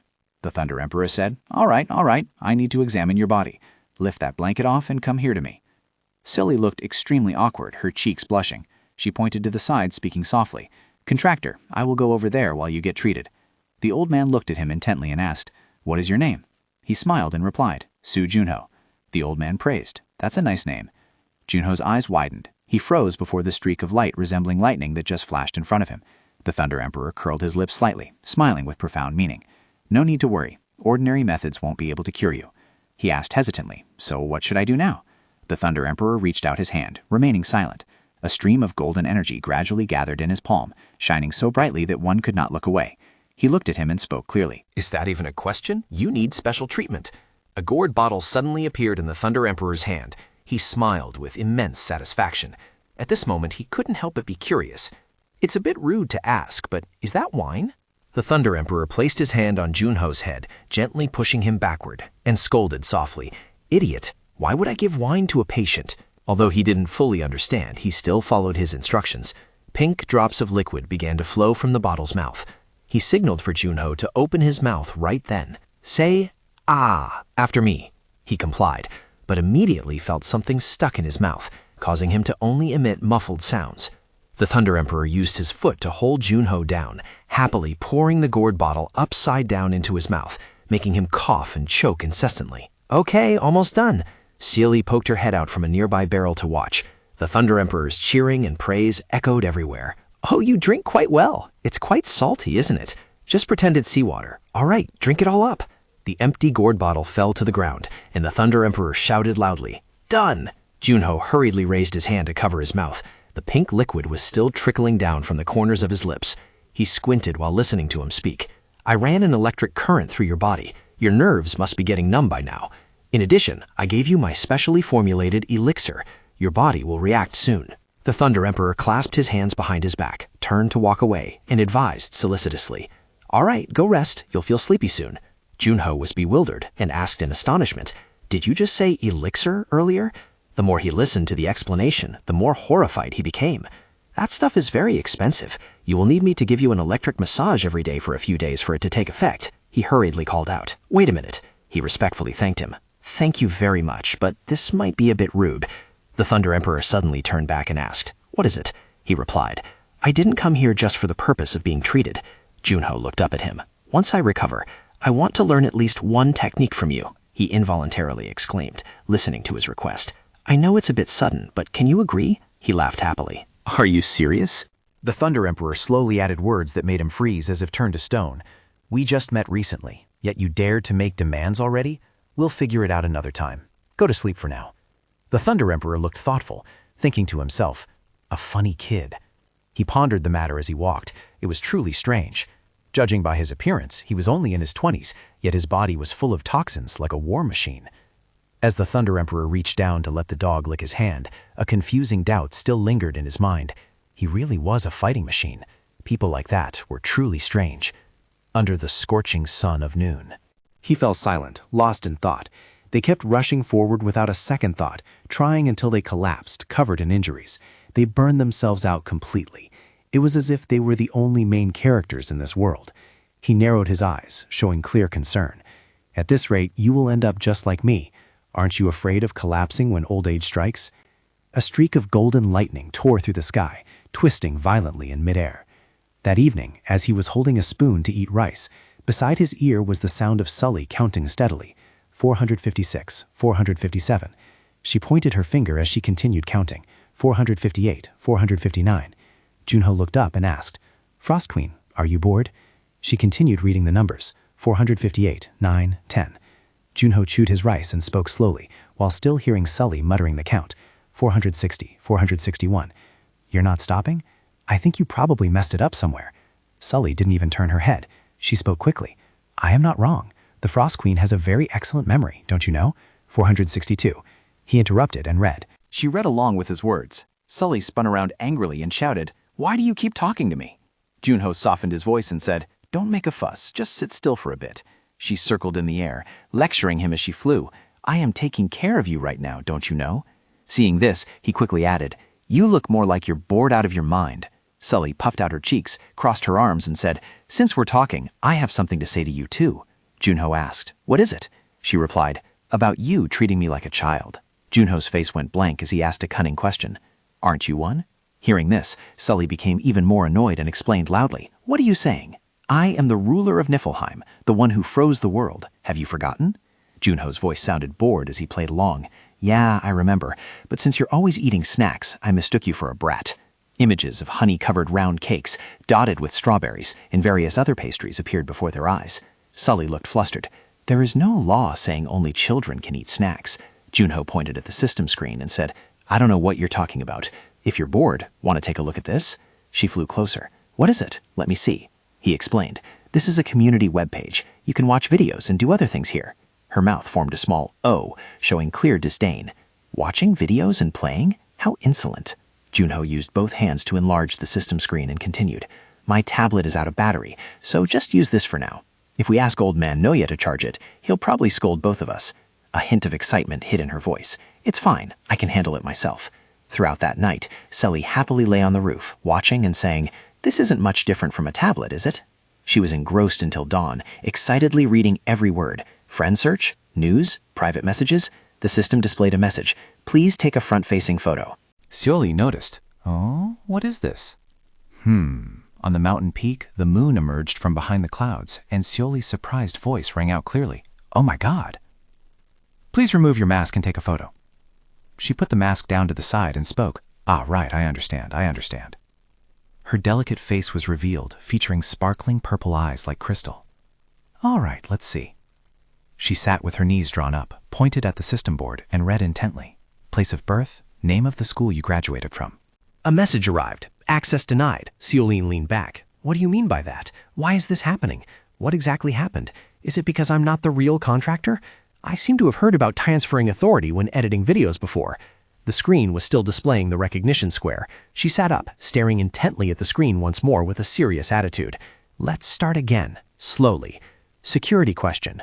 Birthplace. Niflheim. Prove you are not a robot. She smiled brightly, thinking to herself, frontal photo. Does the contractor always solve such difficult problems so easily? I thought he was only good at enduring pain. Who knew he was also good at enduring frustration? Seoline opened her eyes wide with a voice full of expectation. Did it work? Facing Seoli was the text, an error has occurred. Please try again later. She gritted her teeth in frustration and shouted loudly. The system reported. Verifying access rights. Verification successful. Sweat poured out. She sighed of relief. Finally, it worked. Great. It's fine this time. She used her index finger to gently press a spot on the screen. Finally, I can play openly and proudly. Sodi sat down on the ground with a thud, astonished by what had just happened. Countless miniature holographic screens were revolving around her. The faces of Junho and his friend Gong Juha appeared full of tension, while a voice emanated from them. Gathering together in jubilation ever since the moment Spectre, Gong Juha, and So Junho defeated the second-floor master. On the rooftops of buildings, fireworks are being launched brilliantly. The entire sky is lit up. The commentator's voice rang out, full of excitement and bustle. It can be said that the world feels as if it has been reborn. Let's take a look at the events currently taking place on Earth. It has been 12 days since the third floor opened. Nations around the world are jubilantly celebrating this historic victory for all of humanity. Harlan, holding a glass of wine, looked towards the audience and spoke enthusiastically. It is a great honor for us to witness this historic moment. You're asking where Spectre went? Well, Sully was stunned, focusing on listening. Only he knows that. It's always been like that, hasn't it? I understand. So when does the Huarang Guild plan to conquer the third floor? The surrounding land burned a bright red like lava. Harlan replied, we had already started scouting before the Shabi incident, but a person showed clear surprise. Harlan added, time to get serious now, right? We can't let the other guilds leave us behind. The commentator concluded with a remark that made the audience laugh heartily. That is the entire statement from guild leader Harlan. The commentator began to switch to other information. Countless people were gathering, crowding the streets. Next is the situation of the players. Players above level 100 have already started taking action. There's no time to play around anymore. We will flatten the third floor in the blink of an eye. High-rise buildings appeared on the screen, and the commentator's voice continued to ring steadily in Sully's ears. Even if it's an unknown land, it's nothing to us. Following that, the interest is focused on the key figures of the third floor, Gong Juha and So Junho. Still not cooling down, she rubbed her chin, quietly contemplating amidst everyone cheering and laughing. Seoli closed her eyes and thought, it feels really good. I understand now. A person was staring intently ahead, drifting in their own stream of thought. I am deeply grateful for the support and words of encouragement. The girl and boy gazed down thoughtfully. Seoli told herself, festivals or press conferences are all good. That is just the way of things. Seoli sat hugging her knees in front of the news lines appearing on the system screen with a pensive look. She thought, please do not waste the precious time that the contractor is trading while stuck here. Seoli closed her eyes, frowning but looking somewhat happy. She sank deeper into thoughts about the hardships the contractors were facing. She lowered her eyelids and looked up. Knowing it myself is enough. The castle shone brilliantly under the sunlight. Cheers of congratulation rang out incessantly. The Red Army has ordered it withdrawal. Long live the Queen. Long live. She glanced to the side, listening to the citizens' cheers. Long live. Seoli stood by the window frame, her hand tightly gripping the curtain. She looked down, whispering to herself, we have a responsibility to maintain their morale. Seoli's expression suddenly became serious. Her finger decisively pressed lightly on the screen. In her heart, she told herself, if one is a monarch, responsibility is something that must be shouldered. The clouds drifted lazily in the sky, her voice echoing back. Let's see, where is that camera from earlier? Ah, here it is. Seoli remained sitting in her original spot, monologuing in front of the system screen. I feel guilty about past events. I should have been stronger for the contractor to rely on, but I was too weak and childish. From now on, I will restore the dignity and maturity of a queen. She gritted her teeth, reassuring herself. Well then, the first thing is to tidy up my appearance. Huh? A message appeared with a giant exclamation mark as a reminder. Error occurred, unable to load page. In the middle of the night, Sully's angry scream drowned out even the celebratory cheers from earlier. She cursed. Damn it! Just a slight slip of the hand and it errors out again. The announcer's voice echoed from the screen. The live broadcast had begun, and Sully immediately paid attention. Oh, it opened up again. A moment later, another notification appeared. All vital sign blocking is currently activated. Seol let out a sharp breath, telling herself, calm down, calm down. I just declared that I would restore my dignity not long ago. It felt like a sun was shining in her heart. She contemplated, I need to cultivate and cherish my own value. Only then can I receive respect and trust from the contractor. She raised her hand, gently running it through her hair, and thought, honestly, the contractor treats me like a child.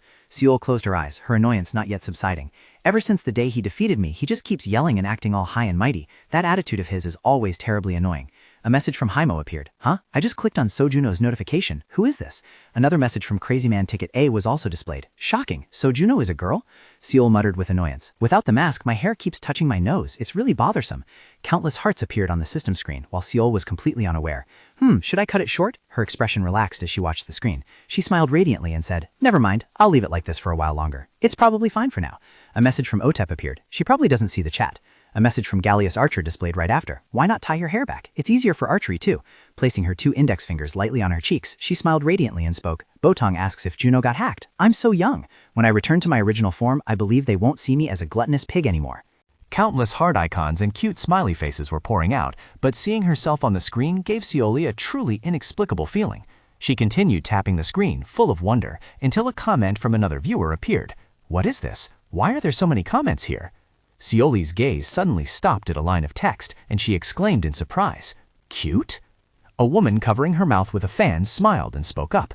The Princess of Niflheim is always this adorable. Hearing that, a middle-aged man also laughed in agreement. While Seoli was still just a child back then, even her gestures were incredibly cute. With big, sparkling round eyes, the little girl looked up at them, listening intently to more praises. I hope she stays this adorable forever. I'm sure your majesty thinks so too. The woman made an excited suggestion. Next time I will bring my children to get acquainted. Do you think that's all right? The middle-aged man replied immediately. We would be very pleased. The children of 2 nations becoming close will bring good things for the future. Soli tugged at his shirt hem, looking up with her innocent face and asked, excuse me, what did you say just now? Did you say that I am cute? The middle-aged man's face looked slightly embarrassed. No, I said you are a noble presence. Cute? Not at all. Soli's expression remained completely emotionless as she listened to his explanation. You are truly noble and majestic, no different from a true queen. Her voice sounded like she was about to cry when she asked again, is that so? As Soli turned her back to walk away, the woman said to So, it seems the little girl really hates being called cute. Let's forget about bringing the children. Next time, I'll just come alone. Soli's cheeks unconsciously flushed pink. She bit her nails gently, mumbling something. So, in the end, I am still cute? Then she squeezed her eyes shut, waved her hand in front of the system screen, and told herself, no, focus, this is ridiculous.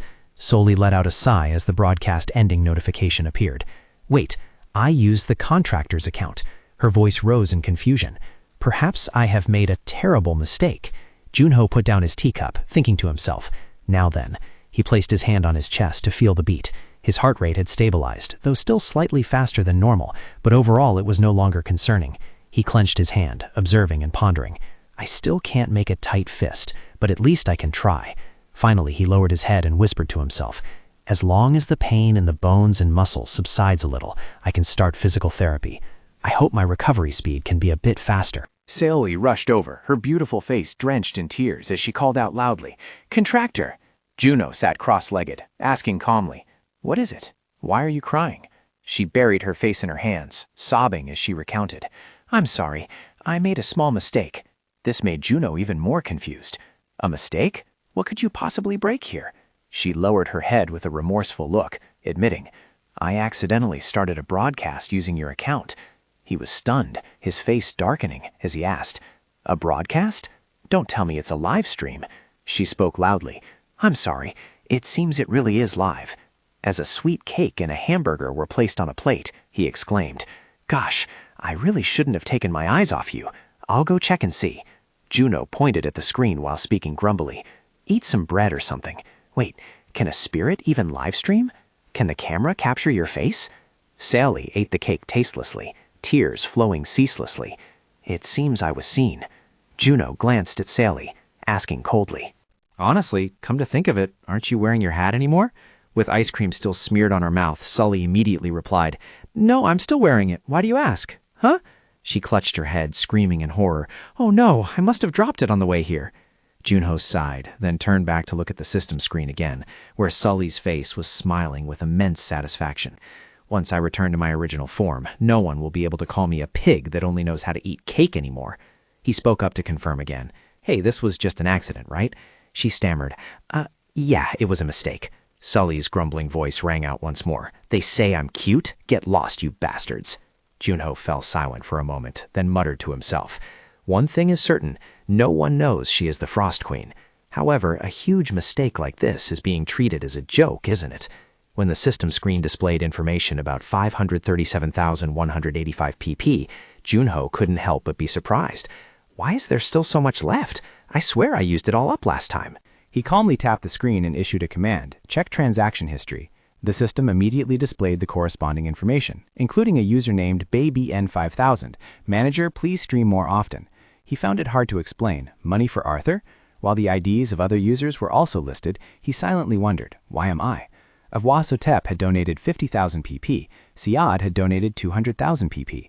Looking over at Soli, he began to calculate. Everyone thinks I'm in the hospital and the Frost Queen is my manager. Soli continued to chew ravenously amidst tears before opening her eyes wide to meet the knife-sharp gaze of Juno pointed straight at her. Her heart skipped a beat, and she turned her face away with a dejected and apologetic look, while Juno smiled silently. I guess I'll let it slide this time. Under the moon, hovering in the night sky, Juno made a silent observation. I didn't expect Juno to receive so much attention. At first, I thought only Spectre would get attention and make the news, but it turns out they care about me a lot too. At the Thunder Emperor's residence, his voice echoed inside. Juno, how are you feeling? He raised a cup of hot tea, his face radiant with concern. Your complexion has finally returned to a healthy pink. Don't overexert yourself just yet. After listening to the Thunder Emperor's inquiries, he continued, "After today's treatment, you should be able to stand up on your own by tomorrow." Junho smiled and replied, "Thanks to you, Thunder Emperor, I am much better now." The Thunder Emperor took a sip of tea and then spoke. And you said you wanted to learn techniques from me, right?" Junho's face became serious as he emphasized, "Yes, please teach me," he replied. "All right, I agree. But," Junho slowly repeated his words, "however," Sally peeked from behind the pillar, listening to their conversation. "Come on, nothing in this world is free. In return, you must help me fulfill a personal request. Is that all right?" "Okay, I agree." He lowered his eyelids, his voice turning cold. "Destroy the fiends." Junho couldn't understand it all. "What? Is that it?" He shouted. "What do you mean, what? Do you think I'm telling a joke?" Outside, the sky had brightened.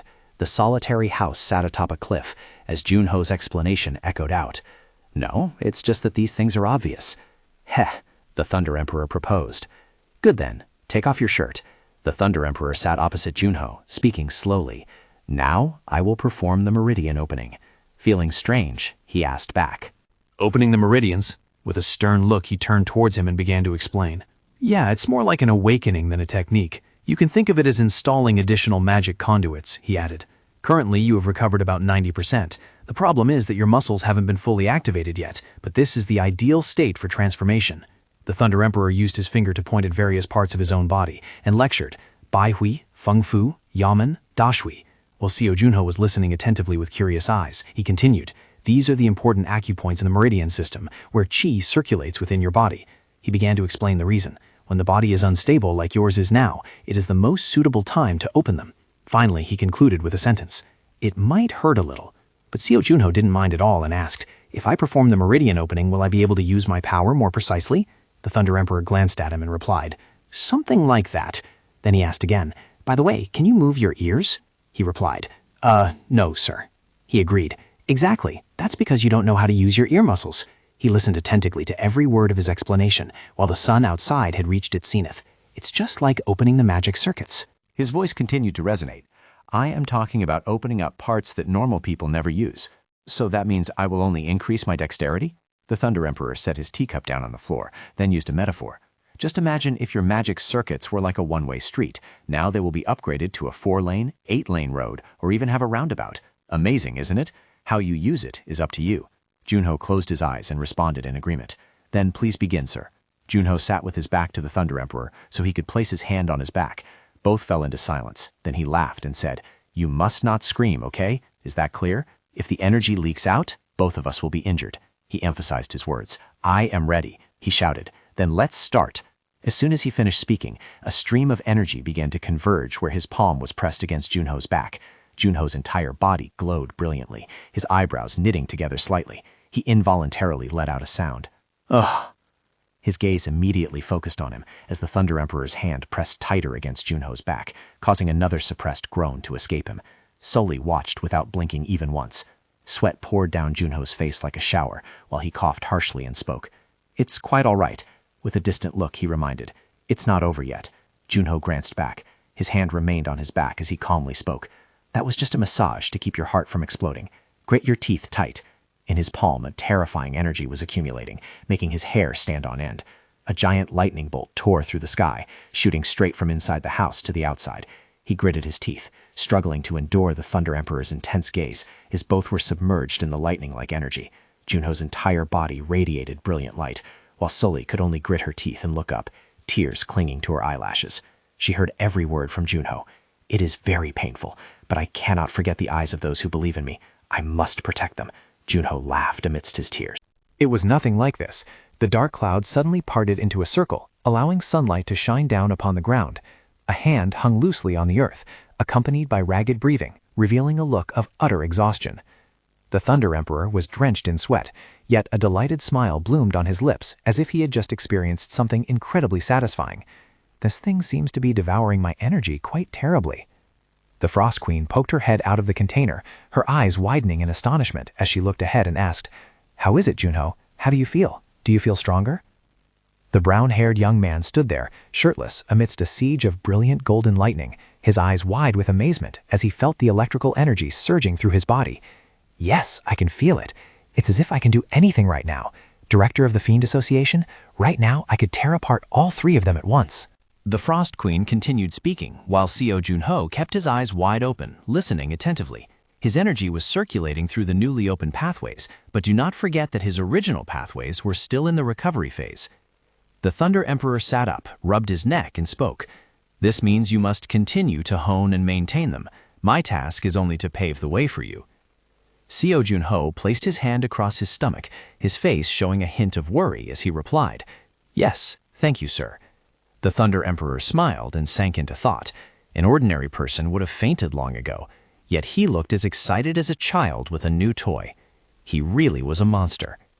Seo Junho cheerfully offered, Is there anything I can help with, like hunting perhaps?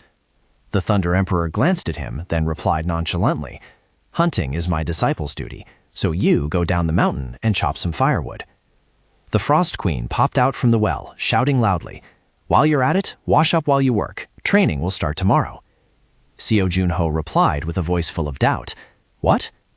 The Thunder Emperor looked at him and asked, "Hey, didn't you say you wanted to learn techniques from me?" Did you change your mind? Well, that's fine too. He turned his head towards the door and asked one more question. You want to go back on your word, right?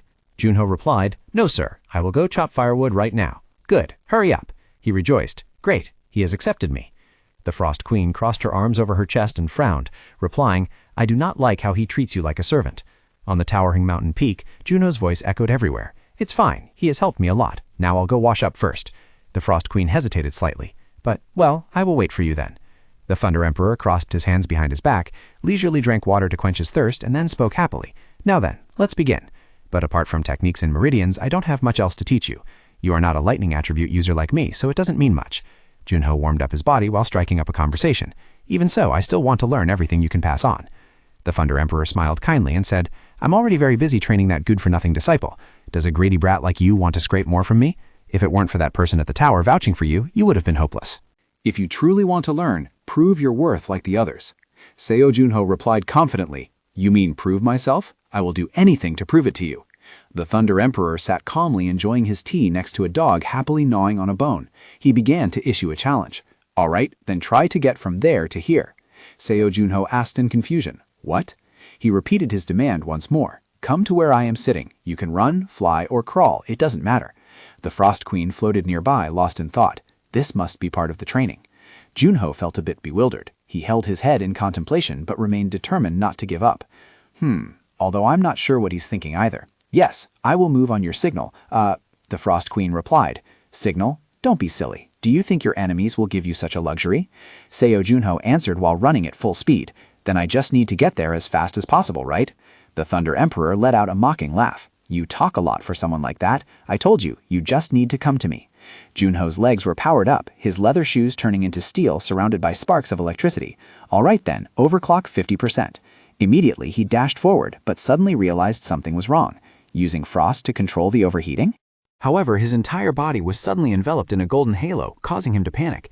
The Frost Queen observed the situation and exclaimed worriedly, "Too fast!" Seo Junho pointed straight ahead and replied, "You will never be faster than the boss." Right after that moment, he suddenly collapsed to the ground, his eyes closed tight, his whole body smoking. In the pitch-black darkness, a reproachful voice rang out. "If you only rely on speed, then give up. You just need to touch me." Seo Junho woke up in bed. He sat up abruptly, clutching his head, and asked himself, what kind of damn dream was that? The Frost Queen hovered in midair and began to explain to him. "It wasn't a dream. You were actually hit by the boss and passed out. Contractor, it seems he has no intention of teaching you. Do you really think staying here will be of any use?" Seo Junho rubbed his eyes. Then he sighed and replied, "I'm not sure either, but he said I have to prove myself like the others. That means this test has been used on others before." The Frost Queen replied, "Then why don't you try overcoming it with a different kind of power, such as building an ice wall or using your darkness ability?" Junho continued, "Maybe, but that would not only expose my identity, but also be ineffective. A defensive strategy won't work here."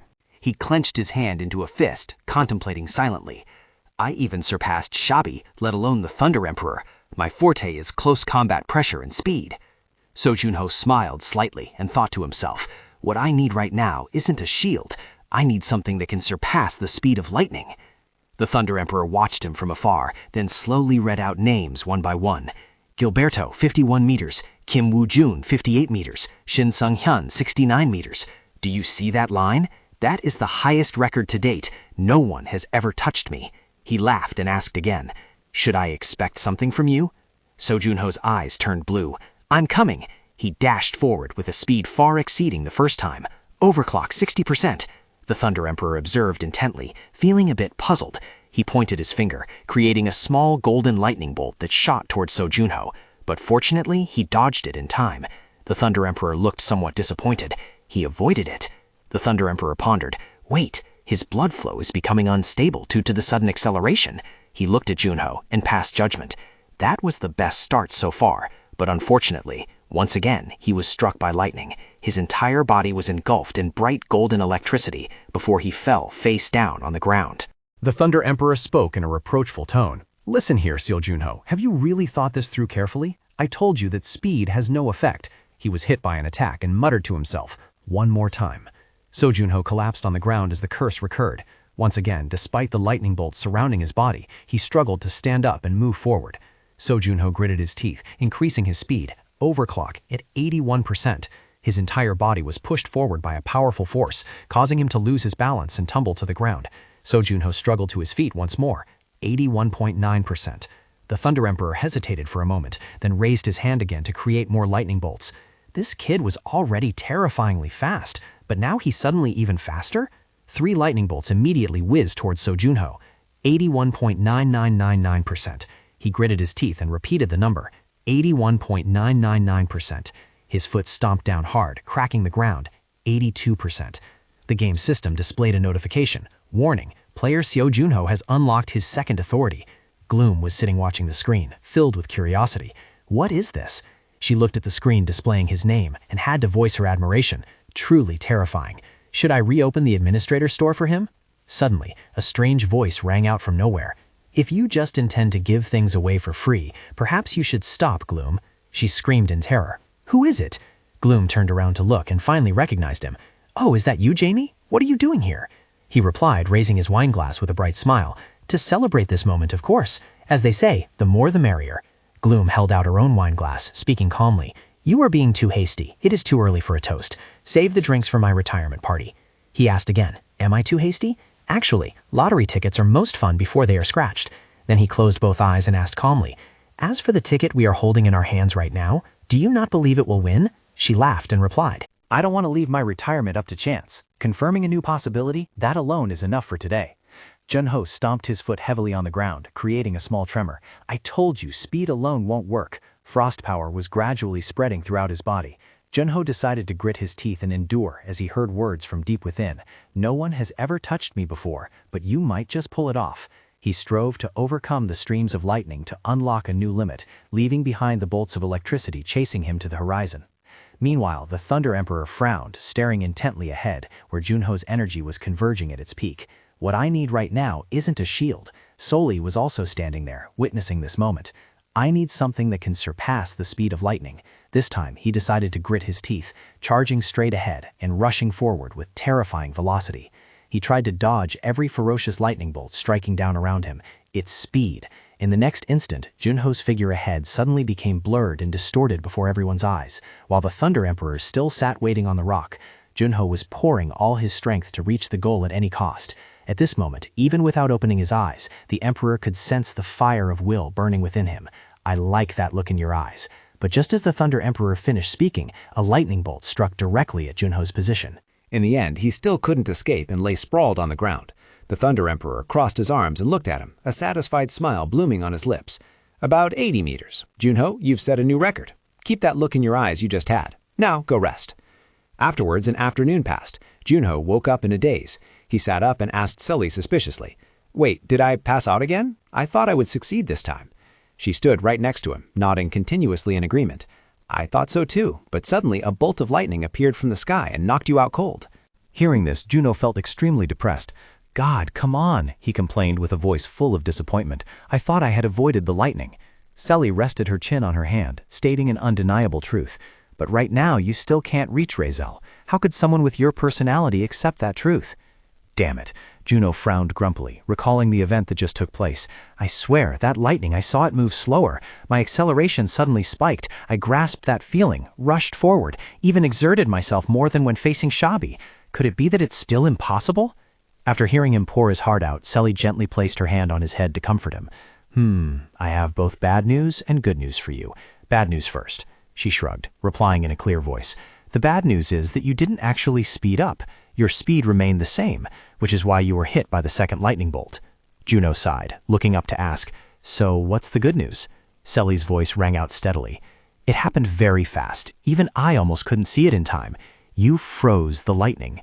Sully's words were like a dose of medicine reviving his spirit. Froze it? What are you saying? Sully began to recount what she had witnessed. Your frost amount spiked rapidly to maintain power. Then it overflowed, exploding out past your body, for just a second.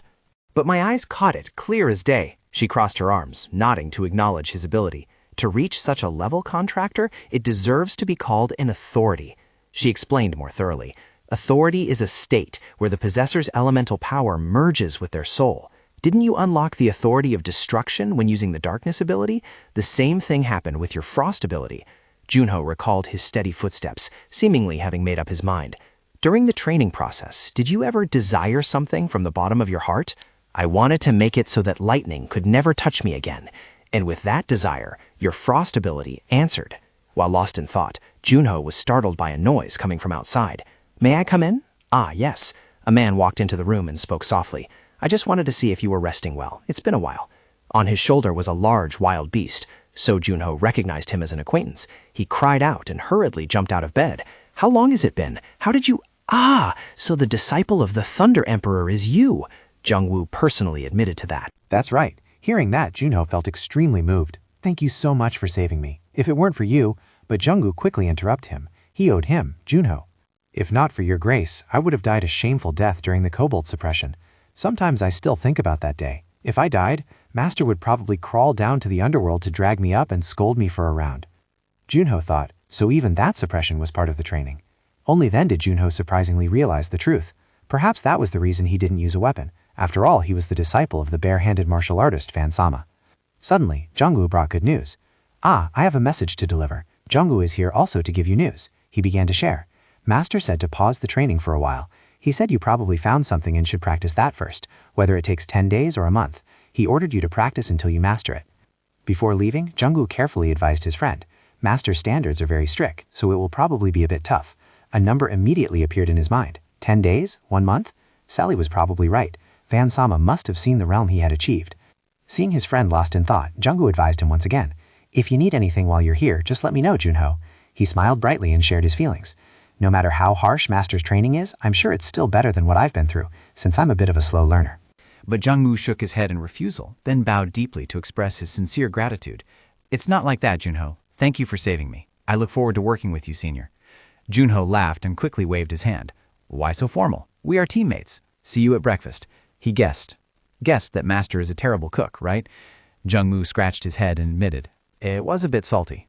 After the conversation ended, he turned to ask Selly, are you busy right now? Do you want to go for a walk? She quickly nodded in agreement. Sure, let's go. However, as soon as they stepped outside, she was shocked to realize something was wrong. You said we were going for a walk? He shrugged and said straightforwardly, they said I have to train, whether it takes 10 days or a month, to master my authority. Selly observed him while glancing at the surroundings, then spoke her thoughts. I'm not sure if that is a true authority. Although it is still frost, it seems different from the authority of separation that I possess. Remember when I blocked those ice pillars while fighting the Ice Witch? That was the pinnacle of style. Junho had to admit it as well. Yeah, I saw it. That move was really cool. For that reason, Selly instructed him even more carefully. If that really is an authority, then right now you hold 2 powers and 2 authorities. He nodded firmly. Yeah, but no matter how many moves I have, if I don't cultivate them, they will only become shackles binding me. Junho glanced up to admire the night sky. The problem lies in how I use my time, and I don't have time to waste. Suddenly, he jumped up and dashed forward like an arrow. Every step he took began to activate the frost power. How do I execute that move again? His footsteps and movements became increasingly proficient as he tried to recreate the move from that time. How did I feel back then? How was it? After a series of continuous explosions from the relentless training, Junho finally stopped in exhaustion and looked towards the rock where the Thunder Emperor used to sit. His eyes revealed clear fatigue as he gradually recalled the Thunder Emperor's words. If you keep trying to win by speed, just give up. His calm voice echoed in Junho's ears. You just need to touch me. He closed his eyes, slowly feeling and taking a deep breath. Everything seemed to be replayed once again in his mind. His legs were covered in freezing frost energy. Junho had gradually awakened the magic energy hidden deep within him. That's right, this is the feeling. Even Sally had to step back, overwhelmed by this surge of power. Now all the lightning was within his control, freezing the movement of everything around him so that only his time flowed freely. I call this state the authority of freezing. A brown box lay quietly, emitting blue auras, mingling with Sally's leisurely voice. Authority of freezing, huh? You have become a master of the frost ability, contractor. So Junho, shirtless, sat up straight and asked, are you finally admitting that? She sat opposite him, let out a long sigh, and replied, well, whatever. I thought it was only a matter of time anyway. Soli explained clearly and seriously, that Mita's elixir we postponed last time, it is a divine medicine that only appears once in 1,000 years. Hurry up and absorb its energy and quickly finish your training. So Junho suddenly interrupted. Soli, you just want to leave this place quickly too, right? Because there are no sweets here. She frowned slightly and glanced at him. That's not it. Just then, the system suddenly announced something, and the box slowly opened to reveal a sparkling blue liquid. So Junho, level 96, strength 291, stamina 300, speed 297, magic 351, fame 41,780. He held the vial of liquid in his hand, thinking to himself, "This is the energy of extreme yin." Junho pondered as he tilted his hand to let a drop fall. Last time, he wouldn't even dare to think about drinking it, but now that he possessed the power of frost, things were different. The droplet suddenly emitted light. "I will conquer this at all costs." Suddenly, countless blocks of ice, large and small, appeared and encased his body. Seeing Junho's state, Soli instinctively called out, "Contractor!" The cold ice had completely covered his eyes. "You will get through this." The space around Junho began to turn freezing cold, and snowflakes started to appear. The ice gradually spread further, while Soli watched with uneasy anxiety. "It's been a while. I wonder if something went wrong." She frowned slightly out of worry. "Was my assumption wrong? No, I truly saw his potential. That's why I supported him." Soli's voice grew louder as a faint ray of light pierced through the block of ice. For the contractor, the frost ability was no longer just a secondary skill. Sully was stunned by the scene unfolding before her as the snowstorm grew stronger, sending waves of bone-chilling wind. Just then, the system appeared once again with a notification, making her smile as if a heavy burden had been lifted from her heart. "You have received a new title, Rebirth, S-Rank, Contractor." Sully immediately asked him, while the sharp shards of ice on Juno's body gradually disappeared, accompanied by his hair growing unusually long. "Are you okay?" He smiled gently and replied, "Yeah, I won." Then, the Thunder Emperor closed his eyes, smiling with satisfaction. "I clearly remember telling you to go train your authority. Who would have thought you would go and get Rebirth instead? You truly are a genius favored by destiny," he whispered to himself. "A genius of hard work, huh?" Juno laughed arrogantly and replied with full confidence, "I'm ready." He put one hand in his pocket and spoke leisurely. "If I fail this time too, I'll train for another month and come back." Standing on a rock, the Thunder Emperor exclaimed, "Oh, you're quite confident. Good, keep that spirit." He then turned his eyes towards Sully flying behind Juno, then spoke up to remind him, "Juno, observe carefully what happens when natural talent is backed by effort." As he thought, he extended his finger to unleash an ability with a glowing golden circle. Perhaps even that talent is the result of effort. Junho dodged the attack artistically in an instant, causing both the Thunder Emperor and Selly to exclaim in astonishment. He saw it and dodged it? Is that even possible? The dazzling golden arrow simultaneously shot straight towards him without hesitation. In that split second, Junho seized the opportunity, continuously twisting his body to dodge countless attacks without getting grazed a single time. Junho looked into the distance, whispering to himself, "I can see it clearly. I can see it very clearly." Even the Thunder Emperor silently shared the same thought. Has he already reached this level? Selly gritted her teeth and warned him. Junho's forehead wrinkled slightly as he realized he didn't have enough time to activate Overclock, a power that required absolute concentration. Don't get hit again. An anomalous golden aura dyed the entire sky. He looked up to admire it, then his mind slowly drifted as the frost power was channeled to its maximum limit. That energy could delay everything as it approached. Junho's pupils suddenly dilated as those golden beams of light relentlessly bombarding him. Fortunately, Junho understood the method and continued to dodge gracefully. He seized the moment. "I will pass this trial by walking." While dodging, he gradually closed the distance to the Thunder Emperor's position.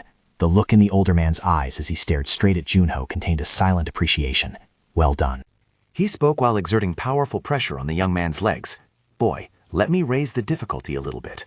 A light of superior size suddenly struck his flank, making Junho's startlement grit his teeth as he grasped the situation.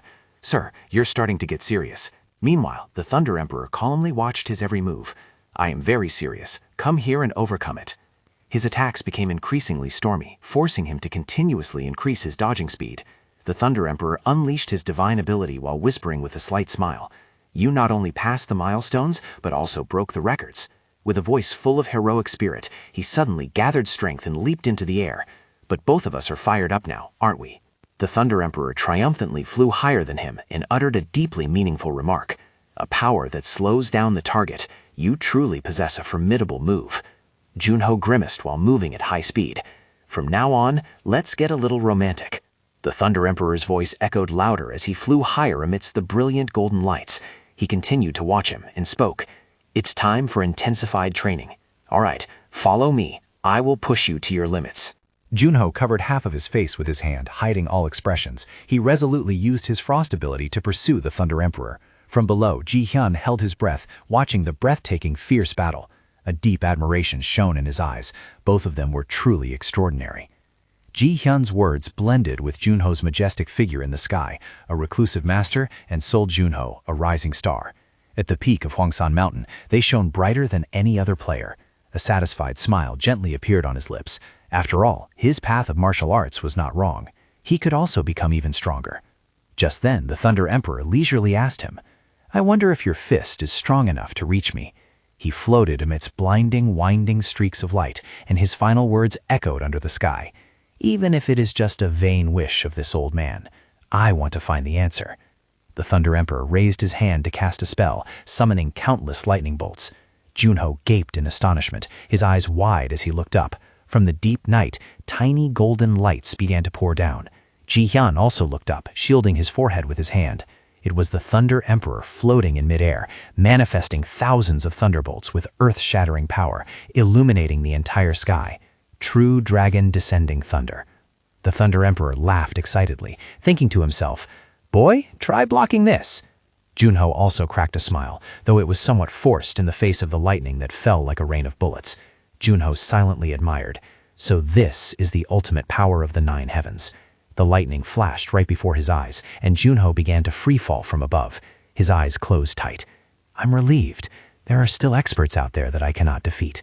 Sol-E rushed like an arrow towards Junho. The Thunder Emperor's eyes widened in surprise. "What? Did he collapse already?" he asked with concern. "Hey, are you all right?" A thick wall of ice suddenly rose in front of Junho, blocking the descending lightning bolts. Sol-E extended both arms to brace against it, gritting her teeth, trying to hold on with all her strength. Deoku witnessed the whole scene, stunned to the point of speechlessness. He just stood there, looking up at the brightly glowing sky. Inside a gloomy cave exuding a ghostly aura, 3 figures were conversing. "That day has finally come. It's been a long time." Wee Seishin, looking distant and grumpy, snapped, "Shut up and wait." Isaac checked his watch and spoke bluntly.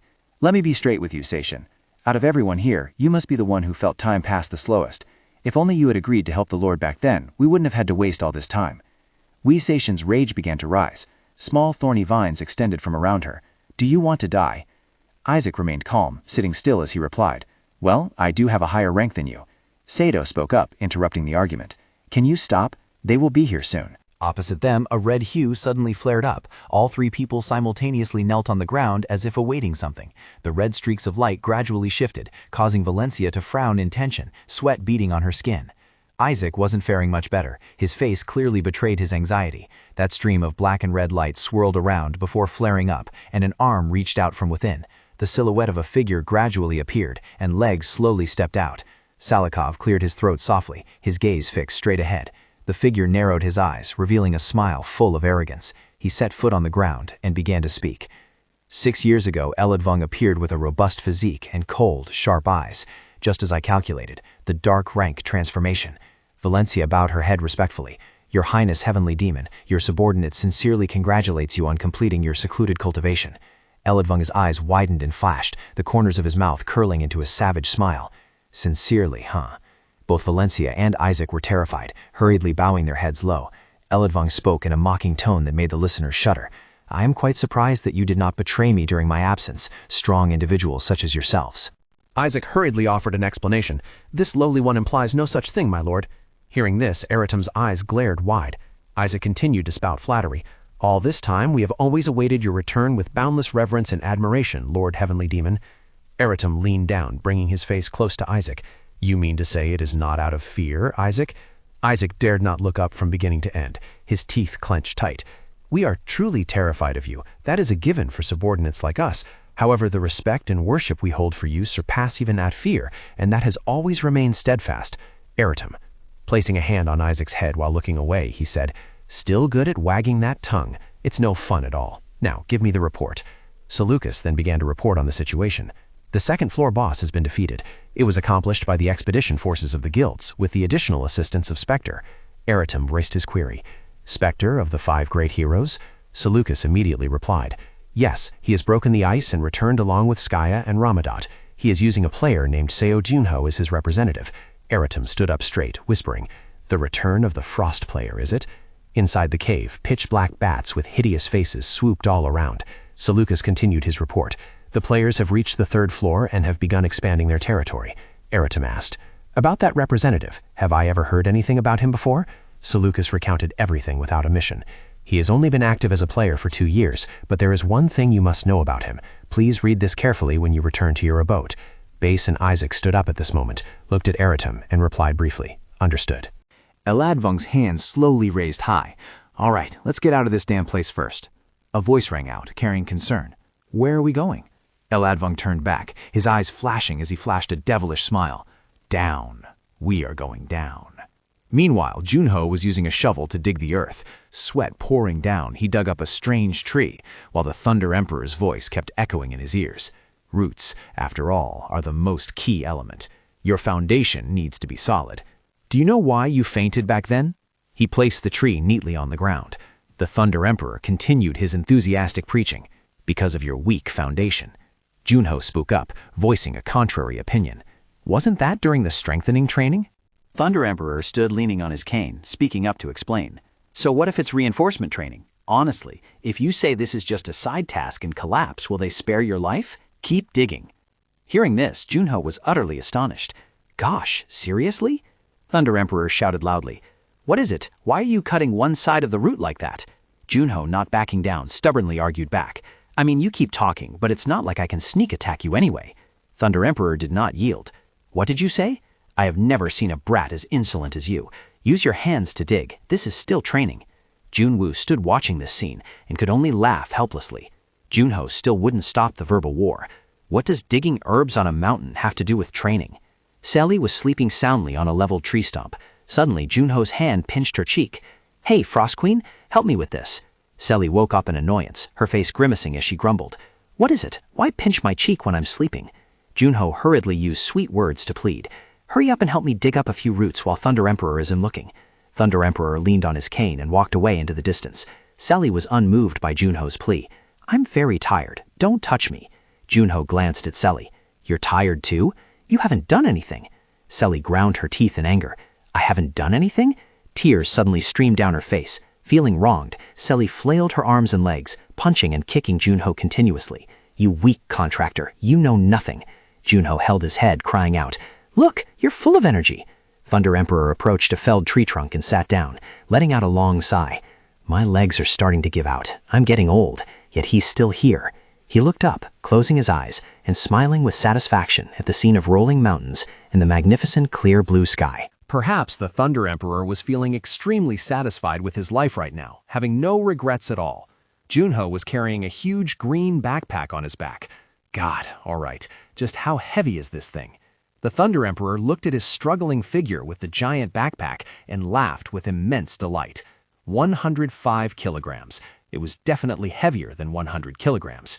He grimaced with a bewildered expression. What on earth did you put in here? The old man replied with evident amusement. I stuffed in everything heavy I could find. Junho stood nearby, laughing excitedly. I'm ready, master! The Thunder Emperor's fingers began to curl, forming golden shockwaves. All right, now get going. The Thunder Emperor struck a golden sphere into the air, creating powerful gusts of wind. Why aren't you moving, Junho? The call startled Junho. Yes! The person in front had hoisted his backpack and slowly started walking. Kid, you are hopelessly dense.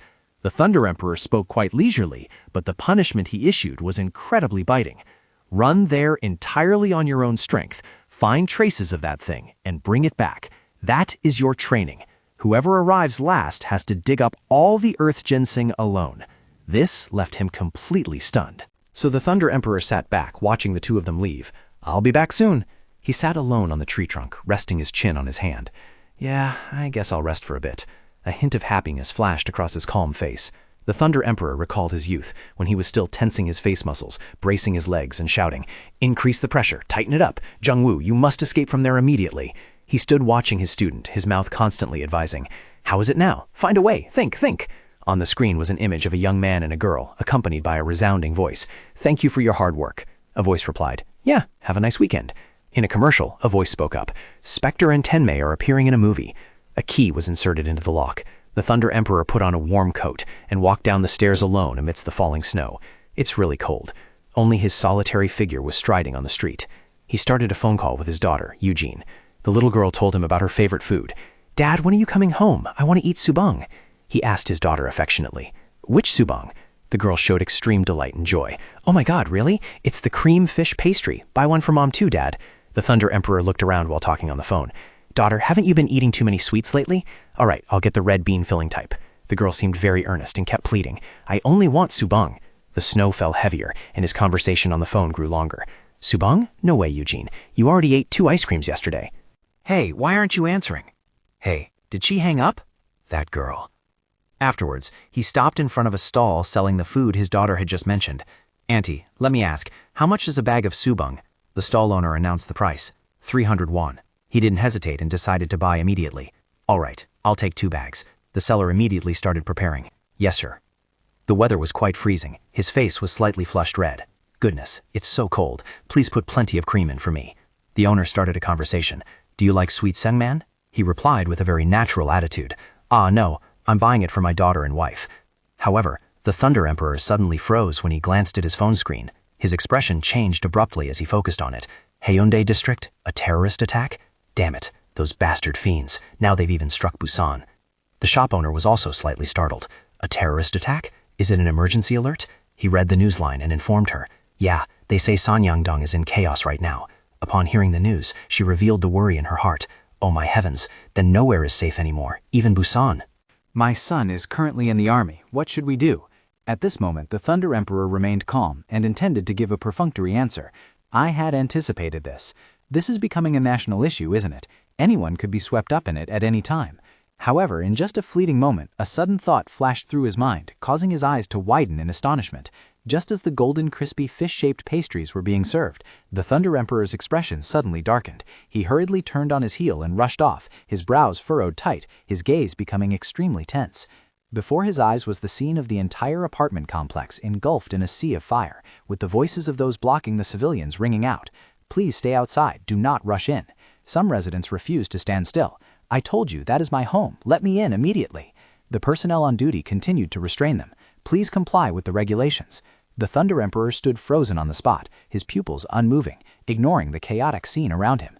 How miserable. The fiends had deliberately smashed their way in. It seemed that everyone inside was dead. The resentful wailing of a woman could be heard. "Oh God, how am I supposed to live now? You bastards will burn in hell." The firefighter remained calm to comfort her. "Ma'am, you cannot go inside." Firefighters were moving the bodies just found outside. "Are there any survivors?" The soldier replied. "No, Commander. Nothing remains but ashes." A phone with a shattered screen and powered off lay neglected on the ground. Upon seeing it, the Thunder Emperor's whole body trembled violently, and he stepped forward to pick it up. The phone screen was pitch black, cracked, and dented at one corner. On that broken screen was his family photo. His mouth gaped open, heaving in extreme agony. Then he let out a scream that pierced the blue sky. Rain began to fall, and thunder rumbled. A man was sitting nearby. Just a moment later, that person with glowing red eyes turned around to look. Has he arrived? Impossible. Just then, the Thunder Emperor, in his martial arts uniform, rushed forward and delivered a kick. How could he arrive so quickly? A beam of golden light emitted from his body, striking straight at the other person. He was heavily injured and fell to the ground, but still smiled contemptuously. "Even if you guys hunt us down like this, what good will it do?" The Thunder Emperor's face darkened at this moment. He simply listened in silence to the man's taunts, while the man laughed gleefully. "Thunder Emperor, do you think just because my branch has fallen the fiends will disappear?" He added another mockery. "Listen here, as long as humanity exists, fiends will always exist. You cannot end our era." The Thunder Emperor headbutted him, catching him off guard. His pupils glowed gold as he stood rooted to the spot, witnessing the destruction of the entire building. His face was cold as ice, a few trails of blood flowing from the corners of his eyes. And now, in his twilight years, he was smiling. He looked past a withered tree toward the sunset. "Even if the world ends tomorrow, even if I lose my life, I will still plant a seedling." That alone was meaningful enough. At this moment, he was so exhausted he could barely breathe. Junho had to lean against a tree to stay upright. That was close. Jungwoo lay sprawled out on the other side. "Junho, seriously, you did great." There was a white-haired girl diligently grilling meat over the fire. Night fell, and as the two lay resting, Junho couldn't help but feel admiration. "Even though I have been reborn, I still can't keep up with you, Jungwoo. Your stamina is truly terrifying." He calmly started a conversation. "Everyone's body develops differently. He continued to speak to open his heart. Come to think of it, you still don't know my ability, right? His eyes shifted slightly. Ah, I thought you didn't have any ability. Junho could only smile awkwardly at that, raising his hand to scratch his head in embarrassment. That's partly true. I can absorb and take away an ability from an opponent. Hearing that, Junho also offered him a few words of praise. That sounds amazing. He calmly finished the rest of his words. But I haven't absorbed any abilities yet. Gluttony, just unlocking it took 5 years. The night was late, the moonlight was bright, and Junho's voice echoed steadily. If it weren't for your master, it probably would have taken me even longer. Will there be a day when you can inherit the Thunder Emperor's power? Jungwoo looked up at the high sky and affirmed with an iron will. That is Master's wish, but first I must grow even faster. As the night deepened, the water in the adjacent river also darkened. Master is very stubborn. He will do anything to train me. Junho smiled radiantly, thinking that Jungwoo and the Thunder Emperor had much in common. In that regard, the two were truly very similar. He also looked slightly surprised. Me and the Thunder Emperor? He glanced over at him and listened intently. Neither of them knew how to give up. Then he looked up at the sky and laughed naturally. Ah, that was just common sense for a player. Under the clear night sky, there were both the moon and stars. 2 pairs of chopsticks simultaneously clamped onto the piece of meat hovering in midair. Junho looked up, smiling, in applied force, refusing to let go. Why don't you allow your disciple to use it, sir?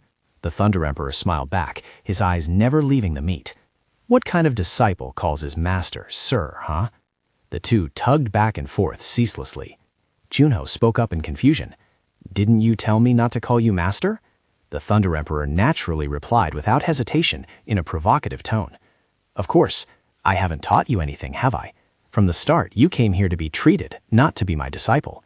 Junho's eyes sharpened, staring at him. Is that acceptable? Don't you think that's a bit heartless? The Thunder Emperor also frowned, his voice turning slightly colder. Making such a fuss over a single piece of meat, it's truly petty.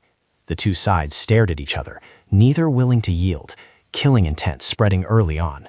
The person in the middle could only helplessly endure it. He quickly suggested, "Then I'll just eat it." But as soon as the words left his mouth, the other two shouted in unison, "No!" Selly sat eating in silence, her face wearing an unsightly pout. The Thunder Emperor's voice remained calm, probing. "So, Junho, are you going down the mountain tomorrow?" He replied calmly, "Yeah, I've been away from my post for too long." The Thunder Emperor brought a piece of meat to his mouth, revealing an unconcealable look of worry. Right, 2 months is indeed a long time. You are very anxious to go back, aren't you? Junho patiently replied, I've intended to do this for a long time. That's right, everyone else has already reached the 3rd floor. The Thunder Emperor was about to speak, but then hesitated. That is a bit shameful. The 3rd floor? The person in the distance smiled radiantly and teased, If you ever feel bored, just come back here, Junho. I will cook something really delicious for you. He smiled, agreeing, then poured another cup of tea. Ah, sure, your cooking skills are the best. The Thunder Emperor quickly probed, Junho, you must miss my snail burger too, right? Junho immediately denied it and picked up his teacup, blurting out a criticism. That's a no. That was the most terrible burger I have ever eaten. The old man was briefly surprised, then laughed heartily. You dare say that straight to my face? Junho just kept smiling. He exclaimed to himself after tasting the flavor. Its taste is exactly like my friend's disastrous experimental dishes. The Thunder Emperor, full of amusement, draped his arm around his disciple's shoulder. This brat walked right into the trap. Actually, that dish was cooked by Jungwoo before he left. He appeared flustered, hurriedly comforting Junho with an embarrassed look. That's right, I cooked that soup. Junho expressed his bewilderment, but how could it be that bad? An empty white porcelain jar was placed neatly on the shelf. Junho eyed it and asked the Thunder Emperor tentatively, Sir, do you drink alcohol? He leaned against the wall, resting in a relaxed posture. Yeah, I used to like it a lot, but I rarely drink now. Junho went along, comforting him gently. Ah, so you quit to preserve your health. Sasha quietly observed the conversation between the two. Amusement-filled laughter echoed throughout the house. Well, health doesn't really matter anyway. He recalled the past when his hand clutched into a fist on the ground. At that time, Jungwoo, looking disheveled, bowed his head to ask for mentorship. To get here, I used all the strength I had. However, the response he received was only cold indifference. No, go back. Jungwoo squeezed his eyes shut, continuing his mournful plea. Please, accept me as your disciple. I beg you, Thunder Emperor, Thunder Emperor. With the scent of alcohol still lingering on his lips, he spoke. I've already closed the dojo. Don't ruin my mood. Get lost. Youngwoo kept his head bowed, shouting out his goal. I want the power to fight against the fiends and take revenge, please. The Thunder Emperor raised his hand high, his eyes glazed with intoxication, continuously waving him away. Think of a better reason. That one is stale. There are a million people out there who want to fight too. The Thunder Emperor suddenly looked down and discovered that Youngwoo was sobbing out of self-pity. He leaned down to look closer. Why are you suddenly crying? Did I curse you or something? Jungwoo burst into tears, screaming to release his pent-up feelings. Because I am so angry. I am truly frustrated. The Thunder Emperor looked surprised, wanting to hear more of the story. What are you frustrated about? The Thunder Emperor immediately fell silent upon hearing the boy's questioning. His voice became increasingly harsh. My family was killed by fiends, and you say that is just a stale reason. He placed the wine jar on the ground amidst the boy's painful words. I am annoyed because I can't even get angry at you for that. The Thunder Emperor bowed his head, calling out Youngwoo's name loudly. Hey kid. He looked up. He quickly dealt a heavy blow to Youngwoo's head, but the force was reduced by a few degrees. He began to explain as the morning sun shone into a corner of the house. I hate kids like you the most. Do you know why? The Thunder Emperor's face darkened. He raised his hand and roared a question. You should have gotten angry at me. Your family is watching from above. Youngwoo stood dazed before the Thunder Emperor's reminders. His eyes held a hidden melancholy. You don't even have that much courage, yet you demand to be taught? Do you think you are the only one who lost your family? Jungwoo rushed forward, hugging the Thunder Emperor's leg tightly. Then please, I beg you, accept me as your disciple. He stood up in panic, trying to pull the boy away. You crazy brat. Jungwoo wailed and sniffled pitifully as he begged. I will become someone who can stand tall and get angry at you. The Thunder Emperor was helpless, wanting to chase him away and use threatening words to discourage him. I said no, you psycho. Jungwoo suddenly screamed with utter desperation. I will cook and do housework too. The Thunder Emperor screamed in horror at these shameless words. Aren't you ashamed before your family? Jungwoo basically didn't listen at all. They would want this too. He scolded sternly, looking completely defeated. You really are shameless. The current Sojuno, with eyes shining and a radiant smile, spoke up. If I want to teach a disciple, I must be sober. No need to worry about my health. You just need to focus on doing your task well. Junho smiled, teasing even without looking at the old man. So in the end, I am your disciple after all. Sasha beside them also looked delighted, speaking in an excited tone. Of course, you, the master's disciple. Please officially acknowledge that. The old man looked awkward, replying unhappily. No, I told you, you are not a disciple, you were just a patient. Junho continued to tease. The word master just slips off the tongue. Come on, master.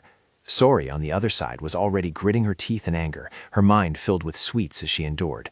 Disciple or whatever, I'm about to reach my limit. Oh, tomorrow, please come quickly.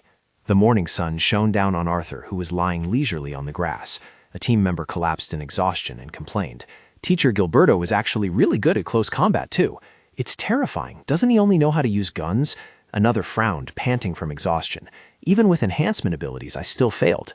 This training course is really useful for us, right?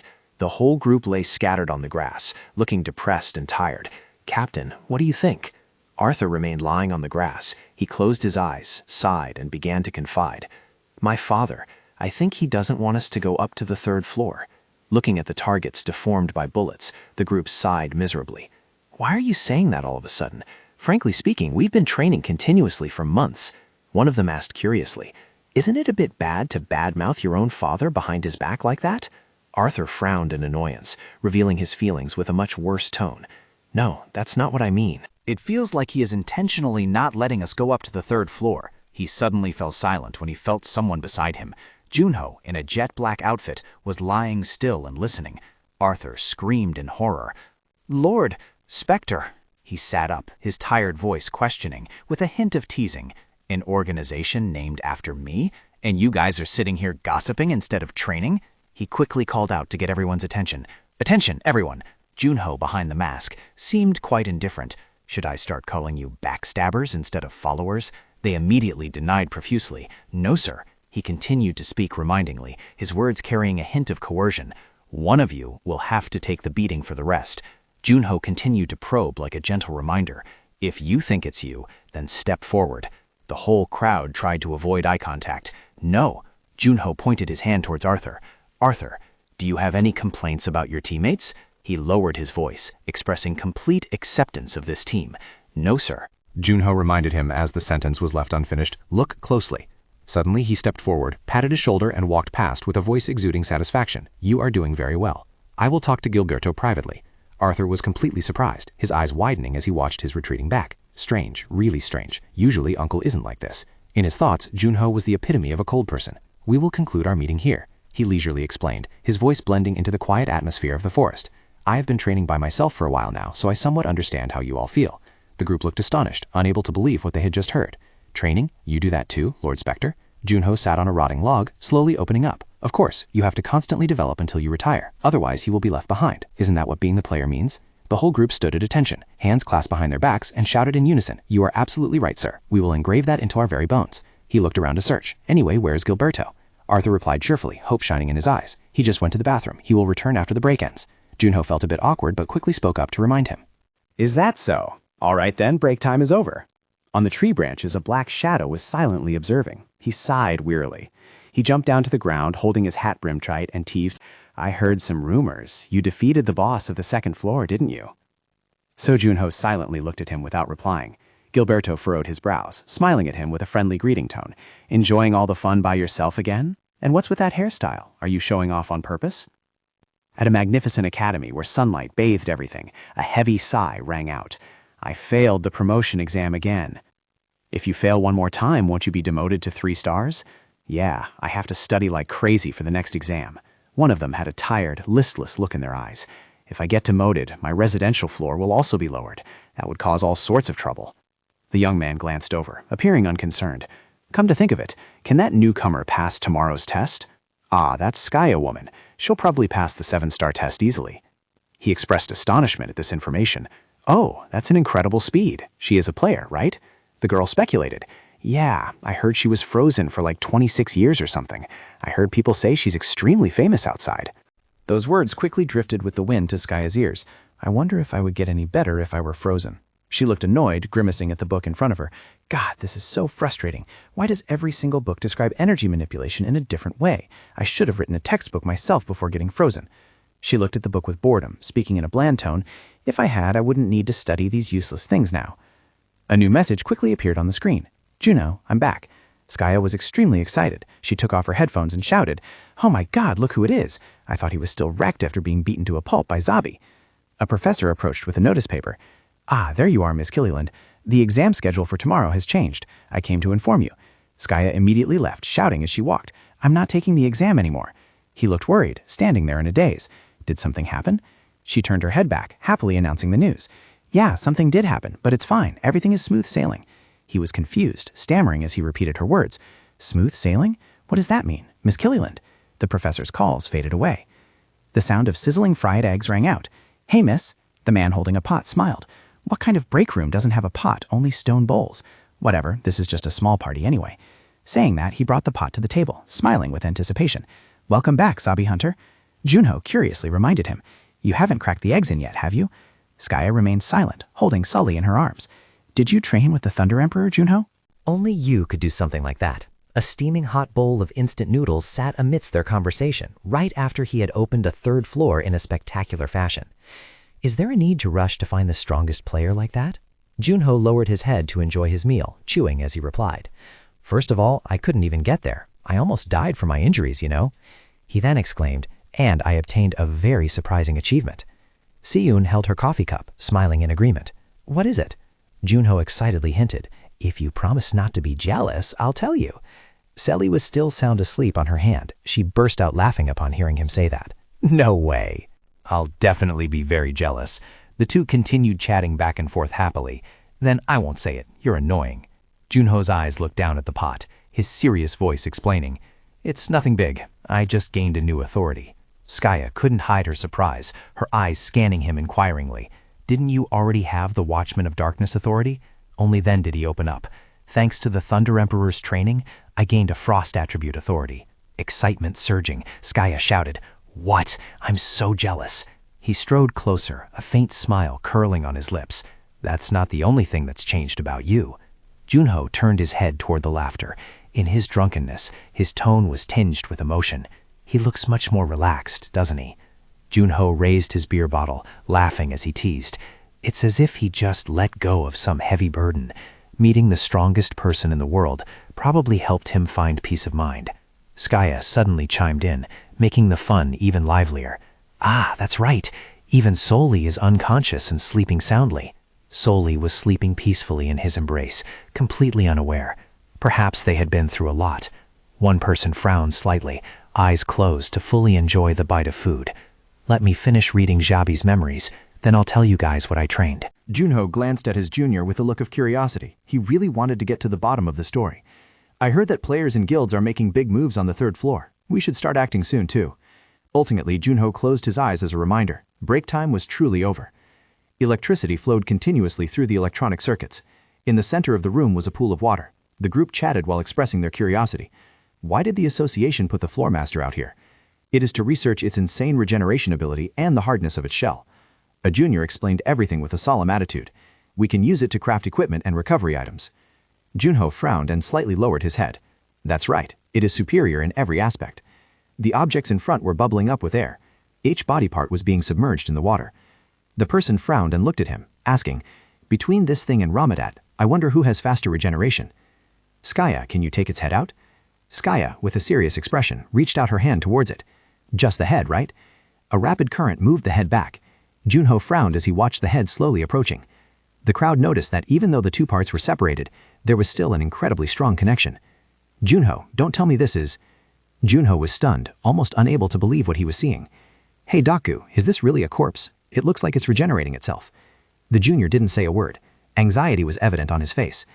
That is why we put it in a slowing solution. Damn it, a red brain mass was slowly taking shape. Its brain had already finished regenerating. Junho watched with a weary gaze. His voice was a bit cold. However, it is much slower than when it fought me.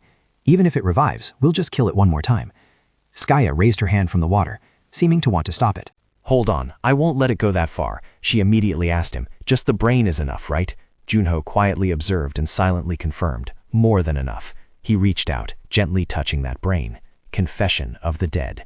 At this moment, on a vast prairie 312 years ago, a bee was hovering over clusters of flowers. A black shadow suddenly appeared. From within, a massive sphere with a rugged surface was slowly approaching. Its entire body was covered in a red hue. The bee's eyes reflected that infinite substance. The bee's entire body was besieged by electric currents. Right then, buzzing conversation arose nearby. They want this thing? They call it an endangered species? They watched it being electrocuted in a glass cage while discussing ceaselessly. Is there any other reason why they ordered us to restore it? True. The bee remained silent, dazed, the memories in its head seeming to have been bleached white. Just throw it into a random gate and let's get off work. In another world right now, the villagers showed clear astonishment, looking at it like a strange creature. What is that? As it approached, the bee's mouth gaped open. Why is that bee so big? Just as the words ended, a man's ghostly scream rang out. The whole tower echoed with ear-piercing screams while being gradually eroded by green moss. The swarm of bees multiplied and spread throughout the surrounding areas. The bee silently watched the entire event. Standing atop the tower, it cast its gaze down upon all things with the posture of a ruler. Junho was slightly astonished upon seeing its robust body. So it reproduced by itself and even ate its own kind. It kept evolving time and time again. Its eyes suddenly turned glowing red. The crowd screamed in terror. Damn it, that startled me. What kind of video is this? Junho stared at the screen, then offered a conjecture. I guess its memories got jumbled after meeting me. It continuously died and recovered throughout the battle with me. Junho furrowed his brows, curiously reaching his hand forward. Can we watch that video again? The part where they said it was in danger of extinction. The image quickly appeared, and he realized, yeah, that's the part. The crowd watched intently and gradually understood. Their tone carried a hint of excitement. Biological reconstruction and technology to send it to other dimensional spaces. The restoration failed, it mutated, and they recklessly released it. But in the end, they still had a question left unanswered. So, what exactly are these things? Iladvung sat there, chin resting on his hand, atop a blood-soaked body. He spoke in a frosty voice. How boring. Is there any new news from the ground? The tip of a small sword stabbed firmly into the ground. Yes, my lord. Would you like to hear it? He ordered. Speak quickly. The subordinate, his body wrapped in bandages, reported cautiously. The insect on the 3rd floor has been discovered. Iladvung was slightly surprised. Oh, wasn't that floor this open not long ago? The subordinate continued reporting. The high rankers, including the 9 heavens, are starting to take action. Seleucus summoned a glowing sphere radiating a bright red light. This is a live video. A desolate and dark land with towering mountains submerged in the night. Seleucus opened a video clip right before Eladfung's eyes. It is expected to be reported in the press within the next 24 hours. His blood-red eyes scrutinized it. He leaned forward, the corners of his mouth curving into an interested smile. Just as predicted, but still very interesting. The subordinate seized the opportunity to ask, "Did you predict this situation, my lord?" The gloomy land was now flooded with pools of patchy red blood. He raised his voice to question. "Seleucus, what do you think is the nature of humanity?" The subordinate seemed hesitant at this question. "The nature of humanity?" Eladfung tightened his grip on the sword hilt in his hand, gazing at it, then let out a delighted laugh. "No need to think too deeply. Just say what you think." Salikov knelt there and boldly replied, "I think it is adaptability. No other species is capable of adapting to their living environment as quickly as humanity." He nonchalantly ran his finger along the blade and continued listening. Depending on the circumstances, humans can become angels or demons. Then he simply dropped a brief sentence. A reasonable thought. Looking at the beast lying prostrate on the ground, he spoke arrogantly. As for me, Salikov had to widen his eyes in surprise at Arakam's words. "I believe that the true nature of humans is pure." The man could not understand his meaning. "You say it is pure?" From behind him, a giant claw appeared. Meanwhile, he calmly ran the sharp blade upwards. "What is it? Does it sound unfitting for someone like me?" Salikov was still being extremely cautious with every word when something flashed before his eyes. "It is not that, but—" Arakam sat motionless. With just a small knife, he easily deflected that giant hand. With a ghostly smile on his lips, he gloated in every word. "Humans are driven by pure desires, dragging each other down into the abyss." A swarm of one-eyed fiends with glowing red eyes was gathering into a crowd. Just as our purpose over the last 6 years hasn't changed, they are the same. Nothing has changed at all. He stood aside and unleashed streams of black-red lightning toward them, those fascinating creatures. His mouth curved into a wide grin, a smile filled with fanaticism. "Now, let's head to Gilean immediately." The scene shifted to another room where a man was speaking. The information from Zabi was quite interesting, but at the moment it wasn't really useful. The man continued to present with an extremely serious expression, stating that fiends all over the world are evading detection and vanishing. Juno maintained a solemn attitude and focused on listening. It's not simply evading surveillance. It seems they are acting with intent in a synchronized manner. Shortly after, the man slowly asked a question. "Have you tried tracking them?" The man continued with his arguments while the little girl slept so soundly she was drooling. Because they move in sync, it is very difficult to track. The mindless, chaotic battle of a group of strange fiends is proof. Not only that, a large-scale march of the undead has been detected near the border. A person capable of using magic on such a terrifying scale? The man increasingly believed in his own hypothesis, his eyes shining with an unusually solemn look. Does anyone have someone in mind? Hearing this, Skaya's face showed no change in expression. She simply dropped a nonchalant remark. "Let me make it clear, it's not me." The other person immediately reminded her, "Be a bit serious, Skaya." But she was surprisingly straightforward. "I just wanted to make the atmosphere less tense." Honestly, the image of Old Man Nalat was suddenly evoked. The Corpse King Nalat Hulagenta, he was the only one capable of doing something like this. Junho looked at him and also joined the discussion. "I heard Arthur mention that their leader is supposed to return this year. That's probably why the fiends and the lot have started to act." He raised his hand to cover his eyes, closing them in deep thought. Meanwhile, the man had not stopped speaking. "You mean the heavenly demon?" Honestly, the 6-year period he promised has now ended. The man looked down and voiced his train of thought. "The one controlling the fiends in the lot right now. I think it is the heavenly demon." Junho placed his hand on his chin, frowning in calculation as he listened to the man's next words. "It seems the fiends are preparing to rise once again. Of course, this is just my personal speculation as the association president, but we still need to prepare thoroughly, just in case." Skaya was also listening attentively to the man, but with our current manpower, it might be very dangerous. He was startled when he heard his name mentioned by Junho.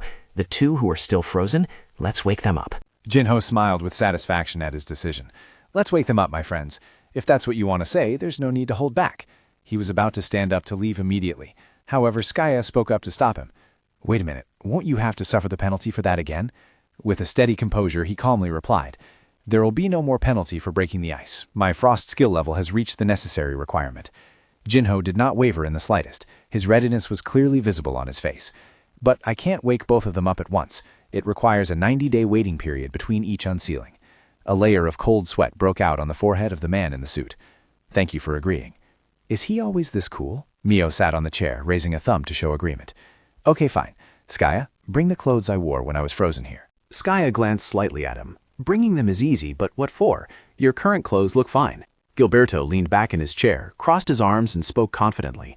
Those guys, even if their bodies wake up, their minds are still 25 years in the past. Hearing the incorrect information, Skaya immediately interjected. It's 26 years. He ignored that and continued his story. Anyway, let's just recreate the exact scene from before they were frozen to avoid shocking them. Remembering back then, didn't I even pull out my gun? Junho pointed at Gilberto, giving him a compliment. Oh, Gilberto has a good idea. Come to think of it, they do that in movies too. It might work. Gilberto also responded in a friendly manner. Yeah, just think of it as a small act of kindness.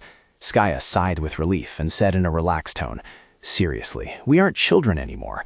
But fine, I'll play along. The face of a middle-aged man was motionless inside a thick block of ice. One of the group members stood before two ice statues and spoke. Seriously, you should clean your place once in a while, Skaya. Honestly, back then I thought you had been kidnapped. Hey, it's been a long time since I came back here. Is this a house or a dungeon? Behind him was a woman with long white hair. You wouldn't understand, but geniuses feel comfortable in places like this.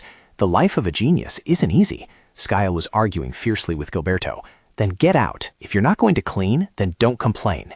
He appeared equally straightforward. All right, can I clean up now? Skaya continued to shout loudly. No need. It looks like that, but everything is in its right place. He continued to argue. Then what else do you want me to do? A long-haired person wearing a mask covering their entire face asked, Who shall we wake up? The Thunder Emperor appeared with a radiant smile. I understand why Junho is worried. However, in my opinion, the current situation isn't too bad. Along with a young man performing magic, the Thunder Emperor and the guilds were all steadfastly holding their ground. The 5 great heroes were now merely symbolic and no longer the only strongest ones. The despicable face of a villain was also gradually revealing itself, but caution is never superfluous. With the 3rd floor now open, humanity needed a solid shield. The block of ice containing the face of that middle-aged man appeared clearer and clearer. What we need right now is support like that. It was Junho in the mask. He stepped forward and used his ability to unseal. Ramadat, it's time to wake up. The ice block began to show signs. The system displayed a notification. Once unsealed, another unsealing cannot be performed within 90 days. Frost art comprehension level requirement met. No penalty applied. The layer of ice shattered, and Ramadat's face awoke with a manic smile. The ice statue seal had been lifted. Just having woken up, Ramadat leaped high into the air. Fragments of shattered ice brushed past Junho's line of sight. Gilberto was so stunned he had to reach up and hold on to the hat on his head. Skaya was equally astonished. With his muscular physique, Ramadat was screaming frantically in midair. He struck a shockwave down right at the position of the 3 of them.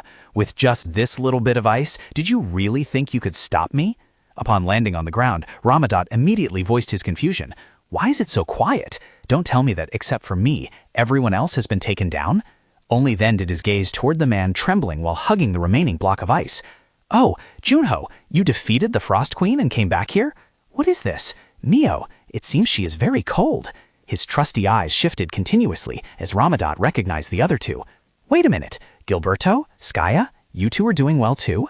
Skaya was doing a little dance on one side, while Gilberto reached out a hand to intervene. Buddy, let's talk slowly first. Ramadat looked at them and burst into a radiant laugh. Once again, it seems we have saved the world. The white-haired little girl in the small bag was still sound asleep. Get out of here now. Understood. Everyone get out of the dungeon immediately. Both Gario and Junho were startled and shouted, It's not like that, Ramadad. In a kingdom immersed in the silent deep night, a guard sitting on the ground asked, Hey, rookie, aren't you cold? The guard standing on the right replied solemnly, It's a bit cold, but I'm fine. Hearing the answer, the guard sitting on the ground offered advice in a slightly indifferent tone. Why are you so stiff? Sit down and rest for a bit. But the young guard maintained his serious attitude and replied, I'm fine, sir. Hearing that, the older guard gave a reason for him to slack off. The world is at peace now anyway, right? Sitting down for a bit won't kill anyone. The young guard, after hearing this, still firmly refused. No thanks, I feel more comfortable standing. Seeing this, he showed a bit of annoyance and voiced his criticism. Damn, you're really boring. But then he began to enthusiastically tell a story under the bright moonlight. You know, lately I've been wondering why I chose to be a soldier. Hearing the story, the young guard also raised a question. Wondering? Why is that? The middle-aged soldier sitting on the ground began to explain. Now monsters and bandits are all handled by the players. More than 300 days have passed without incident. Truly impressive. He was still immersed in the story, unaware that the young guard beside him had already collapsed. I think maybe I should discharge and go back to farming. Just as he glanced over, he asked a puzzling question. I'm going for a smoke. Where did you disappear to? A split second later, the middle-aged guard was also panicked as he was ambushed, coughing up blood. The villain appeared, floating in the air with arms crossed and a murderous gaze. The soldier's body had been tightly wrapped by her thorny vines. Satine was advancing. Ivis, terrified, rushed in to report. An attack! The fiends are attacking in waves. The members of the noble family seemed to collapse at this moment, filled with vigilance and panic. The main gate has been breached, and all other entrances are about to be blockaded. My lord, you must enter the escape tunnel immediately. Vicon, with high alertness, instructed him, You take my family to a safe place. I will stay here with the soldiers. Ivis frantically tried to stop him. What are you saying, my lord? If you stay, you will die along with everyone here. My lord, you must run immediately. The entire tense scene and argument fell into Simus's view. Must the soldiers sacrifice themselves in battle just to cover a fleeing lord? Outside, people were scattering in terror before the attack of the monster swarms. They were trading their very lives for their families. Before the scene of destruction caused by the monsters, his voice remained steadfast, "And I will stay for my family." The urgent shout rang out clearly amidst the desolate ruins. "Hurry up!" A blood-red cold gaze swept into the distance. Following the commander's voice, the group of mages guarding the city gate got into combat positions. Squad 1, begin casting defensive magic. Just as the second command ended, the young commander was struck in the head by a throwing card and lost his life. Squad 2, ready frost magic. Immediately after, other cards flew in continuously. The elegant man raised his voice. "We have captured the stronghold, my lord. What shall we do with the prisoners?" A low, emotionless voice replied, "Keep them alive." Blood from Vicon's head slowly trickled down amidst the pain and humiliation. Aladvong was standing before him, making a serious remark. Even if he is a defeated lord, a monarch must still maintain his composure. His bloodshot eyes looked coldly down at Vicon kneeling below, uttering words of disdain. "That sweet, nauseating peace is exactly the reason for your defeat." Vicon looked straight at him with an unyielding attitude. "Our Gileon is the city of beginnings for everyone, yet you dare say that after attacking a politically neutral city? Heavenly demon!" Hearing Vicon call his name, Aladvong's gaze seemed to turn even icier as he asked, "You recognize me?" Below, all the royal people were extremely worried for him, and Vicon's sarcasm rang out again. 6 years ago, when you first unified the fiends, who could forget the terrible calamity that swept through the world and dyed the sea red with blood? The tears of the person below were now mixed with hatred and fear. You arrogantly considered yourself heaven and drowned in slaughter. Unhesitatingly instigating a war right in the heart of the Empire, and in that battle his hate-filled eyes now clearly showed rage as he screamed in interrogation at him. You fled, your whole body soaked in blood, nearly losing your life. So the great legend has returned to this small, peaceful Gileon? Have you still not regained your strength or your pride? Aladvong's face revealed a look of cold disdain as he asked, "Is that your final dying wish?" Under the witness of his subordinates, he unleashed sarcastic mockery at Vicon. "Pathetic. Your spirit is truly admirable, your majesty." Then he squatted directly in front of him, his tone somewhat strange. "However, you have mistaken 3 things. First, the heavenly demon reached up to stroke his face and slowly explained, I have never considered this city to be weak. I summoned the giants from underground to completely crush it." His pupils had now gradually turned completely black. "And secondly, I did not flee. I declared a truce. I did not want to end such an interesting battle so soon." The hatred in Eratim's eyes finally exploded, bursting out. "Thirdly, my power is not arrogance." That brutal scene was witnessed by Schubert, freezing him in fear. Iva, seeing it from behind, could only scream in pain. "Your Majesty!" Following that was the mournful cry of his son, "Father!" However, he paid no heed and coldly asked, "Isaac, you said there is a dimensional elevator nearby, didn't you?" Isaac pushed up his glasses and replied solemnly, "Yes, it is nearby." Hearing the answer, Eladvong immediately commanded, "Send a scout team ahead. Ensure they do not block my path." He then carefully asked, "Where do you intend to go next, my lord?" Facing the side of citadels engulfed in a sea of fire, he indifferently replied, "Wherever my feet take me." Elsewhere, Ramadat had a serious expression, the large wound on his bicep closing automatically. Juha anxiously asked, "Ramadat, are you sure you don't need to go to the medical station?" He smiled brightly and replied with a gentle voice, "Goodness, I told you I'm fine. Don't you see I'm regenerating?" Then Ramadat excitedly showed the fully healed wound. "See? Look here, fully recovered." But she remained worried and advised, "You took a direct hit after all. There might be internal injuries. You should at least go get checked." Not understanding her worry, he confidently wanted to prove himself. "I told you I'm fine. If you still don't believe me, I'll go take another hit and come back." Kali's words made her even more troubled, so she decided to stop trying to persuade him. "No, please don't do that," Juha asked with sorrowful eyes. "So you were setting off for Antarctica tomorrow?" While eating and gazing into the distance, he replied, That's right, we have to capture and defeat the Frost Queen. Juha continued to watch him with anxious eyes and asked again, "Are you afraid?" Seeing this, Kali mischievously teased, "Well, I'm a little nervous, but I'll have to get used to it. I'm going to be shivering there anyway." With a warm voice, she looked at him sincerely. "That's funny, isn't it? Thank you for always standing up for us as part of the medical team." I've always wanted to help. Hearing her sincere words, Kali proudly recounted his future plans. Yeah, actually there is one thing you can help me with. After returning from Antarctica, I plan to get a new suit made, and I hope to have someone go with me to advise on choosing clothes. At this moment, he was a bit shy, glancing at Myunghwa's expression. I mean, I'll treat you to dinner if you come help me, but if you're too busy... Beyond imagination, she nodded in agreement immediately. I will go with you. Myunghwa looked at him gently and continued, I will also treat you to dinner. Hearing this, Kali became extremely excited. Oh, great! However, she set another condition. But you must return in one piece, understood? If you get injured, I'll hospitalize you immediately. Under the setting sun, the two sat on the beach looking into the distance, with his agreement. I promise. At the same time in the present, in a dashing suit, Kali stood at the old beach looking towards the magnificent city. I will return soon. From behind, Skaya spoke up to bring useful information. If the person you just mentioned is Myunghwa, who used to be in our medical team in the past, she is currently working at the Nest Clinic. With a pensive and nostalgic look, she looked at Kali's back and then carefully reminded him, I don't know what you intend to do when you meet her, but remember that she is a mother with a daughter old enough to enter university. He pretended not to hear, staying silent for a moment before turning back to ask Skaya with confidence, do I look presentable enough? She softly offered her comment, better than usual. Hearing that, he looked satisfied and replied, then that's good. Ramadat frowned slightly with a hint of sorrow, starting to share, I only intend to go there to say hello and then leave. When he arrived, a boy with a missing tooth called out sweetly, Doctor, I keep coughing. I've slept for 2 nights, but I don't feel any better. Is that why you came here? Joy's voice was still full of gentleness. She carefully handed a bag of medicine to the child with some advice. It's near the sea here, so the nights are really cold. Here, I'm giving you some medicine. Take this and sleep for another 3 nights, okay? Her appearance at this moment hadn't changed much, and Joy still spoke to the children with great affection. Next, oh my, Annie, you're here again, and your nose is running too. The little girl looked at her and called out sweetly, Doctor. Joy warmly advised the girl, unaware that Ramadat was watching from outside. Next time you must remember to wear warm clothes. The little girl standing in front of her innocently replied, but wearing clothes feels stuffy. Returning to the present once again, he recalled the past memories of the two. You must return safely this time too, remember, Ramadat? Afterwards, Ramadat looked at the woman before him again, whose hair was now speckled with gray. Standing silently before the glass, he hesitated for a while before coming to a decision. It seems she is living very well. Let's just go back. Skaya, unaware of when she had arrived by his side, asked with a bit of surprise, not even going to say hello? Hearing that, he frankly replied, I want to, but I feel like I shouldn't meet her. Ramadat smiled brightly to hide his feelings.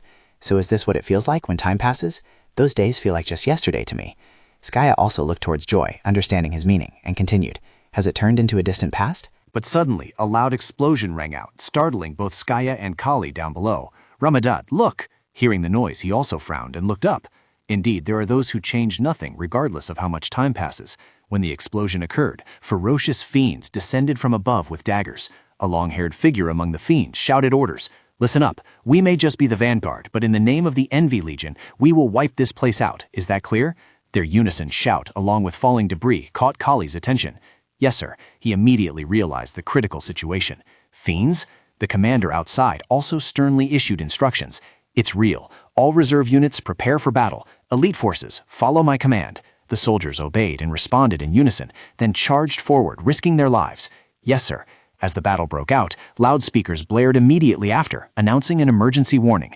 Non-combatants evacuate according to instructions. Emergency warning in effect. The fiends frantically rushed towards the soldiers. I have waited for this day. Along with the loudspeaker announcement, both sides rushed into a deathmatch without hesitation. Emergency alert is in effect. Raise shields. The soldiers solemnly raised their iron shields high. Do not let a single one escape. Conversely, the fiends became even more excited and charged forward madly. Whoever breaks through the defense line first, I will reward with the authority of a vice captain. In an instant, a monster pounced and weighed heavily down on a shield. The fiend leader continued to stick out his tongue provocatively. Meanwhile, he was extremely urgent, continuously issuing commands with a decisive voice. Blockade the dimensional elevator. Request immediate deployment of reinforcements. At all costs, we must hold this defense line. Amidst the raging fire, it was difficult to distinguish the enemy, and several people had already fallen. Even a monster covered in wounds could take down soldiers and make a child scream. A blonde fiend, his mouth full of syrup, still smiled brightly. "This seems like it will take longer than I thought," he muttered as he walked. He won't be happy if he knows we suffered casualties. This is trouble. In the blink of an eye, he appeared from behind and glanced over while swinging his sword. But just as the commander thought he had landed a hit, the fiend above excitedly praised, "This sword is pretty good." In less than 10 seconds, a dagger slashed past, then plunged into his body. He stuck out his tongue and asked a perfunctory question while his hand was already holding another sword. "Trade with me? You don't mind, do you? You take the small one. I like the big type." The commander's eyes rolled back, whites showing in agony. Then that fiend held the longsword and slowly advanced forward. "Fine then. I can't let blood continue to spill here anymore. It seems my subordinates are having difficulty, so I'll handle it myself."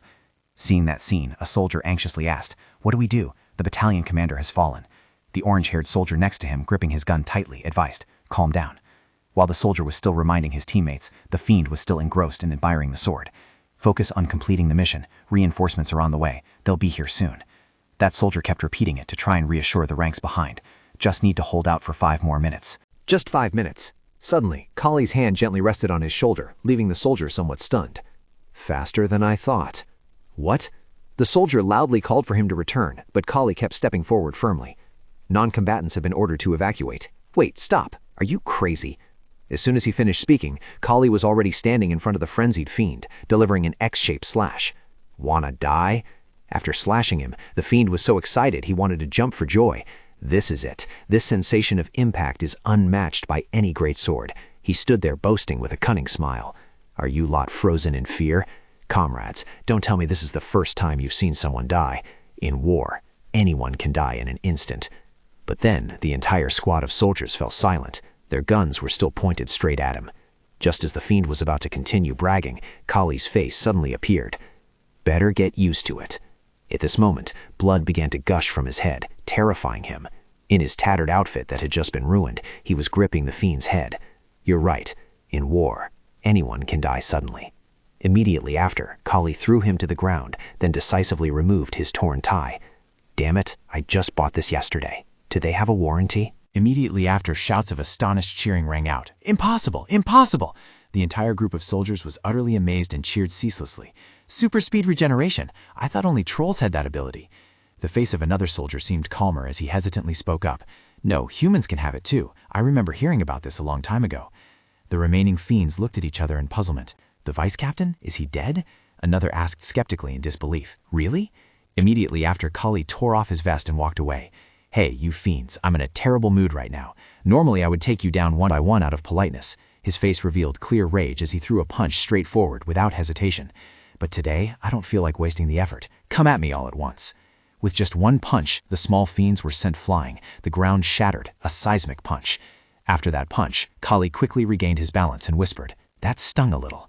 From behind, a dog with sharp teeth and bulging muscles lunged straight at Kali, but fortunately he managed to turn around and block its claws.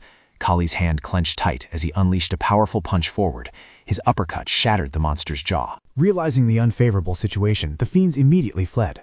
"What is it? The situation isn't good." Another one among the fiends hurriedly shouted orders as a small electric orb appeared. "Team 3, retreat, return to base and resupply." Down below, Kali gently flashed a cunning smile. "Surprised? This is a new technique I learned at the magic tower." Immediately after, the entire sky lit up with clusters of blue fireworks as fiend corpses fell like leaves to the ground. Stars screamed, heavens went wild. Using my own formula is definitely stronger. I did it again. I'm so damn good.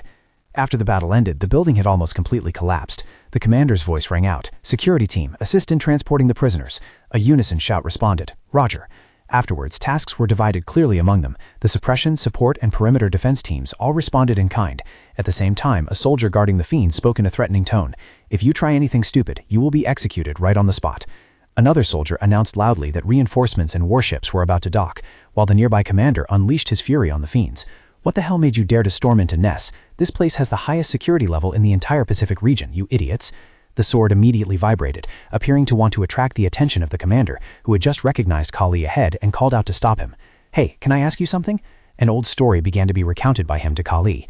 "I once saw someone with abilities exactly like yours. Decades ago when I was new to the job, there was someone who served in my unit. He awakened and fought against evil all over the world." After a moment of narration, the commander finally recognized Kali's true identity.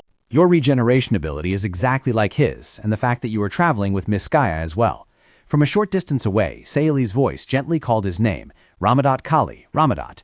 Next to the children, she softly asked the man standing silently in front, "It's you, isn't it?" Witnessing the scene, Skaya immediately teased, "Let me take a guess at how you're feeling." Resting her chin on her hand, she looked him over from head to toe and continued to expose the truth. You want to smile and pretend that nothing has changed, but deep down there is something blocking it, because you are the one who just returned from Antarctica yesterday. 26 years ago, Skaya's revelations left Ramadat momentarily speechless. "Can you read minds now too?" Catching his sorrowful and resigned expression, she dejectedly agreed. "I'm not wrong. I used to feel exactly the same way. I'm sure Gilberto and Junho feel it too. We have to accept it. We are relics of the past now." Having said that, Skaya gently offered words of comfort. "We will find a way to get used to it, but for now, let's just smile under the twilight." Her words had completely moved him. Although Kali did not respond, he still used a small excuse to fill the vast void of time. But we are still remembered as heroes. A soft smile blossomed on his lips, exactly like 26 years ago, before he slowly spoke. "To us, it feels like it was just yesterday, Rahmadat." "That's right, thank you." Finally, Kali cleared his throat and cheerfully turned to greet them, a gesture that moved them to tears. "Well then, this girl and that rookie over there too. Long time no see. Sorry to keep everyone waiting. I arrived a bit late, didn't I?" Under the crescent moon and the gentle breeze, the night gradually fell. Eladvung was currently deep asleep on the grass of a soccer field, where chili sauce was scattered all over. But just a second later, his body was teleported to another location. A soft call immediately woke him up. "They have found the floor master of the 3rd floor." Eladvung woke up and replied with a hint of surprise. "Oh, the 3rd floor just opened not long ago." A subordinate with a body wrapped in bandages was kneeling on one knee to report the situation to him. The 9 heavens and other experts were all active. Ah, yes. Eladvung frowned at the subordinate, while a live news broadcast was projected right in front of his eyes, displaying the image of the group of 3. The Silent Moon Guild had found the way to the 3rd floor master, but was clashing with the Dokaibi Guild over ownership rights. Spectre had swept up all the rewards on the 2nd floor, so this time they would not yield. The subordinate continued to report more comprehensive information. The guilds within the Big Six were also following closely and approaching the boss. The subordinate bowed respectfully and continued his report. Meanwhile, the mid-sized guilds had realized the conflict and were awaiting their opportunity. That means most of the forces are concentrated on the 2nd floor. Seated hidden inside an object resembling a flower with veins of blood, Eladvung calmly delivered his judgment. It truly is a mess inside. However, Spectre, for a moment Junho's plan was seen through by him. He didn't face the floor master alone, did he? "I heard that someone representing him went along with another person." The subordinate did not deny that observation. "That is correct. Gong Juha of the Dokagibi Guild went with him." The contradiction in the information made Eladvung somewhat confused, and he immediately interrupted to ask, "And yet you say Spectre took all the rewards?" Looking at him through the gap in the bandages wrapped around his eyes, he slowly responded, recounting everything he knew to Eladvung.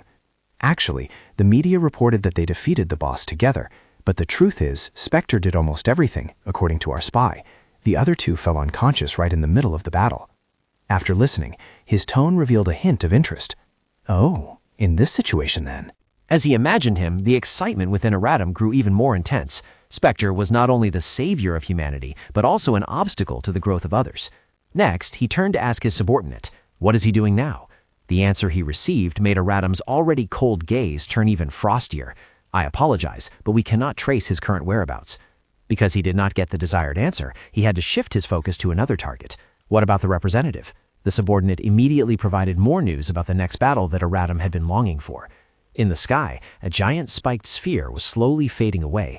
Chronologically, he had exterminated all the kobolds preparing to invade Julian. Subsequently, all information regarding the chain of events related to him was reported back. He also regularly dealt with veteran fiends, including the subordinates of Nalat Hologub. Recently, he had conquered a dungeon with the Dokeibi Guild and even destroyed Pride of the Pride Church.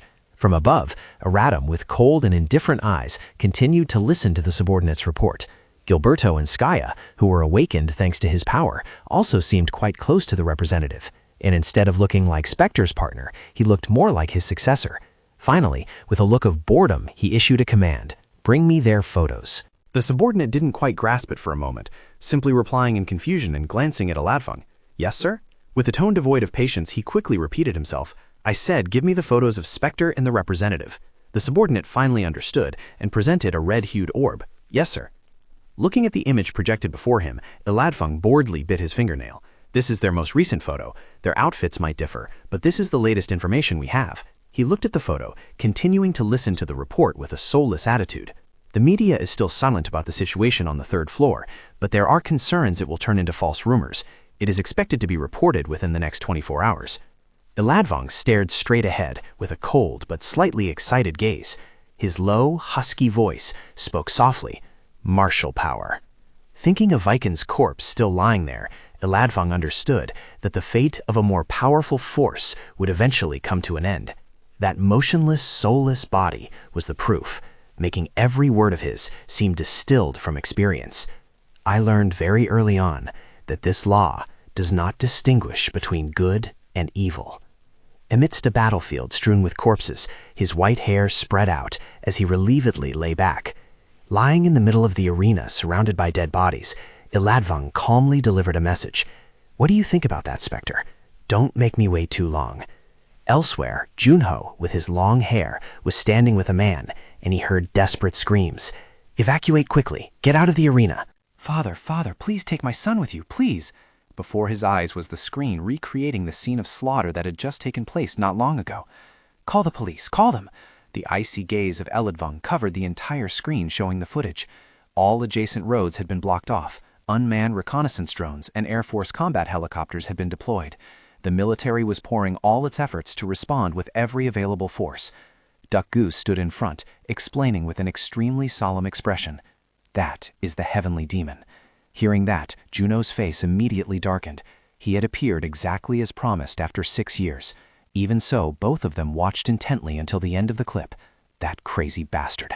He put his hand to his chin, pondered for a moment, and then shared his thoughts. "We cannot act rashly. Other players are probably thinking the same thing." Duck-Gu looked into those wild eyes and began to make conjectures. He is the leader of the dark forces, despite being silent for the past 6 years. Is it true that he came personally to declare war on the whole world? Then news would start pouring in from other places as well. Juno observed calmly, and then asked a question. "What's the news?" Just as he was about to speak, the phone rang abruptly, bringing news of terrorist attacks by the forces of darkness. Give me a moment. Yes, I'm listening." Dioku stood not far away to answer the phone and quickly confirmed. "Yes, request for reinforcements, confirmed. I will contact them immediately to coordinate support. That's right, okay." Worry was evident on his face as he immediately reported to Juno. "The first floor has just been attacked. Those bastards are trying to destroy the dimensional elevator." Juno's face darkened, but he replied with absolute confidence. "Don't worry about that, Price. Ramadat and Skaya are there." Hearing that from him, Dioku asked repeatedly in disbelief. "What, really? Since when?"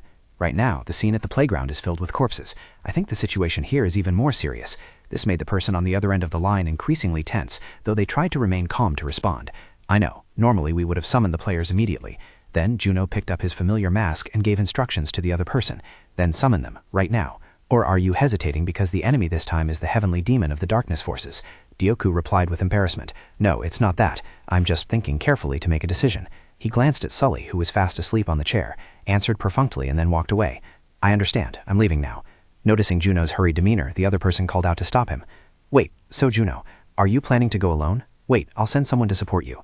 But he put on his mask and gave Dyaku his answer. "Dyaku, do you know why people call us heroes? Because we are always there where they need us most. That's all there is to it."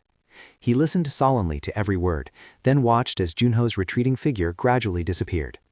"I hope you make your careful decision soon, my friend. As for me, I've already made mine." A soldier was currently reporting via radio. "Bodies are piled up, so we can't determine if there are any survivors yet." A voice from the other end echoed back. "Where is the enemy?" The helicopters continued to hover in midair, scanning relentlessly, but all they saw were countless corpses strewn across the grass field. "Haven't seen him yet. He might be hiding among the piles of bodies. We are still searching. Can the rescue team enter safely?" A soldier replied in an uncertain voice. "We cannot confirm safety yet." At headquarters, images of the tremors were being projected. The officer looked at the images in frustration and grumbled. "That damned heavenly demon, where on earth are you hiding? It's been 15 minutes since the search began." Suddenly, a soldier's voice rang out. "Enemy spotted. No weapons observed on him." The figure of Elavong then appeared below, amidst a place filled with ruins. He showed an attitude of complete indifference. He was heading towards the stadium. With extreme anger, the commander immediately issued an order. Everyone, engage, open fire. No matter what, do not let him escape. All firepower from the helicopters was aimed directly at him, while Alavong's expression didn't flinch if he faced the incoming barrage. Half of his face then turned glowing red and translucent, right as the helicopter squadron unleashed a volley of bullets down below. I will not stop you all from watching. But this is not the place for you to intervene. His body at this moment almost turned transparent, a scene that stunned everyone into silence. His eyes were filled with killing intent as he began to chant, causing all helicopters and anicams to explode simultaneously. "Get out of here now," the announcement sounded, mingling with the noise of bombs. O2 is down. I will continue to circle above and monitor the target. Retreat. Prepare to intercept the unmanned missiles. We are leaving the airspace. A high-ranking officer issued an order. Open fire. All units except Joel return to base immediately. I repeat, all units retreat. Amidst the encirclement of missiles, Eladvang fell to the ground and looked towards them with a smirk of delight. When all the missiles hit the ground at once, they created an earth-shattering explosion that made those in the control room sit on pins and needles. Some helicopters were ignoring the order. "Damn it, I said pull out!" Eladvang waved his hand to unleash his superpower in retaliation while speaking. "Blast them! Deploy firepower!" He raised his head, targeting the flying helicopters next. Eladvang's pupils glowed red, accompanied by an amused smile. "Let them be. Even insects have the right to know the truth." A black sphere bearing dark energy rose from his palm, while his eyes flashed with cruelty. "I will teach you the truth of the world." Having said that, Eladvang unleashed a wide-range destructive attack, affecting both the manpower and combat equipment in the vicinity. Amidst that sky-high sea of fire, Wujung suddenly appeared to rescue a soldier. He frowned and muttered something. 3 figures in the command room looked up with faces full of astonishment. Wujung gently placed the soldier on the ground. Eladvang burst into a delighted laughter. "You have arrived, the hope of humanity." It stomped its foot hard on the ground. Junho's presence also appeared right at that moment. "Do not move, heavenly demon," he spoke in a provocative tone. "Seeing the hero I've heard rumors about for so long with my own eyes is truly much more interesting than I imagined. Hero Spectre, before we begin, may I ask you a question?" He replied with a voice as cold as ice. "Yeah, go ahead." Eladvang laughed heartily and then made a mocking remark. "I have always wondered, are you truly satisfied with that life? The world still calls you a hero, still praises you ceaselessly. Don't you find it disgusting? Humans are weak and always selfish. Do you know why they put you on a pedestal? They just need someone to protect them unconditionally. If you die, they will choose another among the remaining 5 heroes, until the 10th floor is conquered and freedom is regained. They will continue to create sacrifices for their own weakness. That is naked selfishness, nothing more, nothing less. And for that reason, I pity you, Spectre. They do not care who you really are. You do not need to risk your life for those hypocrites. Come with me. I will show you an era worthy of your greatness." The moment he finished speaking, Junho's sword blade was already close to his chest and pierced through Eladvang's body, causing his eyes to widen in horror. This is... His decisive action caused El to collapse to the ground with just a small dagger. Junho pulled out a sharp sword again, changed direction, and stabbed forcefully into his chest. Eladvang lay motionless on the ground, with 3 weapons embedded in his body, while Uzak growled, circling around before rushing in to bite into his pristine layer of ice. Uzak crunched tightly onto the block of ice, emitting a stream of dark energy from it, and he summoned all his remaining strength to fling away the weapons embedded in his body. Eladvang's eyes widened in shock as his voice rang out from behind. "You are the incarnation of the evil that I have always staked my entire life to exchange for." A cloak woven from wolf fur suddenly appeared behind him. "I will not let you destroy this era, Eladvang." Eladvang's entire body glowed, and several flowers sprouted on him. Perhaps behind the mask and Junho's resigned face, he burst into excited laughter. "You really don't give me any breathing room, do you?" "That is my final offer." Eladvang swung and grabbed his arm tightly, leaning his face close and whispering, "I am Eladvang, the king of the first heaven demon race, the savior of this era." Having said that, Eladvang threw a straight punch into Junho's stomach. That hand of his concealed a terrifying power. Eladvang continuously rained punches onto his abdomen. Although the physical interaction only took place between the two, the surrounding environment was heavily affected. Typically, the building behind Junho suddenly exploded. Duck-Goose stood before the screen and announced, "Error, Magic Barrier A2 damaged. Error, Magic Barrier B17 damaged. Warning, the entire barrier has been destroyed." He recalled the words the villains had once said, "Wipe them all out. The historical moment is here." The ones who crush their heads. That is us, the Envy Legion. Dyaku pressed the activation button, and the armory immediately opened, unlocking the security of the mobile Magic K-38. He had decided to step inside. It was time to prepare to welcome the guests. Junho, during the 25 years you were frozen, did you think I lived peacefully? I will protect what belongs to me. And you, as always, must win. No one must be left alive. The alarm sounded as soon as Dyaku slammed the door shut. Warning, evacuate immediately. The ground began to crack as a swarm of deformed figures rushed to attack him. Dyaku recognized that person as the association president. He was his. The president immediately rushed forward to attack him. Dyaku did not hesitate to pull the trigger. Anyone who wants to kill you must be prepared to die. If you want my head, come and take it. He smirked arrogantly. Huh, is that thunder? A laser beam from the gun shot straight toward the president of the Black 11 Association. He screamed in pain as the laser struck his body. My arm bones feel like they're about to shatter. The president's screams echoed through the sky, and the overly powerful attack caused part of the building to explode. Everyone below was horrified witnessing this scene. Ouch, what the hell is this? The building just exploded. He looked at his handiwork and gave a self-assessment. The destructive power is quite decent. But my body can't handle it. The recoil is really strong. Amidst the quiet space, the sound of footsteps suddenly echoed. Isaac sat imposingly on a rock and spoke up. You prepared quite a formidable weapon there, Association President. He looked down at the skeletons of his subordinates at his feet, then continued speaking. Poor children of mine, may you have sweet dreams. The man called the president knelt down, clutching his injured arm.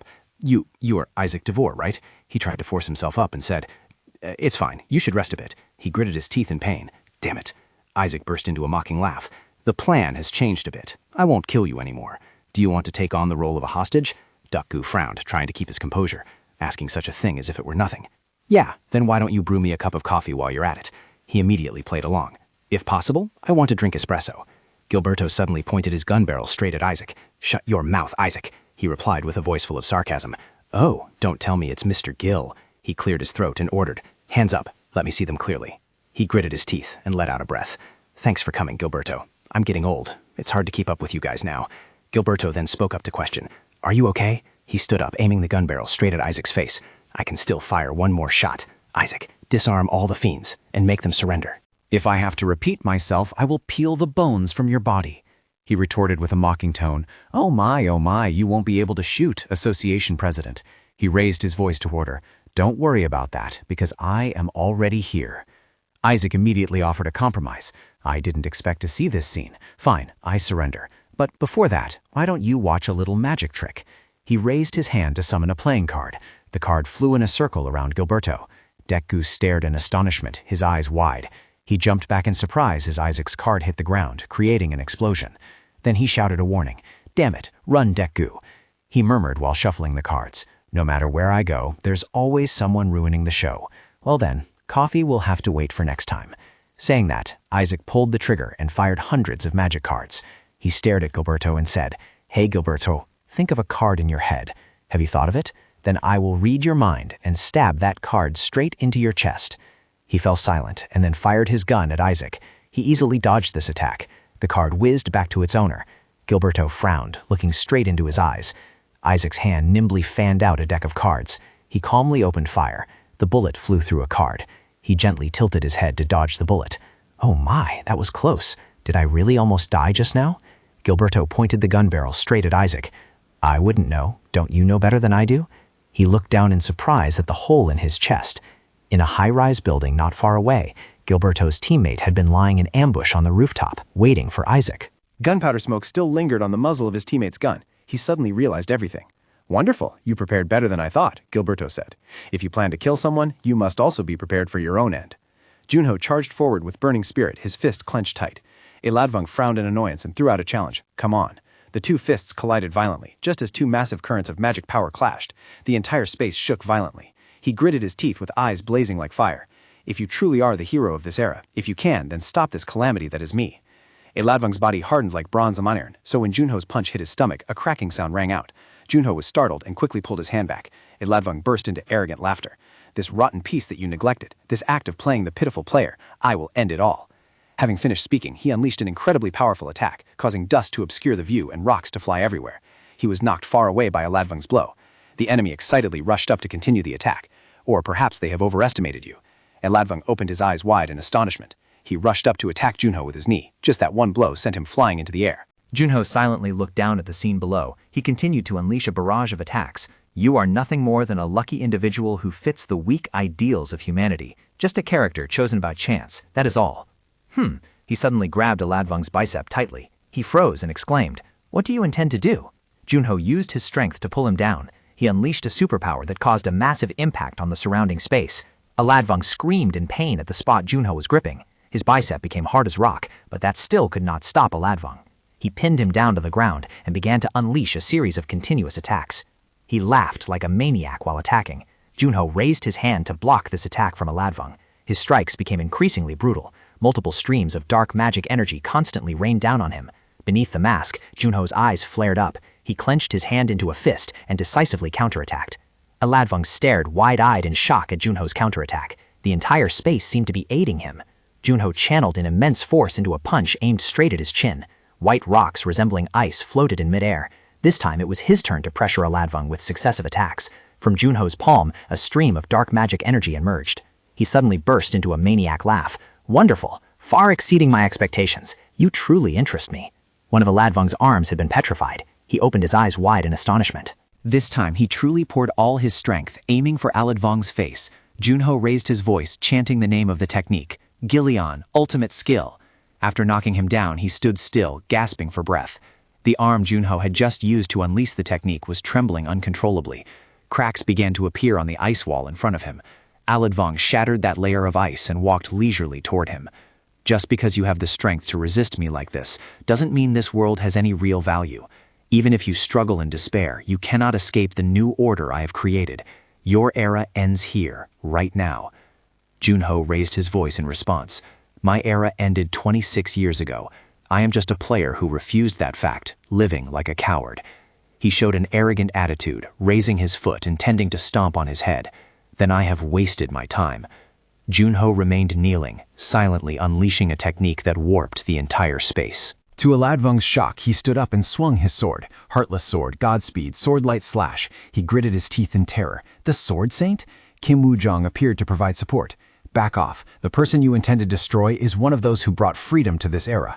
Kim Woo-jong pointed his sword at Ladvang and declared boldly, "At this moment, no one can touch him." He let out a sarcastic laugh. "To think that guild leaders came here themselves. I heard you were still fighting on the 3rd floor. You act as if you've already defeated me." Son Chae-young anxiously ran over to help So Chae-ho up. "Woo-jong, can you handle it yourself?" He nodded and instructed, "I'll call if I need to. Protect Lord Spectre. If this were a joke, we would have done it 6 years ago. We secretly promised for this moment. When the heavenly demon returns, we will unite at all costs." He spoke in a voice full of rage. "I didn't expect tonight to be so noisy. In the end, it's just like before. I'll let you strike first. Destroy me if you can." Without a wasted word, Kim Woo-jong leaped up and brought his sword down on Ladvang. World slash. He reflexively raised his hand to cover his eyes. The attack carried immense power, accompanied by a blinding light. The ground shook violently, and white smoke enveloped everything. As Kim Woo-jong closed in, Ladvang gritted his teeth and silently evaluated his opponent. "This sword is exceptionally sharp." Kim Woo-jong. He instinctively stepped back as the other unleashed another move. Kim Woo-jong did not stop, but continued his relentless assault. He spread his legs wide and unleashed an extremely sharp strike.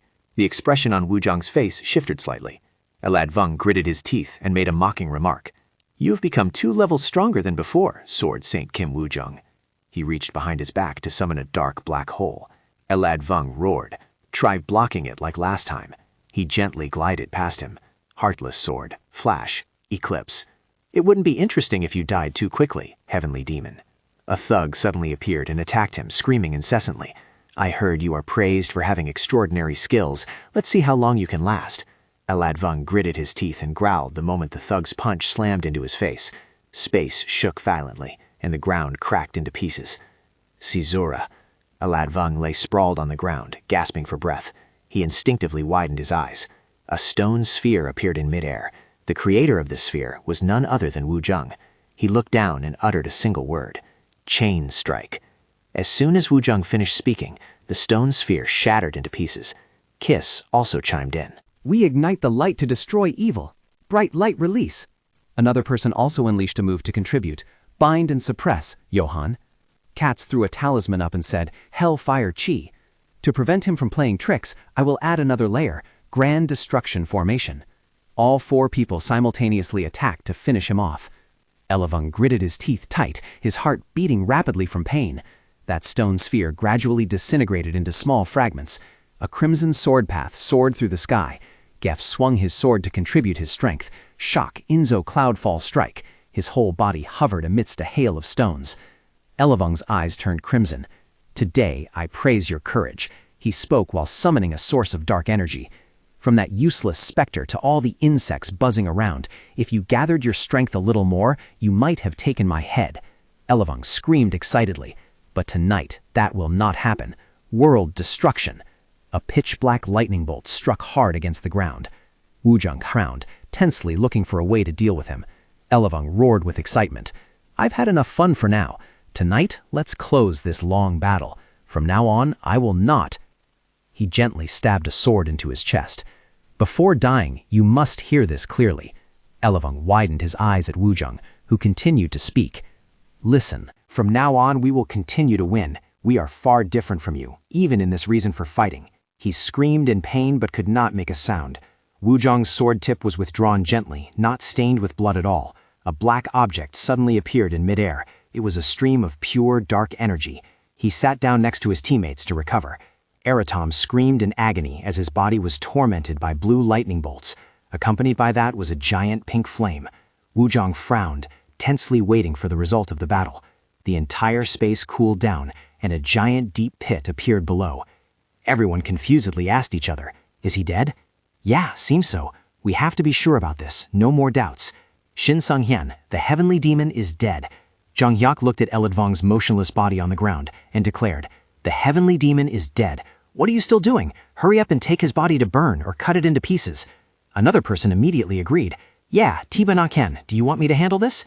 Shin Sung-hyen spoke up to stop everyone. "Everyone, don't get physical. We cannot repeat the mistakes of the past." Someone in the group asked, "Could he escape using dirty tricks that we don't—" "Damn it, aren't you calculating too much?" "Shin Sung-hyen, that won't happen. Let me crush him with my own hands." He cast magic and raised his voice. "This is your first time, isn't it, mercenary? I will trust the intuition of the experienced." The thug gritted his teeth and roared. "Damn it, he's stopping us from doing everything." His entire body was gradually enveloped by magic power. Shin Sung-yang continued to speak. Whether it be power, magic energy, or strange incantations, we must not let him have a chance to escape. The other guy offered a different hypothesis. "It's just a corpse. This is really annoying." He jumped down and approached Eratom. Mio spoke up, offering a diagnosis. There is no pulse anymore. His heart has stopped beating. His body shows no reaction at all. Von Haka nodded in agreement. I feel it too. I don't hear any of his scheming thoughts either. We'll leave this part to you, Shin Sang-yun." Wuzheng silently watched Shin Sang-yun's every move. The tip of the wand flashed a beam of light right in front of him, but suddenly something appeared and blocked his attack. Shin Sang-yun looked up in astonishment, searching for what had just appeared. Cards? A rain of cards began to fall from the sky. He was struck in the abdomen by a card. Shin Sung-yun gritted his teeth, coughing up a mouthful of blood in pain. Someone shouted in panic, "Shin Sung-yun!" Wuzheng rushed forward to block the cards for him. Shin Sung-yun clutched his stomach and warned, "His body! Protect the heavenly demon's body!" In the blink of an eye, the strange cards had completely pinned around Eratom's corpse. These cards were linked together by a strange electric current. He gritted his teeth and grimaced at the unexpected attack. The old man's eyes widened, his mouth agape in utter shock. Wuzheng frowned in annoyance. The remaining cards had pinned onto his body, then flew away before the astonishment of everyone present. Both Wuzheng and Shin Sung-yun stared in horror. Eratom's corpse also vanished along with those magic cards. His body trembled with rage. Elsewhere, a sea of fire was also burning fiercely. Isaac panted, looking at him lying motionless on the ground. He clutched his chest and bowed respectfully. "My lord, there are still so many things waiting for you, yet you just lie here with your eyes closed like this." Surprise was clearly visible in Isaac's eyes. Eladvad spoke slightly. He closed his eyes and softly called out, "Isaac, how long has it been?" Isaac respectfully replied, "It has been nearly 3 minutes since you died." Eladvan gasped for breath and entrusted him with these words, "It is all thanks to your skills." He humbly answered, "You flatter me, my lord. Naylot and Valencia have also completed their missions." He opened his eyes and whispered, "Ah, if that is the case, it seems neither side has lost." Meanwhile, elsewhere, Junho was grimacing in annoyance. He woke up and looked around. Junho's hand moved slightly, and he muttered drowsily, "What is this smell?" The scent was wafting from a grilled fish on red-hot charcoal. Junho looked out the window. Who was cooking here? Hearing his voice, Ramadat exclaimed, "Oh hey, you're awake?" Junho struggled to sit up and asked Ramadat, receiving a cheerful reply. Of course it's me. A voice rang out. I was planning to wake you up later. You brat, you woke up because you were hungry, didn't you? You slept for 2 whole days. Scratching his cheek awkwardly, Junho asked, Where is this? Wait a minute. He wanted to know the fate of the heavenly demon. What about the heavenly demon? Ramadat replied to clear up his confusion.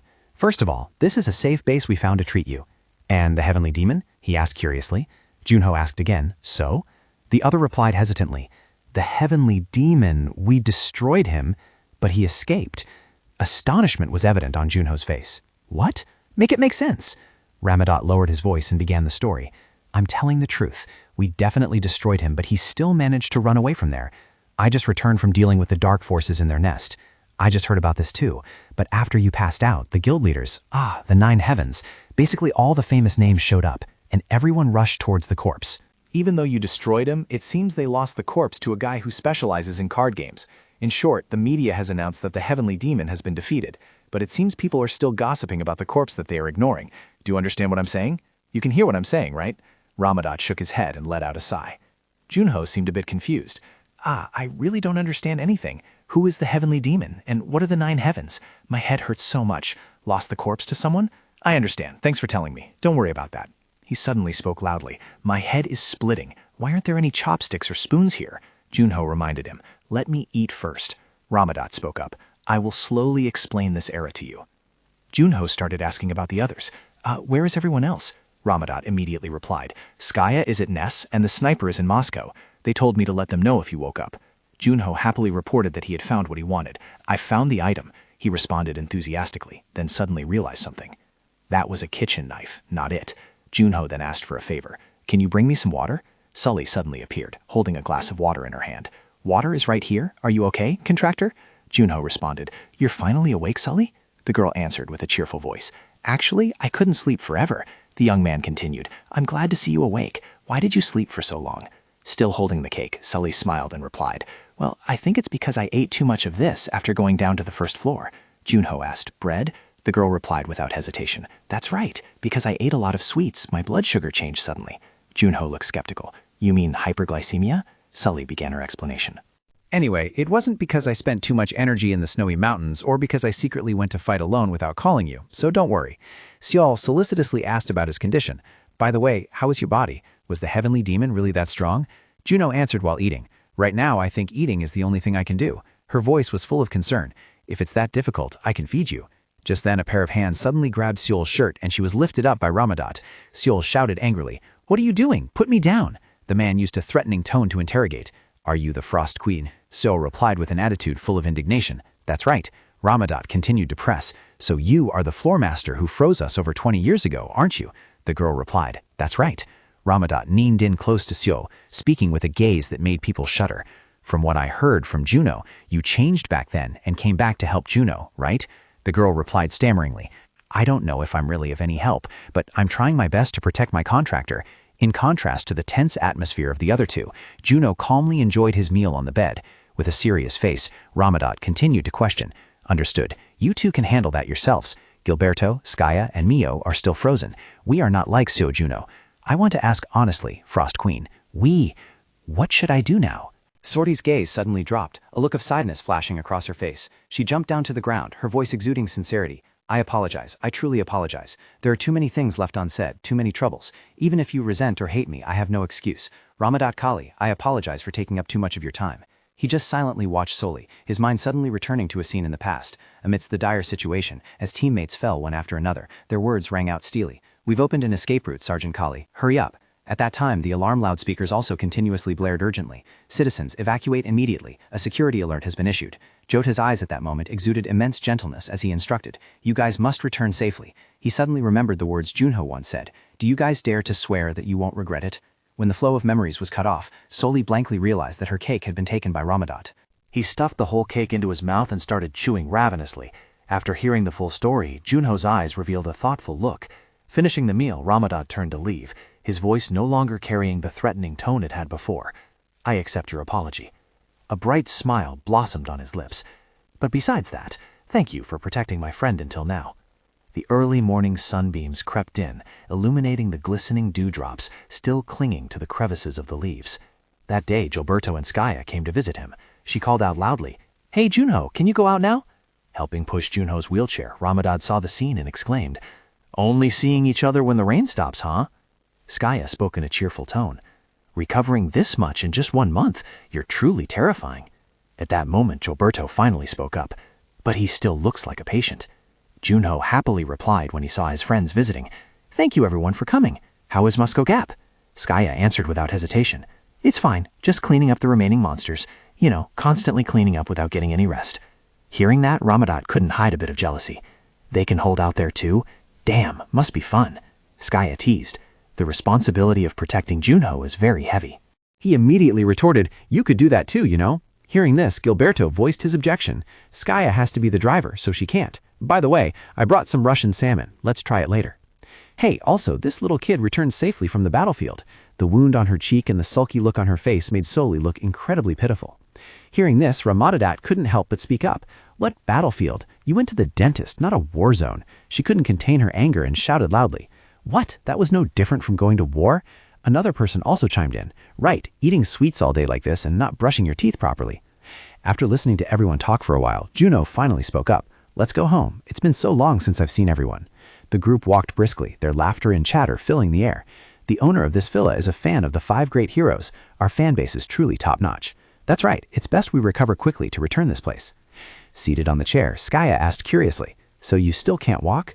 Juno calmly replied, "At least the familiar sensation has returned, but my back and left hip feel like they're being torn apart. I have no strength at all." Keep talking. I'm not too worried anyway. Wu Jung said it would take 6 months to heal, but you recovered faster. No one has ever gone one-on-one with the heavenly demon and returned alive. He changed the subject, avoiding the topic of his health. "Ah, right. Did you find anything about the heavenly demon?" Skaya immediately replied, "Found nothing. Even the name you told me, Ella Vung, came up with nothing. I still haven't found any records. The heavenly demon is dead, so why are you still so concerned?" He replied, "He isn't dead. You guys and the guild masters declared victory, so I think there's no need to worry too much. But they snatched the body, and we haven't even confirmed if the heavenly demon is dead or not." Gilberto and Ramadat just walked in from outside, stunned upon hearing those words. Skaya continued her story. "The executives organizing the dark forces are cunning and crafty, but the heavenly demon was just a brute who relied on strength, paying the price for his reckless challenge." Junho spoke calmly. "That's just the public's view. His true nature was scheming." She looked a bit skeptical. "How do you know that?" He answered, "Because I was the one who faced him directly." Hearing that sentence end, both of them fell into silence. Gilberto stepped up from behind, placed his hand on Junho's shoulder and spoke. "So Junho, you know it too. Look, the players are in chaos right now. Just this attack alone caused over 10,000 casualties. Even if the heavenly demon is dead, this isn't the time to celebrate. We are monitoring the fiends moving without orders from the executive board, and on the 2nd floor, Gillian is in panic because the Lord was destroyed." Is the heavenly demon really dead or not? We don't even have time to think about that right now. Skaya spoke up in disagreement. "No, Junho's point is valid. He fought him personally, so we have to believe it. Besides, the association asked me to pass this on today. With the heavenly demon's death, a seat in the 9 heavens is currently vacant. They asked if they should place you there and bestow the title of 9 heavens upon you." Hearing this, Junho replied with a voice as cold as ice, "I'm not interested in those ranking games. Just tell them to monitor the heavenly demons seriously." The entire room fell into silence once again, as everyone seemed to be pursuing their own trains of thought. Skaya looked at him with eyes that seemed to want to express something, while Gilberto closed his eyes slightly as a silent way of agreeing with Junho's decision. Only Ramadat cheerfully raised his voice. "Yeah, if you don't do it, I can do it. Just kidding." Immediately, Junho's expression became extremely unsightly, a mix of dissatisfaction and a flash of anger. He recalled the moment he stood up to speak. "Do you know, in the past 24 years, nearly 6,000 children have been kidnapped. People like players, guilds, the association, if they were willing to join hands." The fiends will never be able to rise again. Snapping out of her flashback, Skaya stood up, put on her glasses and said, "I understand what you mean. I will separate from the association and start by re-examining the dimensional elevator. This time, it must be thorough." Gilberto pulled his hat brim lower and spoke up. "I'm going too." Skaya refused. "No, it's fine. I can handle it myself." He replied, "I want to see that place with my own eyes," with a solemn expression. Ramadat spoke up. "Then perhaps I should go check it again too." Skaya said in a calm tone, "Suit yourselves. As for Junho, you should focus on recovering. No, willpower alone cannot solve the problem." Soli, having heard the entire story, spoke with a worried look. "Contractor." Junho said, "Vita, open the letter sent to Jordy." The system screen immediately displayed it. Sully still couldn't fully grasp his intentions. The characteristic sound of the computer rang out. Results from the high-level appraisal request have arrived. Zabi's nucleus, analysis complete. The electronic board displayed some unclear information. Core factor of Zabi, legendary. Core factor extracted from the Dark Queen Bee specimen. Upon use, forced sleep for 3 days is required. Grants regenerative energy. Cells? So looked puzzled and was about to ask more. Contractor, is this? Realizing that, Junho immediately stopped her. The appraisal result of Zabi's core. Don't touch it carelessly, or you might sleep for decades like before. Hearing that, Sully nodded in agreement. Right, just like my core. If another problem arises, we're done for. However, she suddenly remembered something. Sully's expression became serious and she spoke urgently. Wait, are you planning to absorb it right now? Junho tensed his arm, small calculation panels appearing and disappearing in his palm one by one. Junho's voice was full of determination. If I only have to sleep for 3 days, what is there to hesitate about? Standing beside him, Sully noticed his ironclad determination and could no longer stop him. She could only gently offer a piece of advice. That is true, but you are being too hasty. Shouldn't you inform your teammates first before absorbing it? Junho stared fixedly at the orb wrapped in blue cloth in his hand. He fell silent, hesitating for a moment. To prevent unnecessary errors, Junho carefully considered. That sounds reasonable too. The situation now was not like when he liberated the first floor. Although fully aware of that, Junho still seemed quite hesitant. Actually, there is no reason to rush, but why am I... Letting out a sigh, Junho accepted reality. I am no longer the only hero. Slowing down a bit won't hurt, just to let me breathe a little more. He thought about the fact that he was no longer the sole hero of the past, because that position now belonged to those who possessed far superior abilities. Still sitting in the wheelchair, Junho's hand gripped the wrapped orb tightly as he carefully instructed Sully bit by bit. Sully, watch over me until Ramadan arrives. Although she agreed with his request in her heart, Sully still voiced a complaint out of excessive worry. Honestly, you never listen to anyone, yet you survive anyway. As if he were the only person left in the world, Seol's grumbling made him frown slightly. Junho threw the cloth bundle towards Seol. He immediately retorted to her words, "No, that is no longer my excuse." Retorted, Seol felt confused and asked back, "Then what is it?" Junho moved closer to the bed, struggling to stand up from the wheelchair. He exerted himself to crawl onto the bed, calculating in his head how to explain it so Seol would understand. How to say this simply. 1, 2, 3. Yeah. Seeing Junho struggling with difficulty, Seol anxiously asked, "Do you need me to help you?" Junho felt he could manage on his own, so he refused the help. "No need, I'm fine." Noticing Junho's stubbornness, Seol could only feel helpless. I'm used to your stubbornness every time you get injured."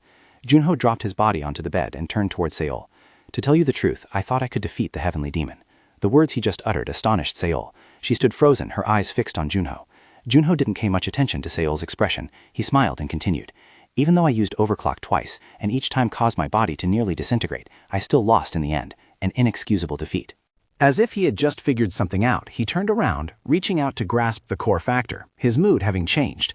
Junho felt relieved as he spoke in a nonchalant voice. "Frost Queen, do you understand my stubbornness this time?" Understanding his intent, Sully resignedly complied, though she had hoped for a different outcome, but it was as expected. Contractor. "Yes, I understand." Junho reached out and lightly touched the core factor. It immediately activated and emitted a soft glow. Junho's eyes slowly closed as he prepared to fall into a deep sleep. See him in 3 days. Before his consciousness completely faded into a slumber, the last image remaining in Junho's eyes was Sully's face, filled with worry. Time flew by, and in the blink of an eye, 3 days had passed. Junho vaguely heard voices speaking beside his ear, then slowly opened his eyes. The news said it would take half a year to recover. But your face still looks fine, doesn't it? In a dazed state, Junho muttered softly. Kwanoya. Ah. Seeing that Junho had woken up, he smiled until his eyes squinted. Yes, it's me. I made you worry for nothing. Still lying on the bed, he turned to ask Kwanoya, what day is it now?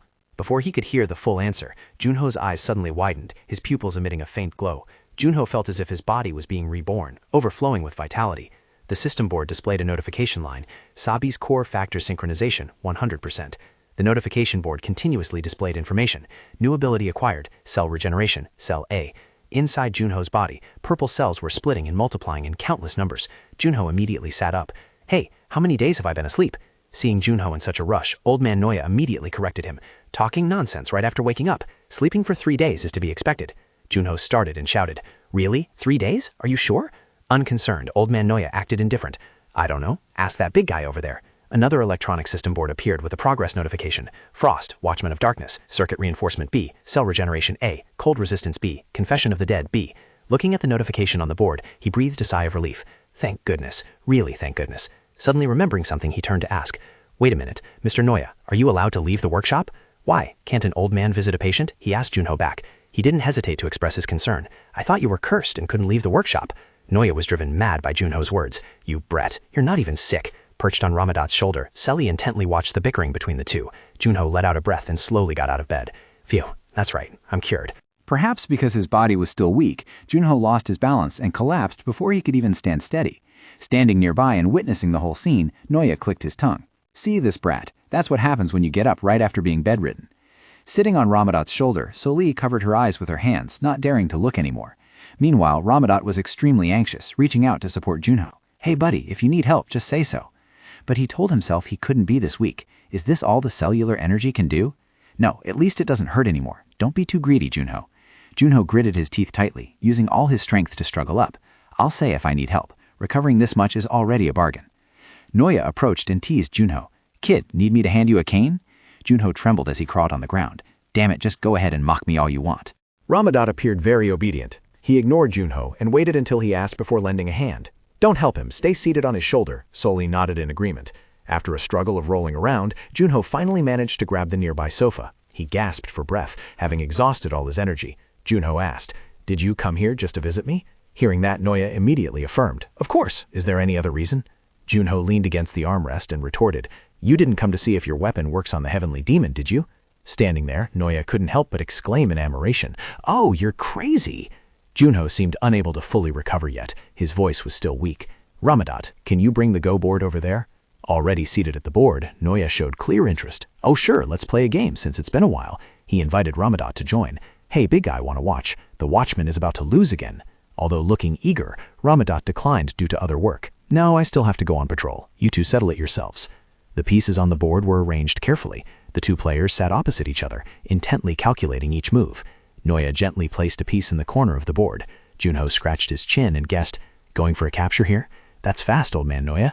Hearing this, he immediately denied it. "Fast, you're just slower." Junho picked up a white stone, calculating as he spoke. Impossible. Even though he had taken a break from playing Go, facing Noya, looking directly at the board, it was clear that the white pieces were being completely overwhelmed by Noya's black pieces. After observing carefully for a while, Junho suddenly realized. Even though the game hadn't been going on for long, Junho had to declare defeat. "I lost." This was enough to show how profound Noya's Go skills were. Noya closed his eyes to rest his mind and then humbly replied, "I'm still playing as usual, kid." Junho twirled the chess piece in his hand and placed it down on the corner of the table. Just through a game of Go, Noya was able to grasp the situation. "This battle must have been heavy for you, Junho." He reached up to rub his forehead. "Is that so?" After finishing the game, Noya mentioned the main issue. "Actually, I came to visit and also bring news." Junho could not hide his curiosity. "Ah, what news?"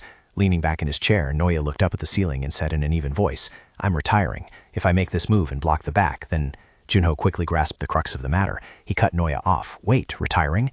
Having said what was necessary, Noya stood up, leaned on his cane and slowly walked away. "I won't fix equipment for you anymore, kid." Looking extremely surprised, he questioned the old man. "Why? Because I didn't use your equipment in the Watchman of Darkness mission?" Noya let out a long sigh. "It has come to this. Who has the energy to be petty about small things?" His back looked slightly hunched. "I'm almost 100 years old. The enemies you are facing have surpassed my craftsmanship. Whether it is So Junho or the Watchman of Darkness, it is time to stop." These words from Noya left Junho utterly shocked. He sat frozen in place, his face still holding an expression of disbelief. "You're not kidding, are you, old man Noya?" He stood with his back turned, his voice suddenly deepening. "I planned to retire a long time ago, but I had to postpone it because of you. You should have come out of the ice sooner."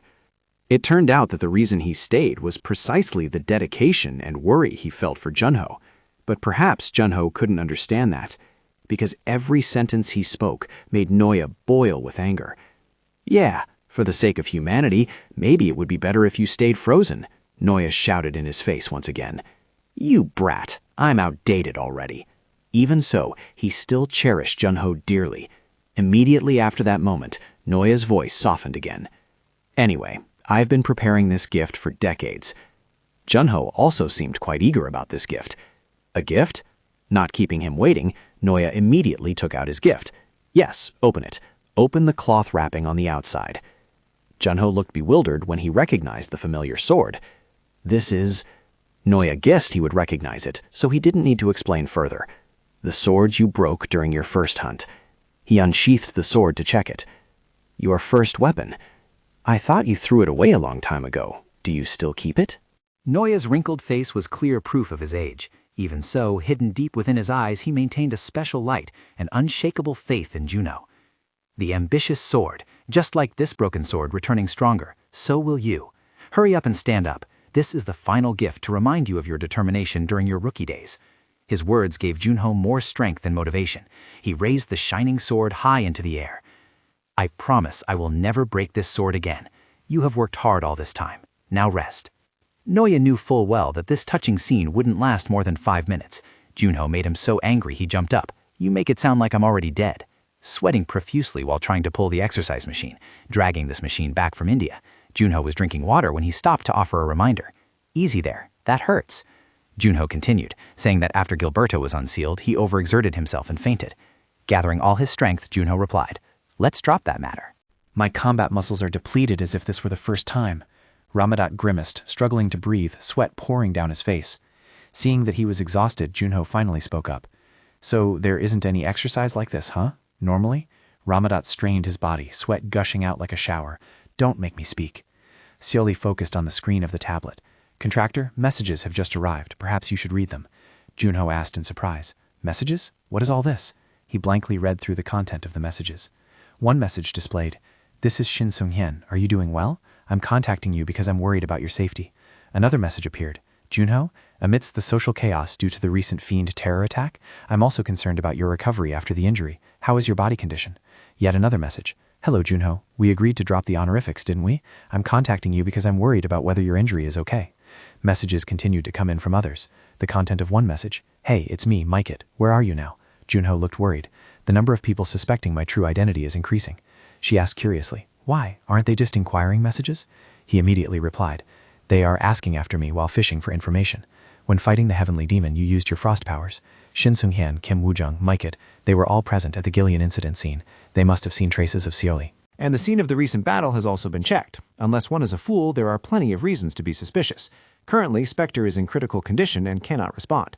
Sully looked annoyed and urged, "Those annoying guys, just answer them quickly then." An idea suddenly flashed in Juno's mind. "I should do that, but I just thought of a good idea." Then he started the device and began a live broadcast. Is this the right way to do it? Oh, someone is joining. He gave an opening greeting. "Welcome." Juno's fans all over the world were extremely happy. "Hey, is So Juno turning on a live stream? I'm watching it right now. Is that really him? That was fast. Shh, I have to watch So Juno, so keep it down. Whoa, it's So Juno. He seems to have fully recovered. Any news about Spectre?" He went straight to the main topic. "Hello everyone, I am So Juno. Yes, a lot has happened recently. First of all, I sincerely thank you for the huge amount of donations that everyone has sent to this account. My cat was extremely angry seeing Juno streaming live. What is wrong with this guy?" He continued to make important announcements. "I haven't used that donation money yet, and I intend to donate everyone's warm hearts intact to places more in need than me." My cat was confused and asked himself, why is his statement so polished? Juno continued his story. "Regarding my physical condition, I have recovered a lot. I have been able to walk sooner than expected. I'm eating and drinking well, so everyone please don't worry about me. Please give lots of encouragement to Darkness Yin, who is lying in the hospital bed." "Didn't you go home?" Ramadat asked in surprise. "What is it? Why are you suddenly using honorifics?" Everyone excitedly discussed this issue. It really is an unexpected situation." He immediately replied, "On the way home, my muscles relaxed completely, so I came back to continue training." Finally, he sent a closing greeting. "Is that so? Yes, then I would like to bid farewell to everyone here." Sung-hyun was also watching this broadcast. Ramadat had returned. "Now, only Mio hasn't returned yet, right?" Junho nodded in response. "Yeah, that's right." He then interrupted. "Farewell? What farewell? What is this?" Junho spoke up, demanding, "I'm turning off the live stream." Ramadat tried to stop him while swearing. "Hey, wait, don't turn it off." "Hey, heavenly demon, answer straight. Are you dead or alive?" He demanded loudly. Give it back to me, you damned magic soldiers. Because of you guys, I have to suffer like this right after waking up. Just try invading this time, huh? It'll be very fun." I'll paste your exoskeletons up and put the bodies on display for you to see. Finally, Seoli had to step in to turn off the broadcast. The user ended the stream. That person finished watching and gave a comment. "It was truly chaotic. She seemed to care about that girl again. But who was that cute little kid at the end?" Vincent spoke up with a hoarse voice. "I watched Jason. Junho, you did very well." Junho asked back, "Huh? What?" Vincent continued, "You did well anyway, but don't do that again. And there is one piece of news and one mission. Which one do you want to hear first?" Ramadat asked him excitedly. Which one do you want to hear first? Junho did not hesitate to give an answer. The mission first, but Ramadat. He asked, when will the construction here be finished after all? The guy stood up and looked at the report. Hard to say. We are building a super-class defensive wall this time, so it will take a bit longer. He asked curiously again, isn't it cold? What month is it now? Vincent sweated and clearly showed fatigue. There is no other way. The construction workers are currently being terrorized at the site. But if you want, Junho, you can lend a hand. He curiously pointed up at the ceiling. Was that hole created by Gilberto's son fighting? He sighed and replied, I don't want to do it. Junho scolded him. This guy! Ramadat immediately interrupted. Ah, that was me destroying it. Ha, I specialize in destruction. I'm pretty useless at doing anything else. Vincent placed a paper on the table and spoke up. Yeah, focus now. The mission is about the Malia territory on the second floor. The territory's economy and development have skyrocketed. The information says it's breaking all-time records. Junho replied happily. Oh, that's good news then. He explained anxiously. The problem is that the residents started not sleeping and working non-stop at some point. Originally, this wasn't a poor territory, so there's no reason for this. He panicked and shouted. The entire population is just suffering from insomnia day and night, right? He asked curiously. Is it related to fiends? Vincent immediately replied. Our Moonlight Investigation Agency is reporting exactly that. Ramadat cheered excitedly. Then we must go quickly. He continued. There is information that after the heavenly demon died, the general control over the fiends has loosened. Junho also added. The timing, scale, and method are all consistent. Perhaps starving fiends have appeared. The old man coughed even more violently. Initially, I intended to only send Ramadat, Chu, but he's not used to it yet, so I want to ask you to go with him. It's not urgent, not a big deal, and not too much to handle. He nodded in agreement without hesitation. Okay, I'll go. We both need to level up to prepare for the third floor. Vincent looked anxious again. Thank you, but is it okay to go with someone with such heavy energy? Junho replied with another question. You knew it wasn't okay, yet you still planned to send me? He laughed and said, You brat. If I only sent Ramadat, dealing with the fiends would be easy enough. But perhaps there was nothing left of the territory. He continued to express his doubts. Yeah, we have to stop that. So what's the news? Vinken turned on the screen while explaining. It's news from the new city of the dwarfs. On the large screen appeared the image of an old dwarf. Hey, Junho, are you still alive? I heard Galgos is about to kick the bucket. I heard you're also sleeping due to injuries, so I'm leaving this video.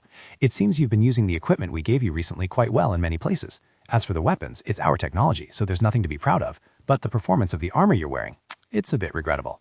Yeah, Junho would type in a sarcastic tone. If Elder Quan heard that, he'd probably faint. The old man continued his presentation. There is a mineral called Siam, which is a material very suitable for frost energy. Go find Duke Shukem. You will surely get it. We will be waiting.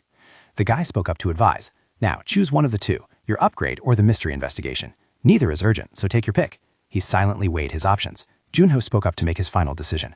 I'll go on the mission first. Ramadat also announced his own choice. Honestly, I can go alone. Vinken frowned and held his forehead. As expected, a hero's choice is to mission. He interjected. As you said, it's probably nothing big, and right now I'm the strongest patient in the world. Ramadat had arrived at the necessary location. In short, the Big Six and the 9 heavens are inside the 9 heavens. Junho asked curiously, You understood? He replied, I understood. It's just hard to accept. After all, that name used to belong to a villain. He walked while sweating profusely. Times have changed, and now everything is in chaos. I'll discuss it further after meeting the Lord. Ramadat widened his eyes in surprise. Has there ever been a Lord who was a culprit? Ah, he added. Oh, I guess people aren't any different even on the second floor. Sayal also spoke up. I have a feeling this Lord is a good person. Junho urged. We'll know after we meet him. 2 guards blocked the path with their spears. Ramadat turned his head towards him. Oh, look at the state of him. A light push and he'd be gone.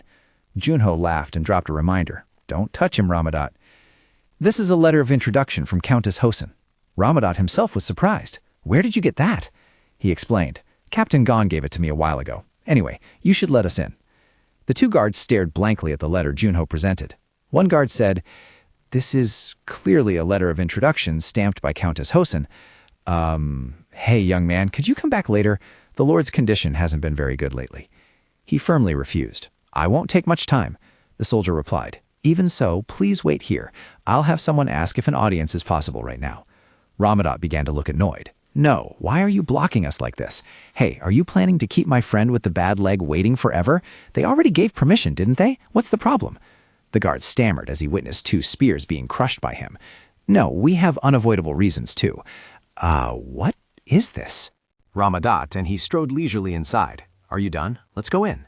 The servant placed a plate of cookies in front of the two and said, "It's been a long time since we've had guests from the outside, hasn't it? What you presented was a dinner invitation, but having an audience with the Count is no problem. I shall go inform the Count then."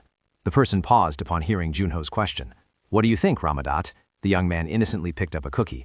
"It's definitely suspicious. The soldier earlier was the same. His eyes were bloodshot. It wasn't that he didn't sleep, but that he couldn't sleep. Could it be that the whole lot is suffering from insomnia?" Soli looked delighted as she picked up a cookie. Ramadat spoke up to stop her. "Kid, wait," the girl asked in confusion. "Why are you doing that?" He chewed slowly, savoring the taste. "This cookie tastes strange. This flavor shouldn't exist in normal cookie ingredients. It's definitely a familiar taste. What is it?" Soli jumped in fright when Ramadat's stomach suddenly let out an explosion sound. A thought suddenly flashed through his mind. "Ah, right, the taste of gunpowder." Soli's shrill scream rang out in terror. What? What did you do with the cookie?" Ramadat roared in fury. "Come at me." Both of them turned towards the servant's voice. "How lucky, truly just as the rumors say. That regeneration ability is terrifying indeed, Ramadat Kali.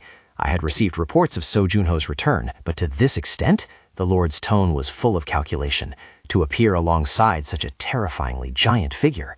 But it was too late. Junho immediately raised his hand to freeze both of them. His magic caused a bone-chilling cold to spread throughout the room. Even though his body was sealed in ice, the Lord's eyes still burned with hatred. He scratched his head in confusion. What is going on? Was the Lord originally a fiend? Junho shook his head and replied, "No, it seems he is being respected by a fiend. Moreover, an extremely strong mental-type fiend." Ramadat stood up and followed behind him. "If it's a mental type, we should have brought Skaya along. I don't know if I can be of any help." Junho began to offer his conjecture. "Blocking the road with guards, it must be to buy time to prepare against us." He continued his line of reasoning. "Knowing this, I should have said I would come back later." Soli's eyes opened wide in surprise. "Huh? Contractor, what on earth is that? A monster?" Billet's malicious voice attracted the attention of all three. "Beautiful, isn't it? It's a lovely monster I created after drinking nightmare blood. Its name is Loveriso Semie." He looked straight into the guy's eyes. "Are you Loveriso Semie?" Billet shook his head, correcting him. No, I am the Sloth Corp Commander Billet. That pig is Loveriso Semie. Anyway, it's an honor to meet both the super rookie and a legendary hero at the same time, especially because of you, So Junho. The Pride Corps was almost blockaded, right?" All three exclaimed in unison, unable to hide their astonishment. "A talking pig?" The figure displayed an angry and grumpy attitude. "You lot, dare to mock me?" Ramadat asked with a bewildered tone. The Sloth Squad, what do they do there, Junho?" Junho explained without hesitation. It's kind of like a club for those fiends, nothing special." Beelzebub roared in fury. "That Phineas guy you killed didn't even have the qualifications to be a squad leader." He continued. "He claimed to be ranked 37th in the Fiend Association himself." He gritted his teeth to show his attitude. "The problem is, he wasn't even in the top 10 from the start. He only took the squad leader seat by playing politics.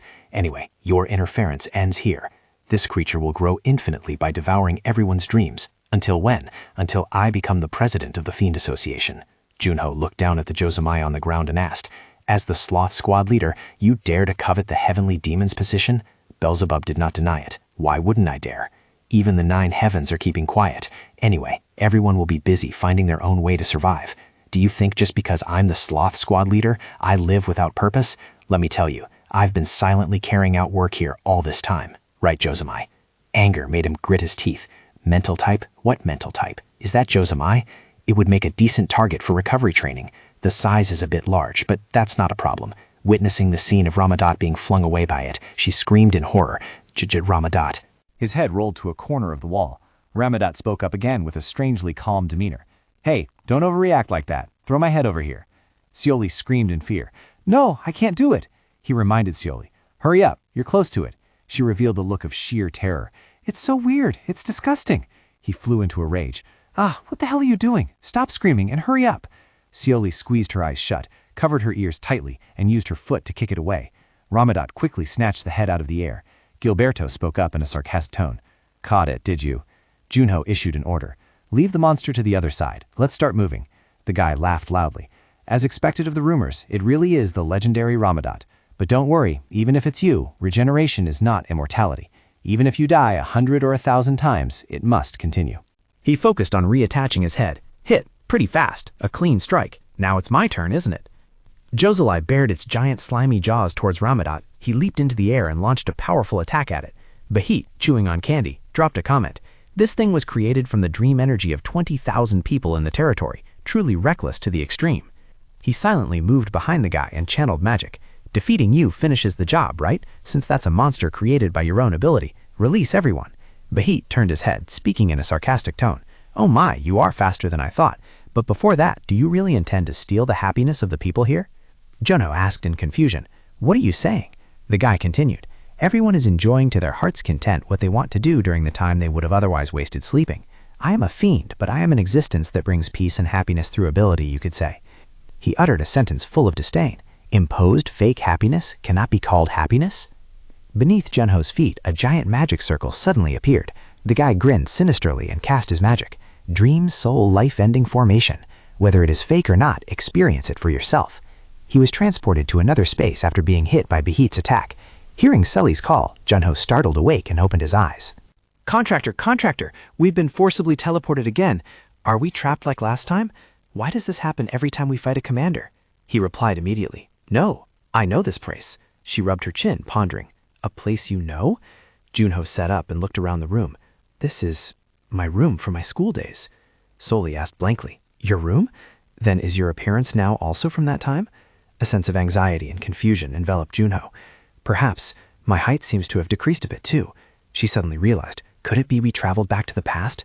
He quickly denied it. No, this is the ability of the dream fiend. In my memory, this seems to be a moment within a dream. Sully urged him. If this is your dream, then wake up quickly and let's go back. Junho affirmed. Of course I have to. But wait, could it be? She asked worriedly. What's wrong? A memory flashed in his mind. I think I know what moment this is. Sully curiously guessed. What moment? Isn't it when you were young? Junho moved from the bed towards the door. Pressing his ear against it, he recognized the familiar voices of his parents. Even so, we can't leave it like this. Junho's father, we can understand the boy. She approached and asked, Contractor, what's wrong? The conversation from outside continued to drift in.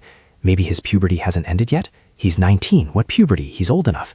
Sully called out to him with a worried tone. Contractor. Realizing the truth, Junho wearily fell to his knees. In this dream, that means today is the day my parents passed away. On that day, I spoke harsh words to my parents. The Gyeonggi region has been completely swallowed by monsters. We don't know when they will spill down here. This is no longer the safe situation we once knew.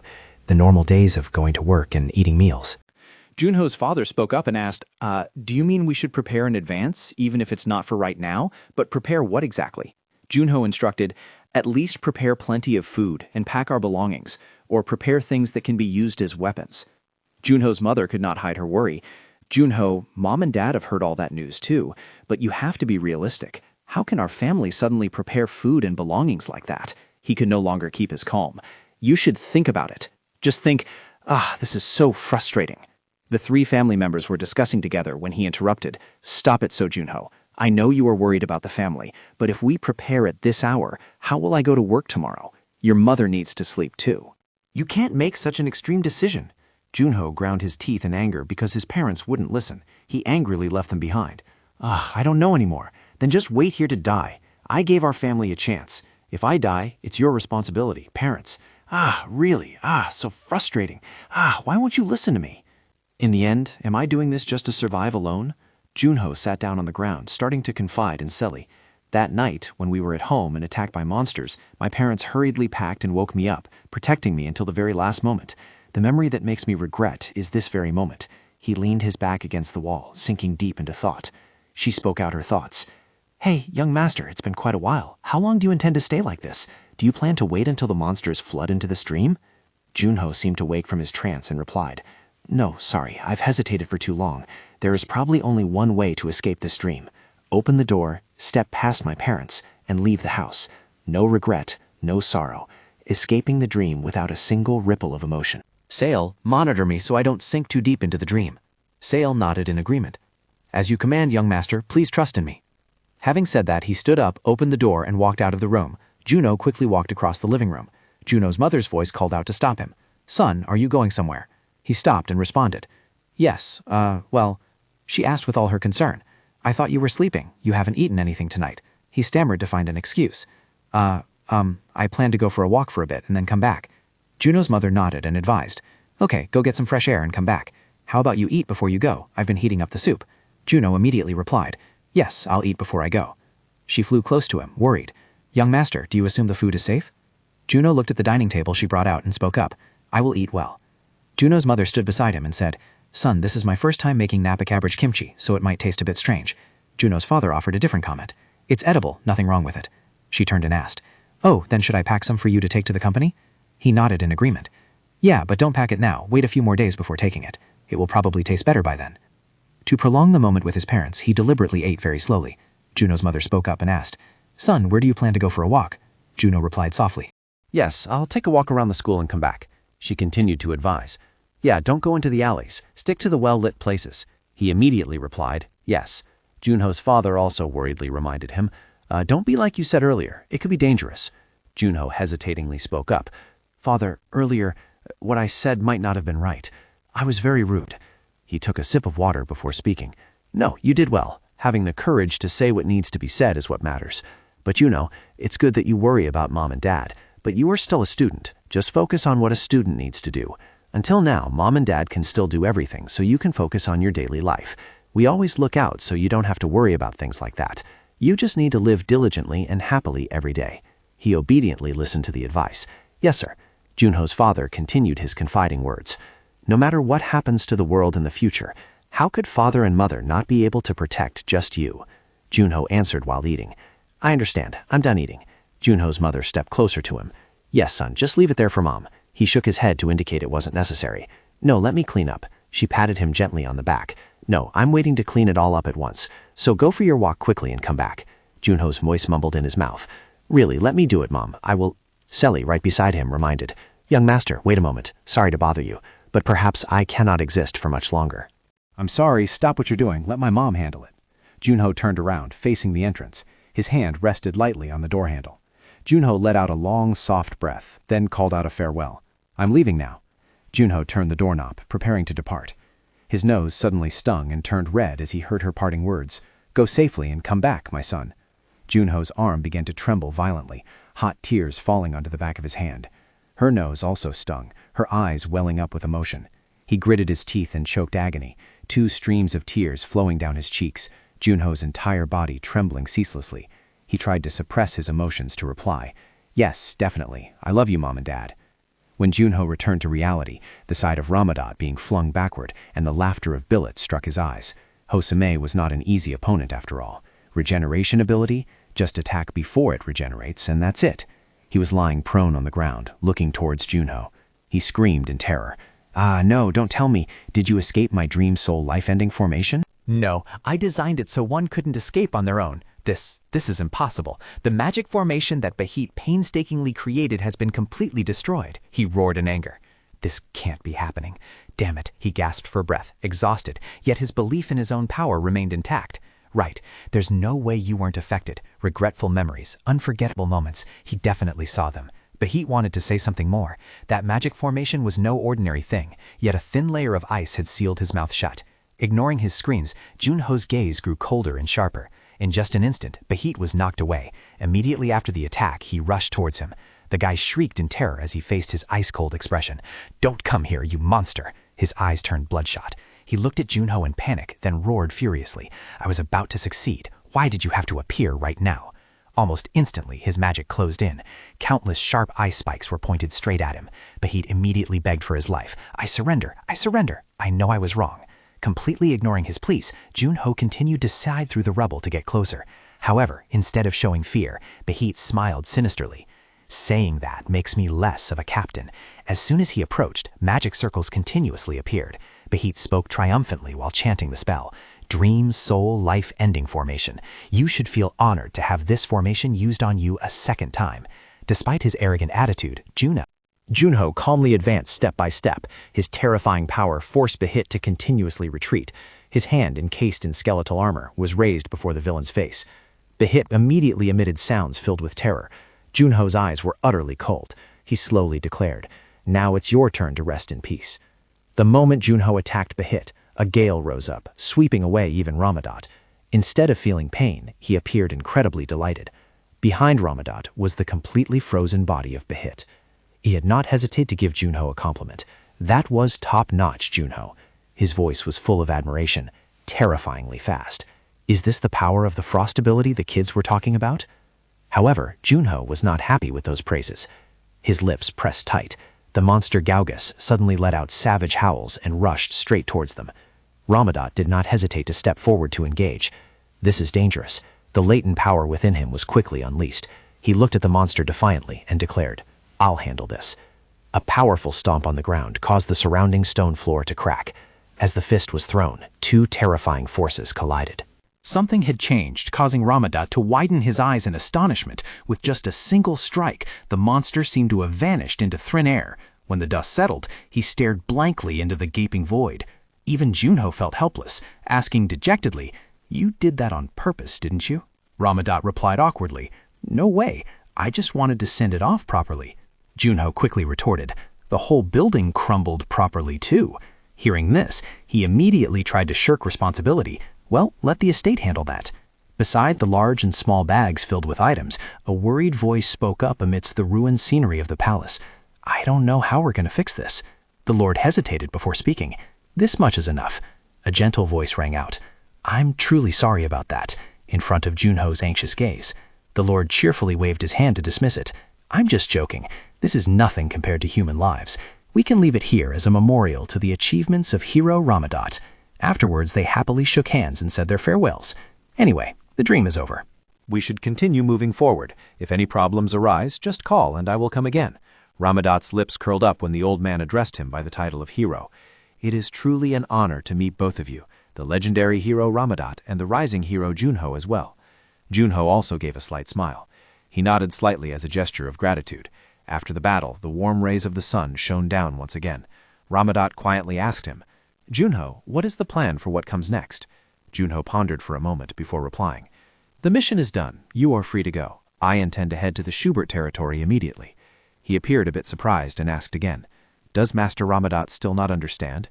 Junho then explained in detail, "We have to go there to get the ore the dwarves spoke of. If you want, you can come along too." The image of the dwarves appeared in his mind again. At that time, Soli's innocent appearance looked truly adorable as she said, "Ramadat, this is the sweet I just received. It won't explode, right? Won't you taste it once?" Thinking of that, he closed his eyes slightly, completely ignoring Junho's subsequent words. "We also need to level up, and should gradually head up to the 3rd floor. The requirement to enter is level 100, you know." It was Junho's turn to be surprised by Ramadat's words. Still the same as ever. The world is truly consistent. Junho looked at the receding back of the man and asked in confusion, "What are you suddenly saying?" However, Ramadat did not answer, only saying his farewells. "Let's part ways here. Try to catch up, you guys." Only then did he startle and ask back, "You're not going together with us?" Ramadat waved his hand and spoke while walking away. "My babysitting duty ends here. Focus on your recovery and don't get hurt so much next time. I'm off." Something suddenly popped into his mind. Junho hurriedly called him back. "Hey, wait, what about the payment? We have to share it, right?" However, to the astonishment of him and Soli, Ramadat firmly shook his head in refusal. "You take it all. Just seeing an era more interesting than expected is enough." Junho couldn't help but mutter as he looked at his smiling face. "Look at that guy. His face looks like he just found something precious. I don't understand why he looks so happy." After that excitement also spread to Junho. He happily said to Soli, "Then let's try going to the Schubert territory, the place considered the second most brilliant in the empire, and see." Elsewhere, the atmosphere was completely opposite. Someone slammed his hand on the table and roared in anger. "Is it him again?" In the middle of the meeting, the furious Duke reprimanded, "I clearly said to deploy some forces, to patrol day and night." A man with a thick black beard looked extremely depressed and voiced his objection. "Jasan village is originally a small town. Manpower is insufficient." But the Duke continued to question angrily, "But even so, it's impossible for 7 people to die. Absolutely impossible." Another knight also spoke up to defend him, and the mercenaries we hired weren't competent enough either. "Your Highness." Hearing this, the Duke shouted loudly, "Didn't you hire him yourself?" The man heard this and immediately bowed his head. "I apologize." The Duke's expression became gloomy. He began to explain slowly. "Teza is naturally faster than the wind, just one flap of its wings and it soars past the horizon. True to its name, the Storm Invader. Why did such a disaster-grade monster choose our territory as its domain?" As he spoke, the Duke's expression became even frostier. Suppressing the news has reached its limit. This land is a commercial hub, second only to the Empire. If rumors of Teza's appearance spread, we will all go bankrupt. He emphasized once again to everyone present in the room, bankrupt. Do you all hear me clearly? The only response he got was a terrifying silence. Then he shifted his gaze to another person. Janin. He hurriedly responded, "Yes, Your Highness, Duke." The Duke's face looked worse by the moment. He pointed his finger straight at him and questioned with a grit in his voice. How was the search for Horizon's End going? Didn't you say it was the only weapon that could catch him? This was obviously an extremely difficult problem. Janin stammered, Sir, we are still searching." The Duke frustratedly rubbed his forehead. He kept repeating that phrase. "I knew it. Searching takes a lifetime, a whole lifetime. Anyway, we can't drag this out any longer. Do not be picky about the means or methods." This matter must end this month. Everyone in the meeting room wore expressions of extreme tension upon hearing his command. Whether it involves finding weapons or hiring mercenaries, we are forced to deal with him. An arrow suddenly flew in from out of nowhere. It pierced through the window frame, shattering the glass and leaving everyone stunned. The Duke's terrified gaze was glued to the direction the arrow came from. A person standing nearby hurriedly shouted an order. "Attacker, protect Your Highness." The arrow had embedded itself straight into the middle of the Duke's portrait. It was stuck right in the center of the forehead, causing everyone to feel tense. "Look, outside, a mysterious man with a bow in his hand was asking doubtfully, 'I shot as you said, but did it hit?' Selly stated firmly, 'It hit.' His hand tightened around the bow as he muttered to himself, 'I wonder if Gilberto would still consider this chicken hunting.' Another arrow was placed on the bowstring. Junho pulled the string taut while listening to Selly ask, 'Handling work in such a rush doesn't seem like the contractor at all, does it?' Did Tizid not have any useful information? Hearing this, Junho immediately corrected her. Yes, there is. The energy of the squad leaders, the location of the Fiend Association. She cut in before he could finish a sentence. Then why not rest a bit before going? Gilberto said you should diligently work on your rehabilitation. Junho looked quite surprised at Sally's naivete. He asked cheerfully, "Sally, don't you know I absorbed Shabi's energy?" Hearing this, she still didn't understand his actions and pressed on. "You mean cell regeneration? So what?" At this point, Junho had to clearly explain his goal. "I want to know how effective it is and where the limit lies." Only then did Sally gradually understand the issue. She asked with a look of astonishment, "So you're intentionally overworking yourself?" Junho didn't answer, but instead urged her on. "And hey, I don't want to keep our dwarf friend waiting too long. Now, help me out a bit." He raised his crimson bow. After drawing the bowstring, he asked, "Raise it higher?" Sally quickly gave instructions. "Raise your arm a bit higher to the left. Is this okay?" Sally strained her eyes looking at the target ahead and quickly directed him. "If it's like this, you should have called the sniper. All right, just shoot." As soon as she finished speaking, the arrow from Junho's hand flew out. Suddenly, a strange voice rang out from the side. "Captain, found him." Sally panicked and hid behind Junho's back, whispering, "Contractor, is this going according to plan?" Immediately after, the soldiers surrounding Junho shouted in unison, "Don't move!" However, he showed no sign of fear. Junho calmly sat in the middle of the encirclement and struck up a conversation with them. "I don't intend to move. Why don't we get to know each other first? I am player So Junho." "It is a pleasure to meet the guards of Lord Schubert." A soldier quickly handed him a crumpled piece of paper and asked, "Did you shoot that arrow?" Junho admitted naturally, "Yes." Hearing that, someone deduced, "What, Junho, the player famous for boss raids?" Realizing they knew who he was, he took the opportunity to share more about his achievements, mentioning that he had recently hunted Zabi along with Sinef. Jamin picked up his bow, examined it for a while, and then asked in confusion, "I really don't understand why someone like you would act so recklessly.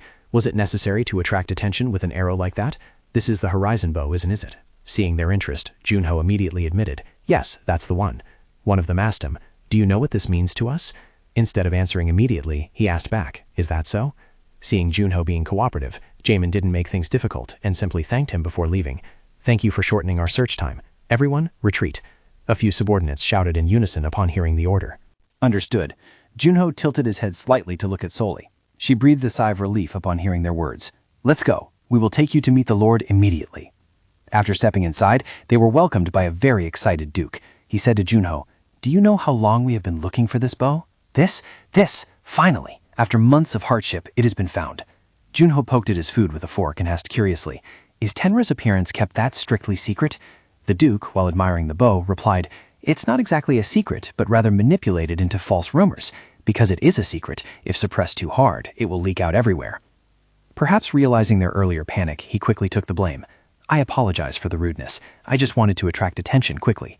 Hearing this, the Duke laughed and waved it off. "Oh my, really, even if you shot me in the head, I would understand." "Our territory is currently hanging by a threat." Junho listened to his complaints while eating. "We not only lose livestock periodically because of Tenra, now it has started targeting humans as well." He felt a bit skeptical and asked, "Is that monster that hard to hunt?" The Duke's eyes suddenly drooped, and he began to recount slowly. Arrows, spears, cannons, magic, All are useless. Do you know why?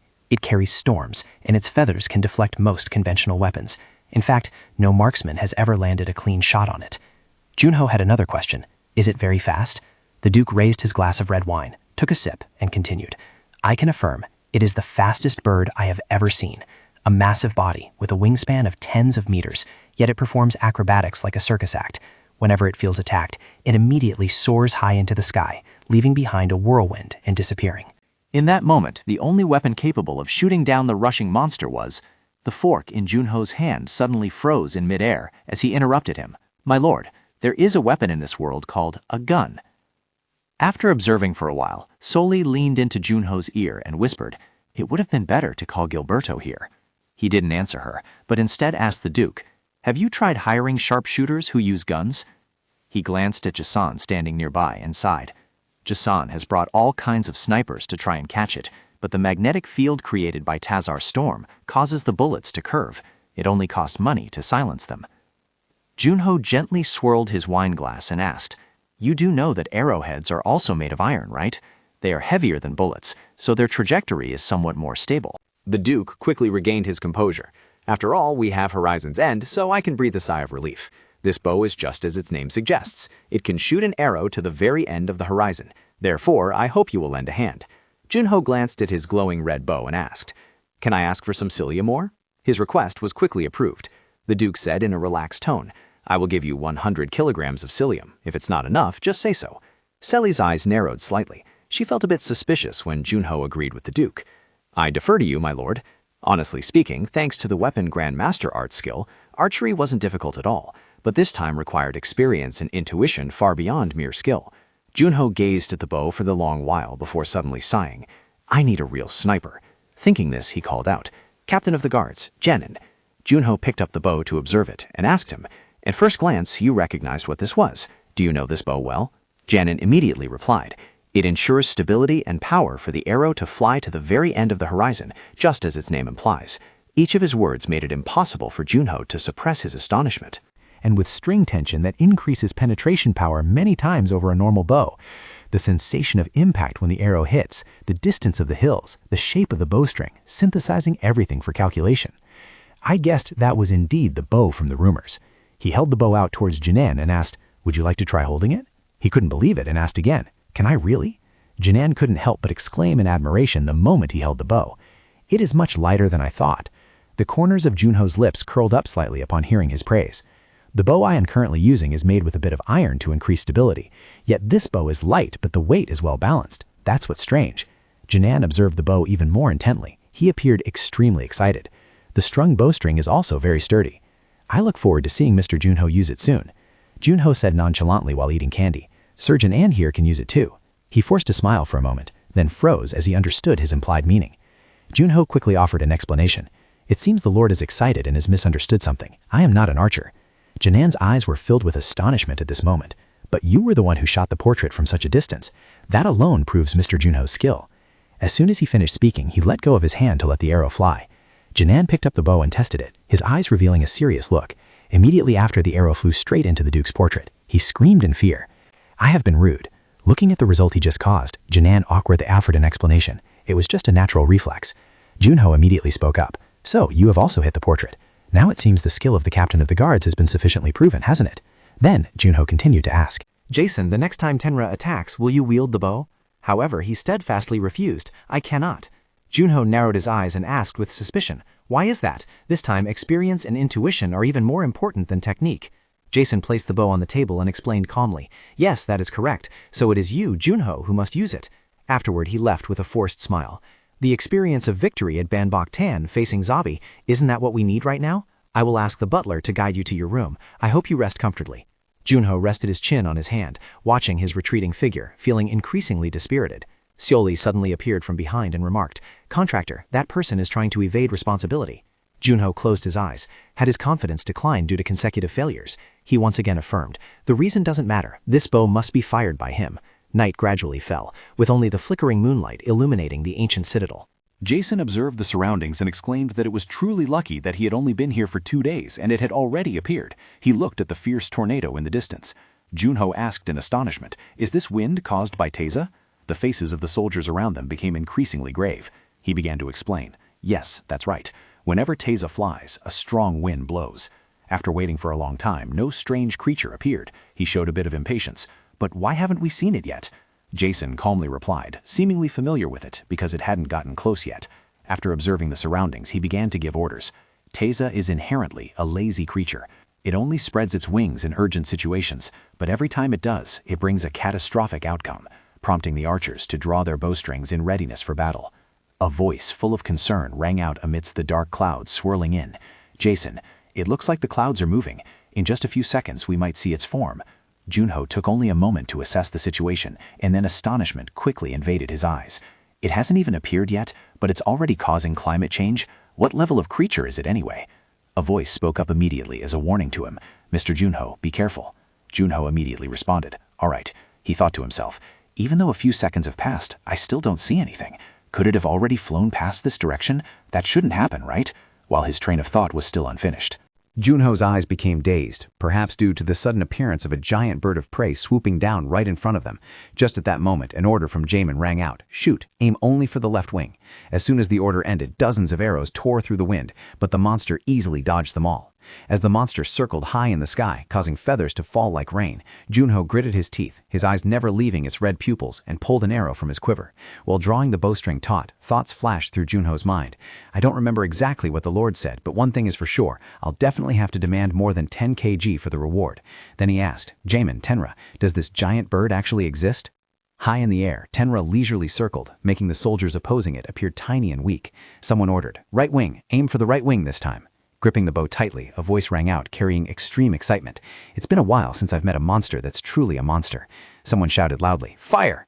Immediately, a roar of demonstration from the monster echoed through the space, and a strange premonition formed in Junho's mind. Instead of the wings, shooting straight at the head might be more effective. In his line of sight, Tenra had just spread its giant wings in midair. He thought to himself, let's give it a try. The soldiers were already in position, waiting for the command. Archer squad, aim! Jamin shouted as soon as he realized the time was ripe. Fire! The moment his words fell, 10,000 arrows left their bows at once, but just moments later, the entire volley was neatly dodged by Tazar. Witnessing this scene, Jamin ground his teeth in anger. That bitch, it has such terrifying evasion abilities. Several soldiers were suddenly thrown to the ground, followed by miserable screams. As soon as the monster's roar ended, another storm swept in. Propping himself up, Junho let out an exclamation. It's faster than I imagined. Jamin's jaw clenched, his voice turning cold. It's always like this. We must attack the moment it charges in. Another voice spoke up skeptically. What if concentrated firepower isn't effective? Jamin replied. We have to keep going until it yields. Amidst the hurricane caused by Tazar, they quietly exchanged tactics, waiting for a moment of vulnerability when it soared up or dodged. That is the moment to use Horizon's End to attack. While pulling the bowstring taut, Junho continued to persuade Jamin. I've never calculated shooting into a whirlwind like this before. Perhaps it would be better if Jamin shot it yourself. But the response was still a refusal. No, I still have to command the ground troops. Junho tried every word to sway Jamin. Jamin, just holding this bow doesn't mean you can take it down. If you don't hit, it's all just a delusion. Jamin gritted his teeth, his expression showing he had been provoked by Junho's words. Eyes fixed on the monster in the sky, Junho kept advising Jamin. I only know how to shoot. I'm not an expert. Jamin pulled the bowstring to its limit. Even so, he still tried to make Junho change his mind. But player Sir Junho, the Duke, expects your excellence. Hearing this, a faint smile appeared on his lips as he replied, The Duke understands nothing about me. Being the hero's representative doesn't mean being good at everything. Janin gritted his teeth, his face growing increasingly furious as he realized the insecurity hidden behind those words. But even if you fail, you are still just a representative, whereas I am not. Janin was still hesitant inside. Questions kept besieging his mind, forcing him to squeeze his eyes shut, escaping the harsh truth. What if I miss? If I hold this bow and fail to take it down, my status, my rank, will collapse immediately. The frostiness in his voice increased as the Tazar monster approached. Mr. Junho cannot guarantee it, right?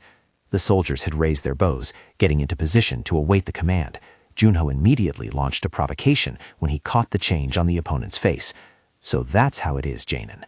At first, I thought you were just a cowardly officer, but it turns out you were only afraid for your position. No matter how skilled your archery is, it's meaningless. Janen's hand holding the bow trembled violently at Juno's provoking words.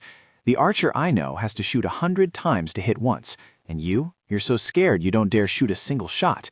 While the discussion was left unfinished, the monster Teza drew near, causing cold sweat to break out on Janen's face. It seemed a momentous decision had just been made by him. The moment Teza swooped down, a beam of light also tore through the air towards it. An arrow pierced the wind, soaring into the sky, carrying all of Janen's power and resentment. The arrow struck the monster on the very first shot, just as predicted. Astonishment caused Janen's eyes to widen. Janen's face was filled with disbelief, while Junho maintained a strangely calm demeanor. He still couldn't hide his stun upon witnessing a thin layer of frost spreading over the monster's body. It hit. The attack had sent Teza his rage. Janen stood ready as it began to rush in. Junho suddenly stopped him and gave an instruction. "Wait, Janen." Aim for its mouth. At that moment, the monster rushed in, mouth gaping wide, screeching horrific sounds. Seizing the golden opportunity, Juno immediately shouted, "Right now!" Another arrow left the bow, successfully deflecting the monster's flight path. Juno couldn't hide his joy and voiced his praise. "Success, Rosamond, perfect shot." Noticing the monster showing signs of weakness, he hurriedly called out to Soli, "All right, Soli, do it!" At that very moment, the order to attack was handed down to the soldiers. "Fire!" As soon as he finished speaking, a volley of arrows with iron chains hooked firmly onto the monster. The chains were stretched to their limit, causing concern about their durability. A voice echoed from afar, "Release the chains, they might not hold." Rosamond made a decisive decision upon realizing the situation was unstable. "Damn it, what should we do? I'll draw its attention. Everyone re-engage."